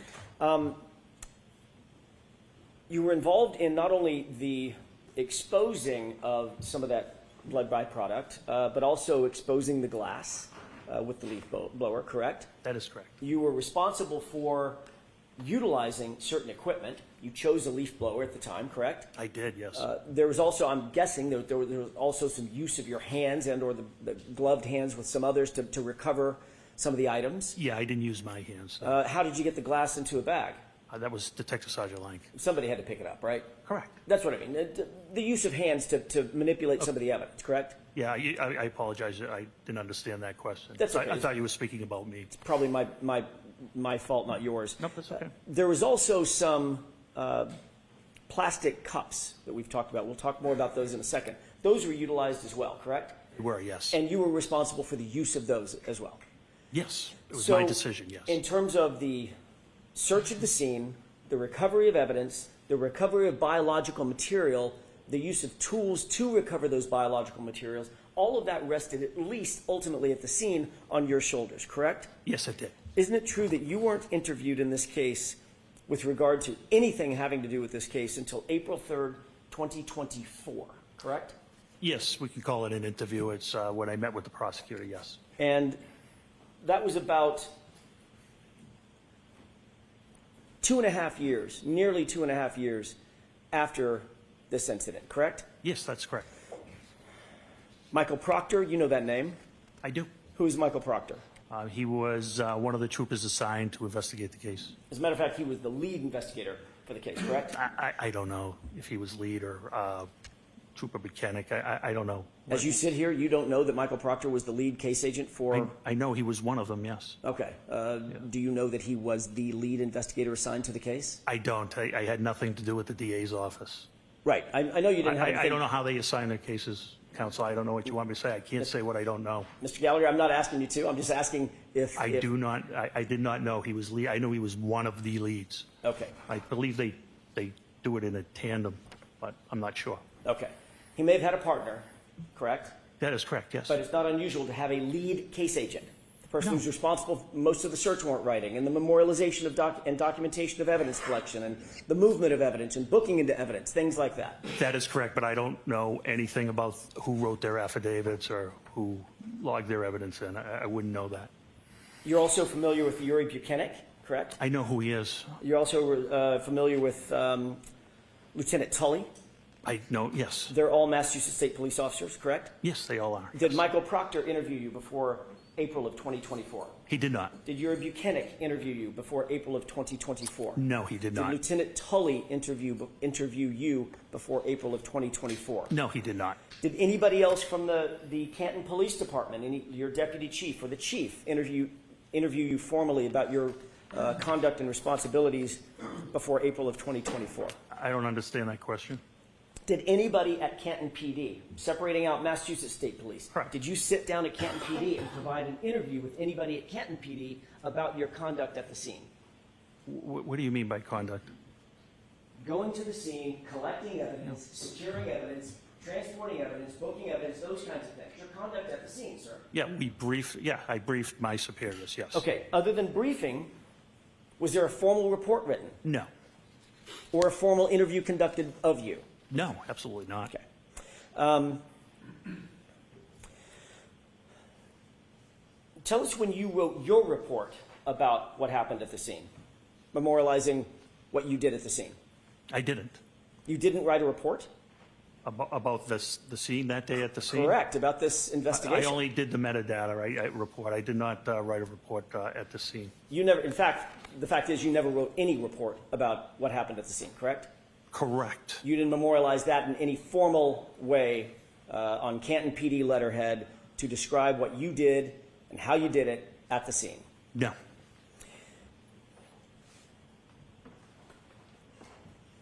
Normally, when you report to a scene as a first responder, you would be expected to write a report about that, whatever that conduct is. I'm not the supervisor, no.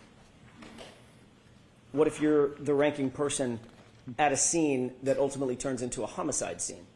Well, we don't know it's a homicide scene at this time. We don't even know there's a crime committed at this time. My Understood. responsibilities are to make sure reports are written, not to necessarily write the reports myself. I'm the supervisor.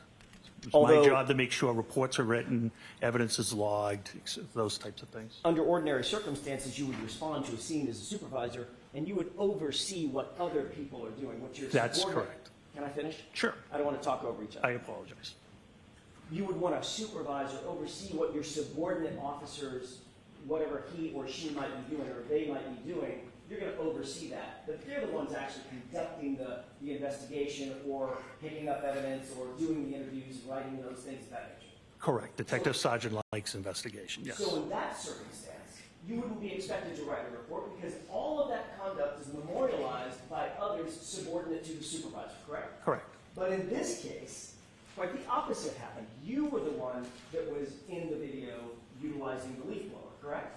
That's correct.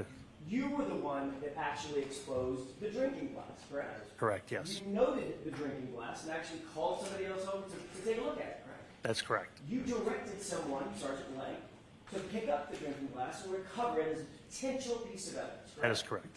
You noted the blood or the coagulation of blood in and around that area, correct? That is correct. You noted where you believe the drinking glass was, in other words, what location, if there were grid coordinates, where it would be, correct? Correct. And you instructed others to transport that important evidence back to Canton PD to have it booked, correct? That is correct. You also secured the plastic containers in which to recover the blood. That is right? correct. You also directed someone to get a bag to put the plastic containers in and ultimately transport it, correct? That is correct. So you would agree with me, Mr. Gallagher, that in this circumstance, you were the centerpiece of the recovery of evidence and the investigation as it was at that time, in that limited context. You were the centerpiece of what was happening at the scene, correct? And I made sure it was documented by Detective Sergeant Lang. But you didn't find it important enough to write a report yourself. I think that's poor misrepresentation. There's a person fighting for their life. It was very important. When you were there at the scene at, what time was it, by the way? I got there shortly after 7. Okay, you knew that that person who was fighting for his life had already been transported and was in good care, as best care we can provide at Good Samaritan Hospital, correct? That is correct. So certainly you're not excusing away the idea that you didn't memorialize your conduct because you were too busy fighting for someone's life. That's not what you're saying. No, definitely not what I'm Okay. saying.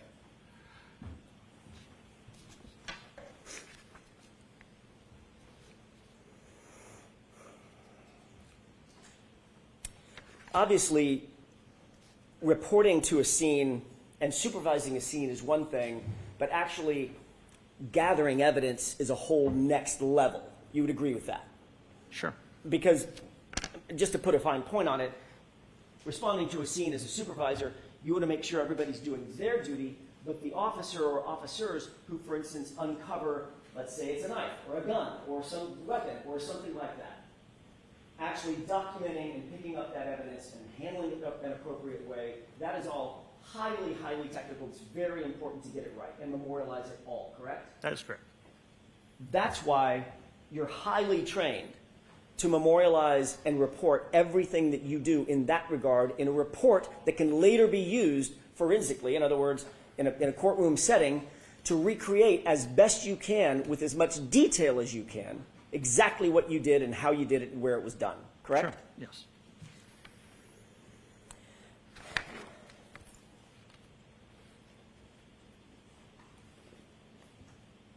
Officer Lank wrote a report in this case. Sure. Did Officer Mullaney? I believe he did, yes.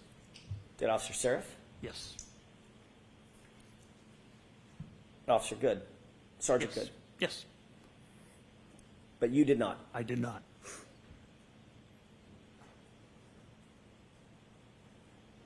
Who was the first officer to find any potential physical evidence at the scene, be it blood or glass?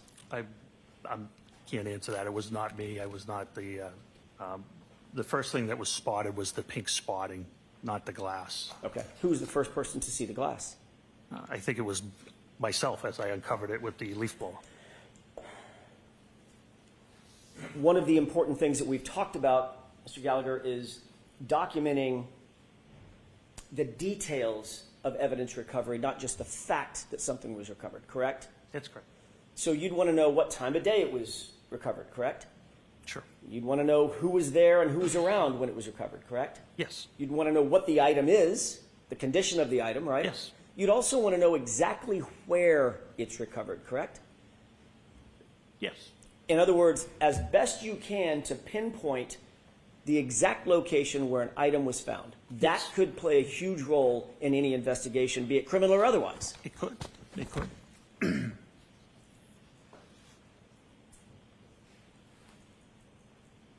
Did you diagram or draw a diagram back at Canton PD or I did out not. at the scene No. about where that glass was found? No, I did no reports or diagrams.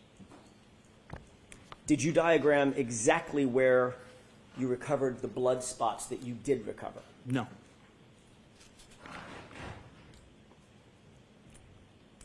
Did you at least, if you did write a report, did you at least take notes on a pad about what you were doing? Yeah, conditions weren't, it was pretty hard to take notes at that time, but I did not take notes, no.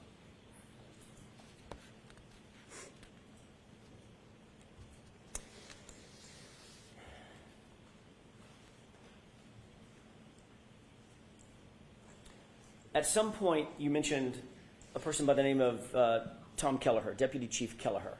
That's correct. Who is Deputy Chief Kelleher? He's the Deputy Chief of Canton Police. He was active on active duty at the time? When I say active duty, I don't mean that morning, that hour. I mean just generally. Yes, he was a lieutenant at that time. He was someone to whom, as a matter of fact, probably the only person to whom at Canton PD you actually reported, correct? Up the chain of command. He was the only person to whom you reported up the chain of command, meaning he was your direct report. He was in charge of detectives at that time. And then, of course, the chief would be above him, correct? Deputy chief and chief. Okay. When you responded to the scene, Deputy Chief Kelleher did not come out of his house and take over the investigation, correct? Correct. That was yours to detail, That is correct. at least while you were there. That is correct.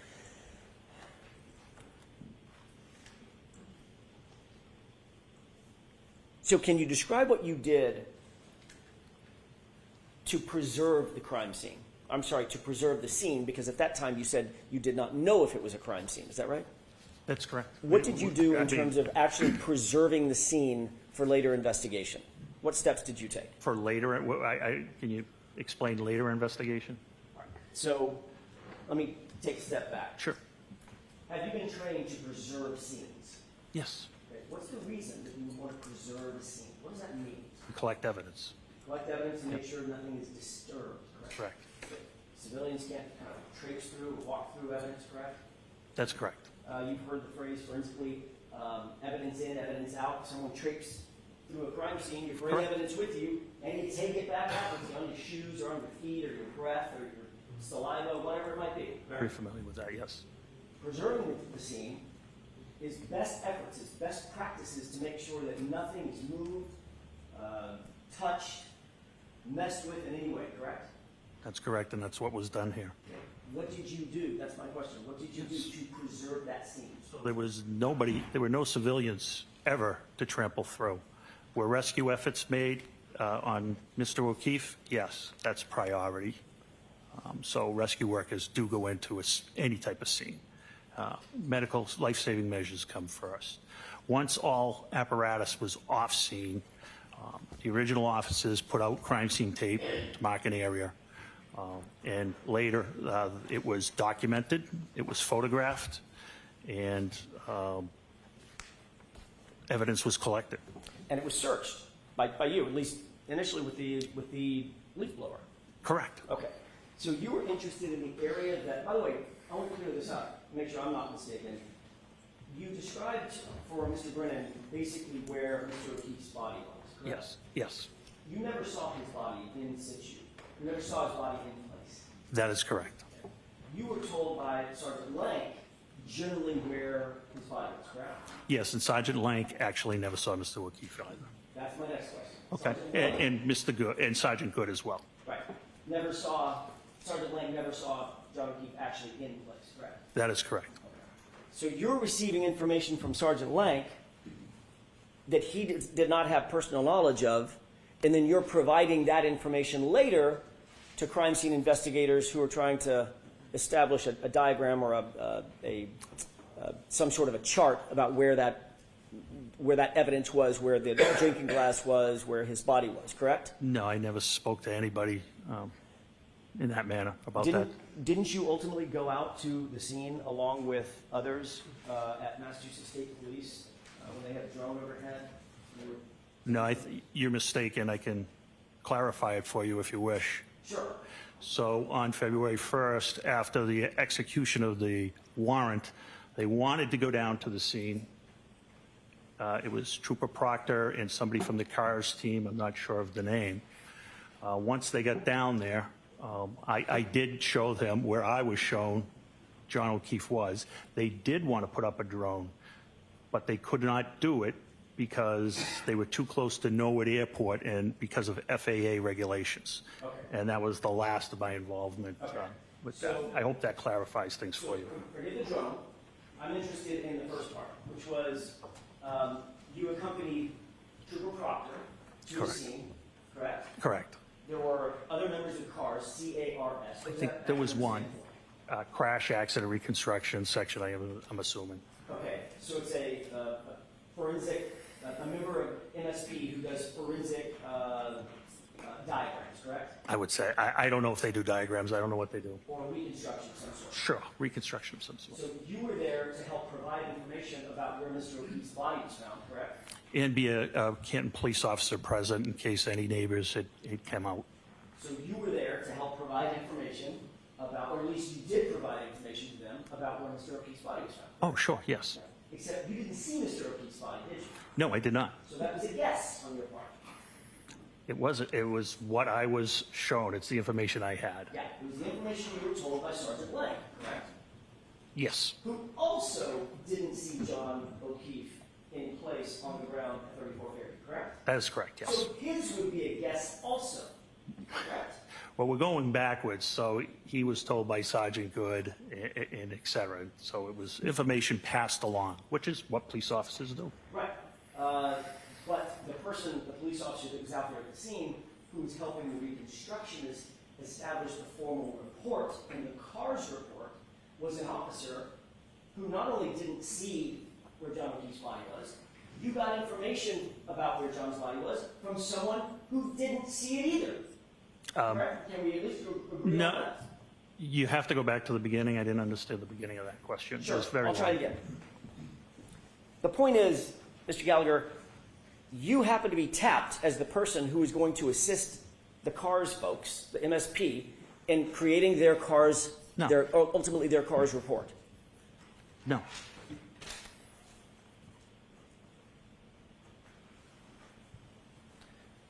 Isn't it true that you accompanied Trooper Proctor and members of the CARS unit to document Fairview Road and the scene of the incident? Yeah, I thought I explained it could not be done. Okay. So I'm not I asking wasn't, you- I only went to show them where Mr. O'Keefe was and in case any neighbors came out. I wasn't there to assist in any documentation at all. You were there.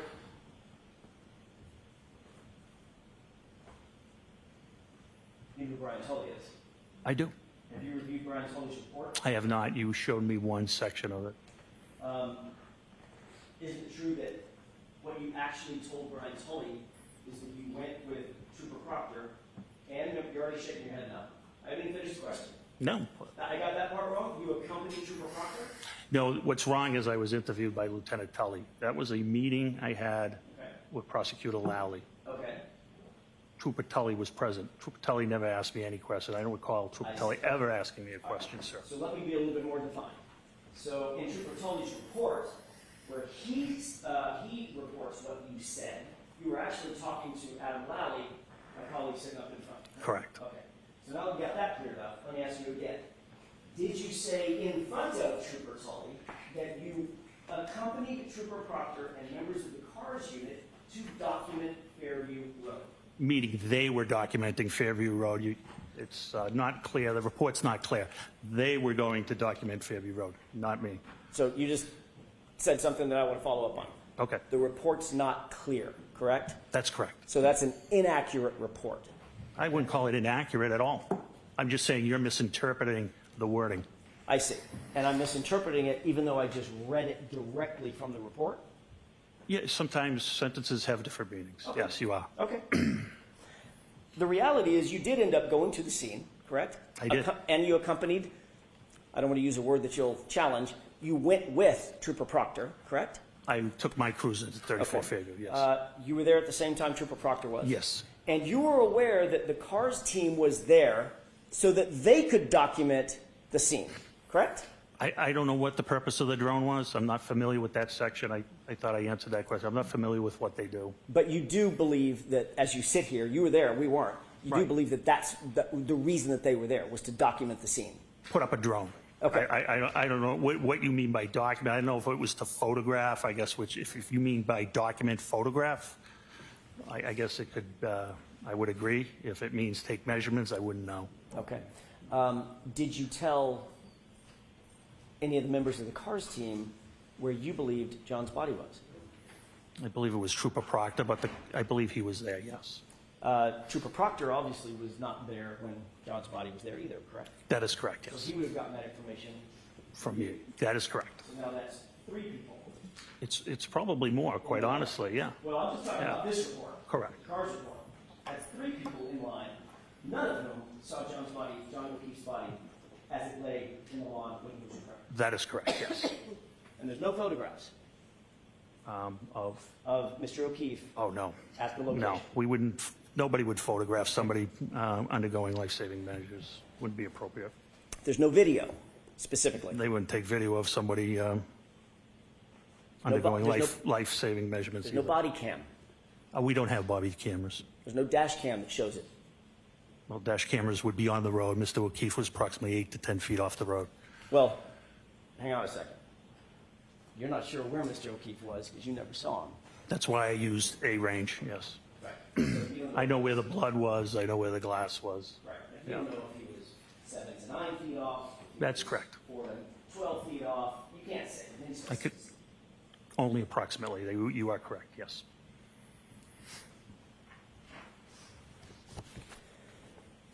You did meet with Officer Seraph. You met with all the officers when you arrived at the scene, correct? Yes, And Officer Seraph had been there from the beginning of the morning. yes. Officer Seraph didn't report to you at that time any statements attributable to my client, did he? He did not know. You later went back to 34 Fairview with Sergeant Lank. That's correct. And you rode back, did you ride back to Kenton PD with Sergeant Lank or separate cruisers? Which time? I I'm apologize. sorry, that's a vague question on my part. You went back to 34 Fairview with just Officer Lank, and you described a circumstance in which you went in, you were let in by Brian Albert, he went to the kitchen, you were in the family room or some other place. Right by the kitchen, yeah. Right by the room kitchen. off the kitchen, yes. Okay, so right next to where he was interviewing That's correct. Jennifer McCabe. Yes. Did you ride back from that meeting with, or that event to Kenton PD with Sergeant Lank? Yes. And Sergeant Lank didn't say anything to you about his interview with Jennifer McCabe at that time? I don't recall our conversation on the way back. Okay. And you didn't write a report about any conversation that you had with Officer Seraph? You didn't write a report about any conversation you had with Sergeant Lank? No, they're responsible for writing their own reports. Got it.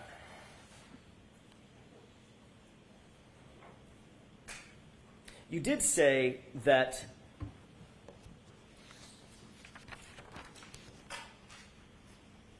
let me back up and ask you a different question. You testified about a year ago in another proceeding. You talked a little bit about the evidence collection of the biological material, the blood, or I'm guessing at that time, presumed blood. You haven't done any testing. That's correct, yes, sir. But you assumed it was blood just because of your experience and it looked like it could be blood on the street. That's correct. How far were you from Kenton PD? Approximately. That's right. Mile and a half. Mile and a half. You had your cruiser with you, I had my personal vehicle with me. your personal vehicle. In other words, your ambulance where you could get from point A to point B if you wanted to. Yeah, I was the scene supervisor. I wasn't leaving the scene. Okay. But you also had subordinate folks at the scene that you could have dispatched had you wanted to. Correct. They all had cruisers. Yes, they did. Or personal vehicles, I'm not sure which. I'm sorry? Or personal vehicles, I'm not sure which. I was the only one with a personal vehicle. Detective Sergeant Lank had a Toyota Tundra pickup truck that is not marked, but it's assigned to our detective unit. So if you wish to, as the ranking officer out at the scene, you could have dispatched one or more of those officers to run an errand, to go do something in furtherance of the investigation, had you wanted to. Yeah, I actually did that. Okay, you did. What did Yes. you do in that regard? Remember, I sent Sergeant Good to get the leaf blower. Got it. You also know that Kenton PD has evidence collection bags at Kenton PD. Yes. You also know that they have materials and tools to gather biological material, correct? We do have swabs, yes. And those swabs go in little containers to maintain their sanitary nature, correct? That is correct, yes. In other words, if you see a blood stain, you don't just walk up with a Kleenex that you find on the ground and wipe it up. There's your blood stain. There's a process for gathering that type of evidence, correct? Sure. If you're looking for DNA, you can use a bloody Kleenex, to your point. It'd be kind of an emergency. Yeah, absolutely. My point exactly. But if you're a mile from the Kenton PD, Yeah. you could have gone back and gotten a swab. Could have. But you didn't. didn't want to because of the weather, because you just said because it's an emergency, and we thought it was an emergency there. I mean, the storm was coming down terribly, and I believe if we didn't collect that biological matter, we weren't going to get that biological matter. But Canton PD was a mile and a half away, 4 or 5 minutes. In a blizzard. Still, in a blizzard, look, it's 3 minutes in good weather, probably 4, 5, 6 minutes in a blizzard, correct? I'm not sure. So let's call it 12, 15 minutes. You certainly could have gone back. If you wanted to, you could have dispatched one of your officers to go back and get swabs and properly collect the blood material. Sure. And I believed 15 minutes would have made a difference. And what you did instead is, well, 15 minutes would have made a difference, but you asked Sergeant Good to drive to his house and get a leaf blower. Yes, and while he was doing that, we were documenting the scene with photographs. You could have documented the scene with photographs even if you went back and get a swab. What's the difference? Because we were ongoing. It was ongoing. I wasn't leaving the scene. I didn't ask you to leave the scene. I didn't ask if you were I leaving the scene. needed the other officers. We talked about scene security. I already let one officer go. I now have 3 left. We're securing that scene. So you saw pink stains in the snow, correct? That's correct. And you said, Officer Good, probably called it Sean, Sarge, go home and get a leaf blower. That is correct. Could have said, Officer Mulaney, get your butt over to Canton PD and pick up 10 swabs, correct? He wouldn't have had access to the swabs. Oh, so now one of your officers could have gotten swabs, even if the lieutenant, a ranking lieutenant, had dispatched him to go get a swab. Because he doesn't have access to the BCI, the Office of BCI, where our stuff is kept. Could you have made a phone call? No, nobody there would have had access at that time. It was only Officer Dever on the desk. So you're the only person that could have gotten those swabs? Sergeant Lane could have gotten them as well. So Sergeant Lane could have too? Sure. But you didn't say that? No, definitely didn't. Okay. What you did do, however, is you went to the neighbor's house. Happened to be Tom Kellerman, correct? The lieutenant of detectives, yes. Right. And Lieutenant Kelleher gave you red Solo cups. Yes. I asked for plastic or glass containers. He had Solo cups, and I utilized them. The same kind of Solo cups that we all see at backyard barbecues. Yep, they hold liquid terrifically. They're also not sealed, correct? They are not. They're also not used normally. I mean, they were here. They're not normally used for evidence collection, correct? Oh, absolutely not.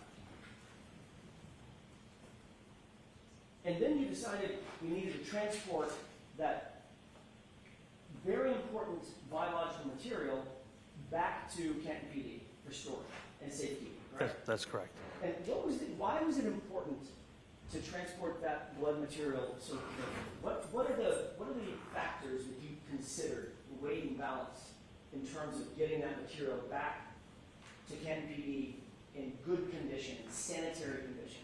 So a criminalist could extract a proper DNA sample. What would happen, for instance, if that blood material, I don't know, were contaminated? Contaminated how?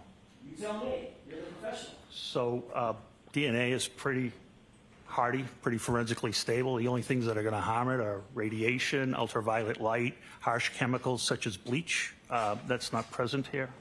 I wasn't. Then you would have 2 sets of DNA when it's tested, which would benefit you.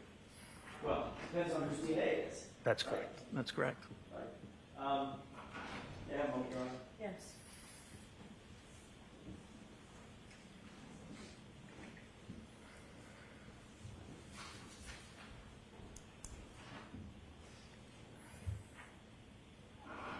While you were, I'm going to stay on this for a second. So obviously there's a reason why blood swabs or biological swabs are handled with such care. For instance, a DNA analyst is going to put on gloves. Correct. Oftentimes they're going to put on a mask, right? I don't know about that. Oftentimes they put on goggles. Is that right? It depends what they're testing. Right. Yeah. But in order to go out and collect something, you'll see CSI, crime scene investigators, in full body suits when they Sure. walk into a crime scene. Yeah, you can. Because you don't want to contaminate the scene with your own hair off your arm or an eyelash falling into a blood stain, correct? That is correct. Right.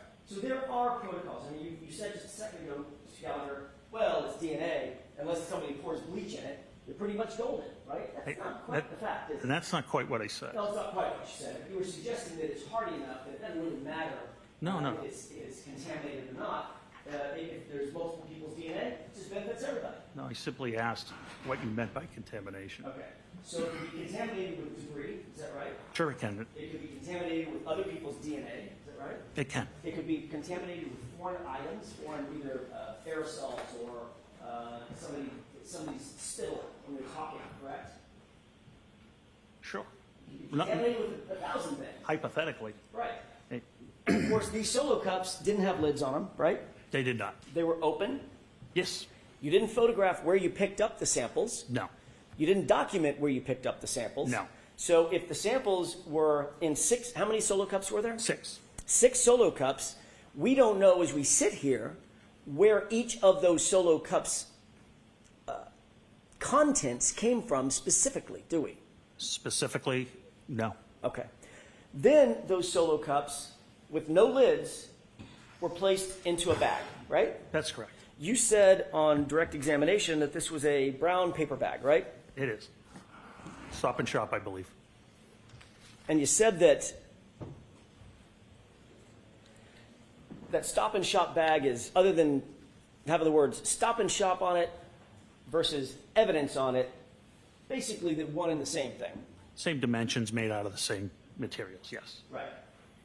But with an evidence bag, you know exactly where it came from and who's handled it. Not necessarily. Comes from a manufacturer Sure. whose job it is to secure those bags so that they are not mishandled, so they can have some sort of bona fides that they're clean and ready to accept evidence. In, say, for instance, I don't know, the investigation of a homicide of a police officer. Okay. Important stuff, right? We're not at a homicide of a police officer at this point. I'm just talking about evidence bags in general. Evidence bags in general. In other words, I'm trying to think about some of the most important investigations around. The manufacturers of those evidence bags manufacture them and send them in a way so that their bona fides, the provenance of those bags, is maintained, correct, and protected. That's the way they ship them, yes. Right. And Kenton PD pays extra money for those bags for that very purpose. I'm sure they do, yes. You mentioned almost tongue-in-cheek, look, except for the price, Yeah. they're probably pretty close. Yes. There's a reason that there's a price difference, right? What would the reason? What's the reason? Well, it's not the shop. I can go pay 10 cents Yeah. for that bag because I don't really give a hoot where it's been or who's handling it. Right? It's got my milk and my eggs in it. Really don't care. Yeah, I don't know. I don't know how they price it because of how they package it. I don't have any knowledge of Well, that. you're the one that mentioned the price. I'm just Oh, trying no, to no, make a no. point. Yeah, I There's a agree reason- with you on that. I'm sorry. We're speaking over each other. Okay. I apologize. I'm sorry, Mr. Gallagher. You gotta wait for me. Yep. There's a reason. My point is there's a reason, right? Yes. That evidence bags are more expensive because there is a way they're manufactured and they're taken care of, and Canton PD is willing to pay that extra price, like every other law enforcement agency, because of that. Correct? All right. So they're not quite the same, are they? No.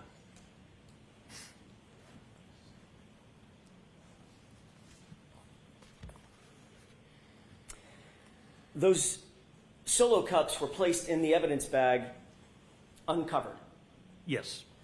The evidence bag was then placed in Sergeant Lank's vehicle. It was closed and Sergeant Lang transported it to his vehicle. Yes. Okay. When you say closed, you mean the top of it was rolled up? Correct. Or folded over? Correct. Okay.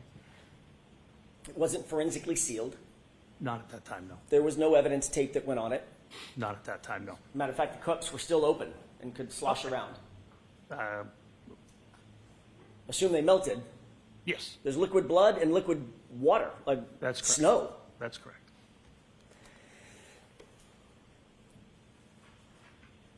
And you indicated that those were, at least you believe, those were placed in an evidence locker, a temporary evidence locker, correct? No, the blood samples were put in a refrigerated unit.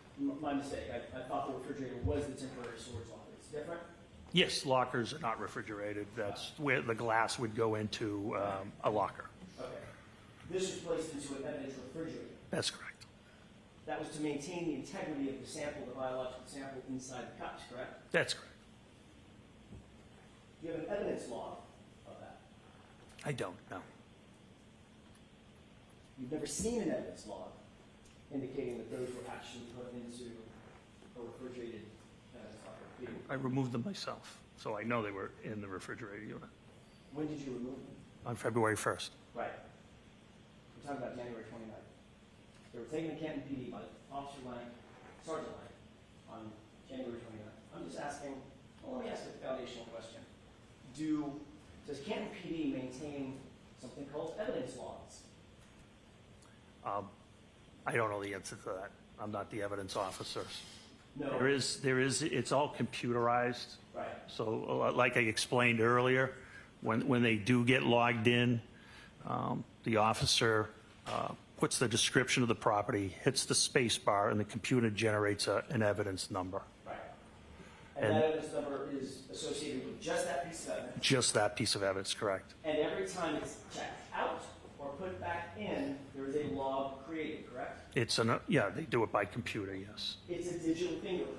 Correct. All right. I mean, you're a former narco specialist, right? Mm-hmm. You did narcotics for years, right? I did. Drugs, about the most sensitive thing out there, right? I mean, you get a bottle of fentanyl. You're not just going to set it on Of course. the evidence subject's desk. You're going to make sure that damn thing gets logged exactly how it's supposed to, correct? Of course. Because it needs to have a trace of where it goes and who touches it and who has access to it, correct? That is correct. You've never seen an evidence log for these items that were taken from 34 Fairview and supposedly put into the, well, not supposedly because you took them out, and That's correct. ultimately went into a refrigerated evidence locker. Yeah, I wouldn't have access to the evidence log. Our evidence room is a very strict process. There's only 2 people that can even have access to the permanent, once it goes into permanent evidence.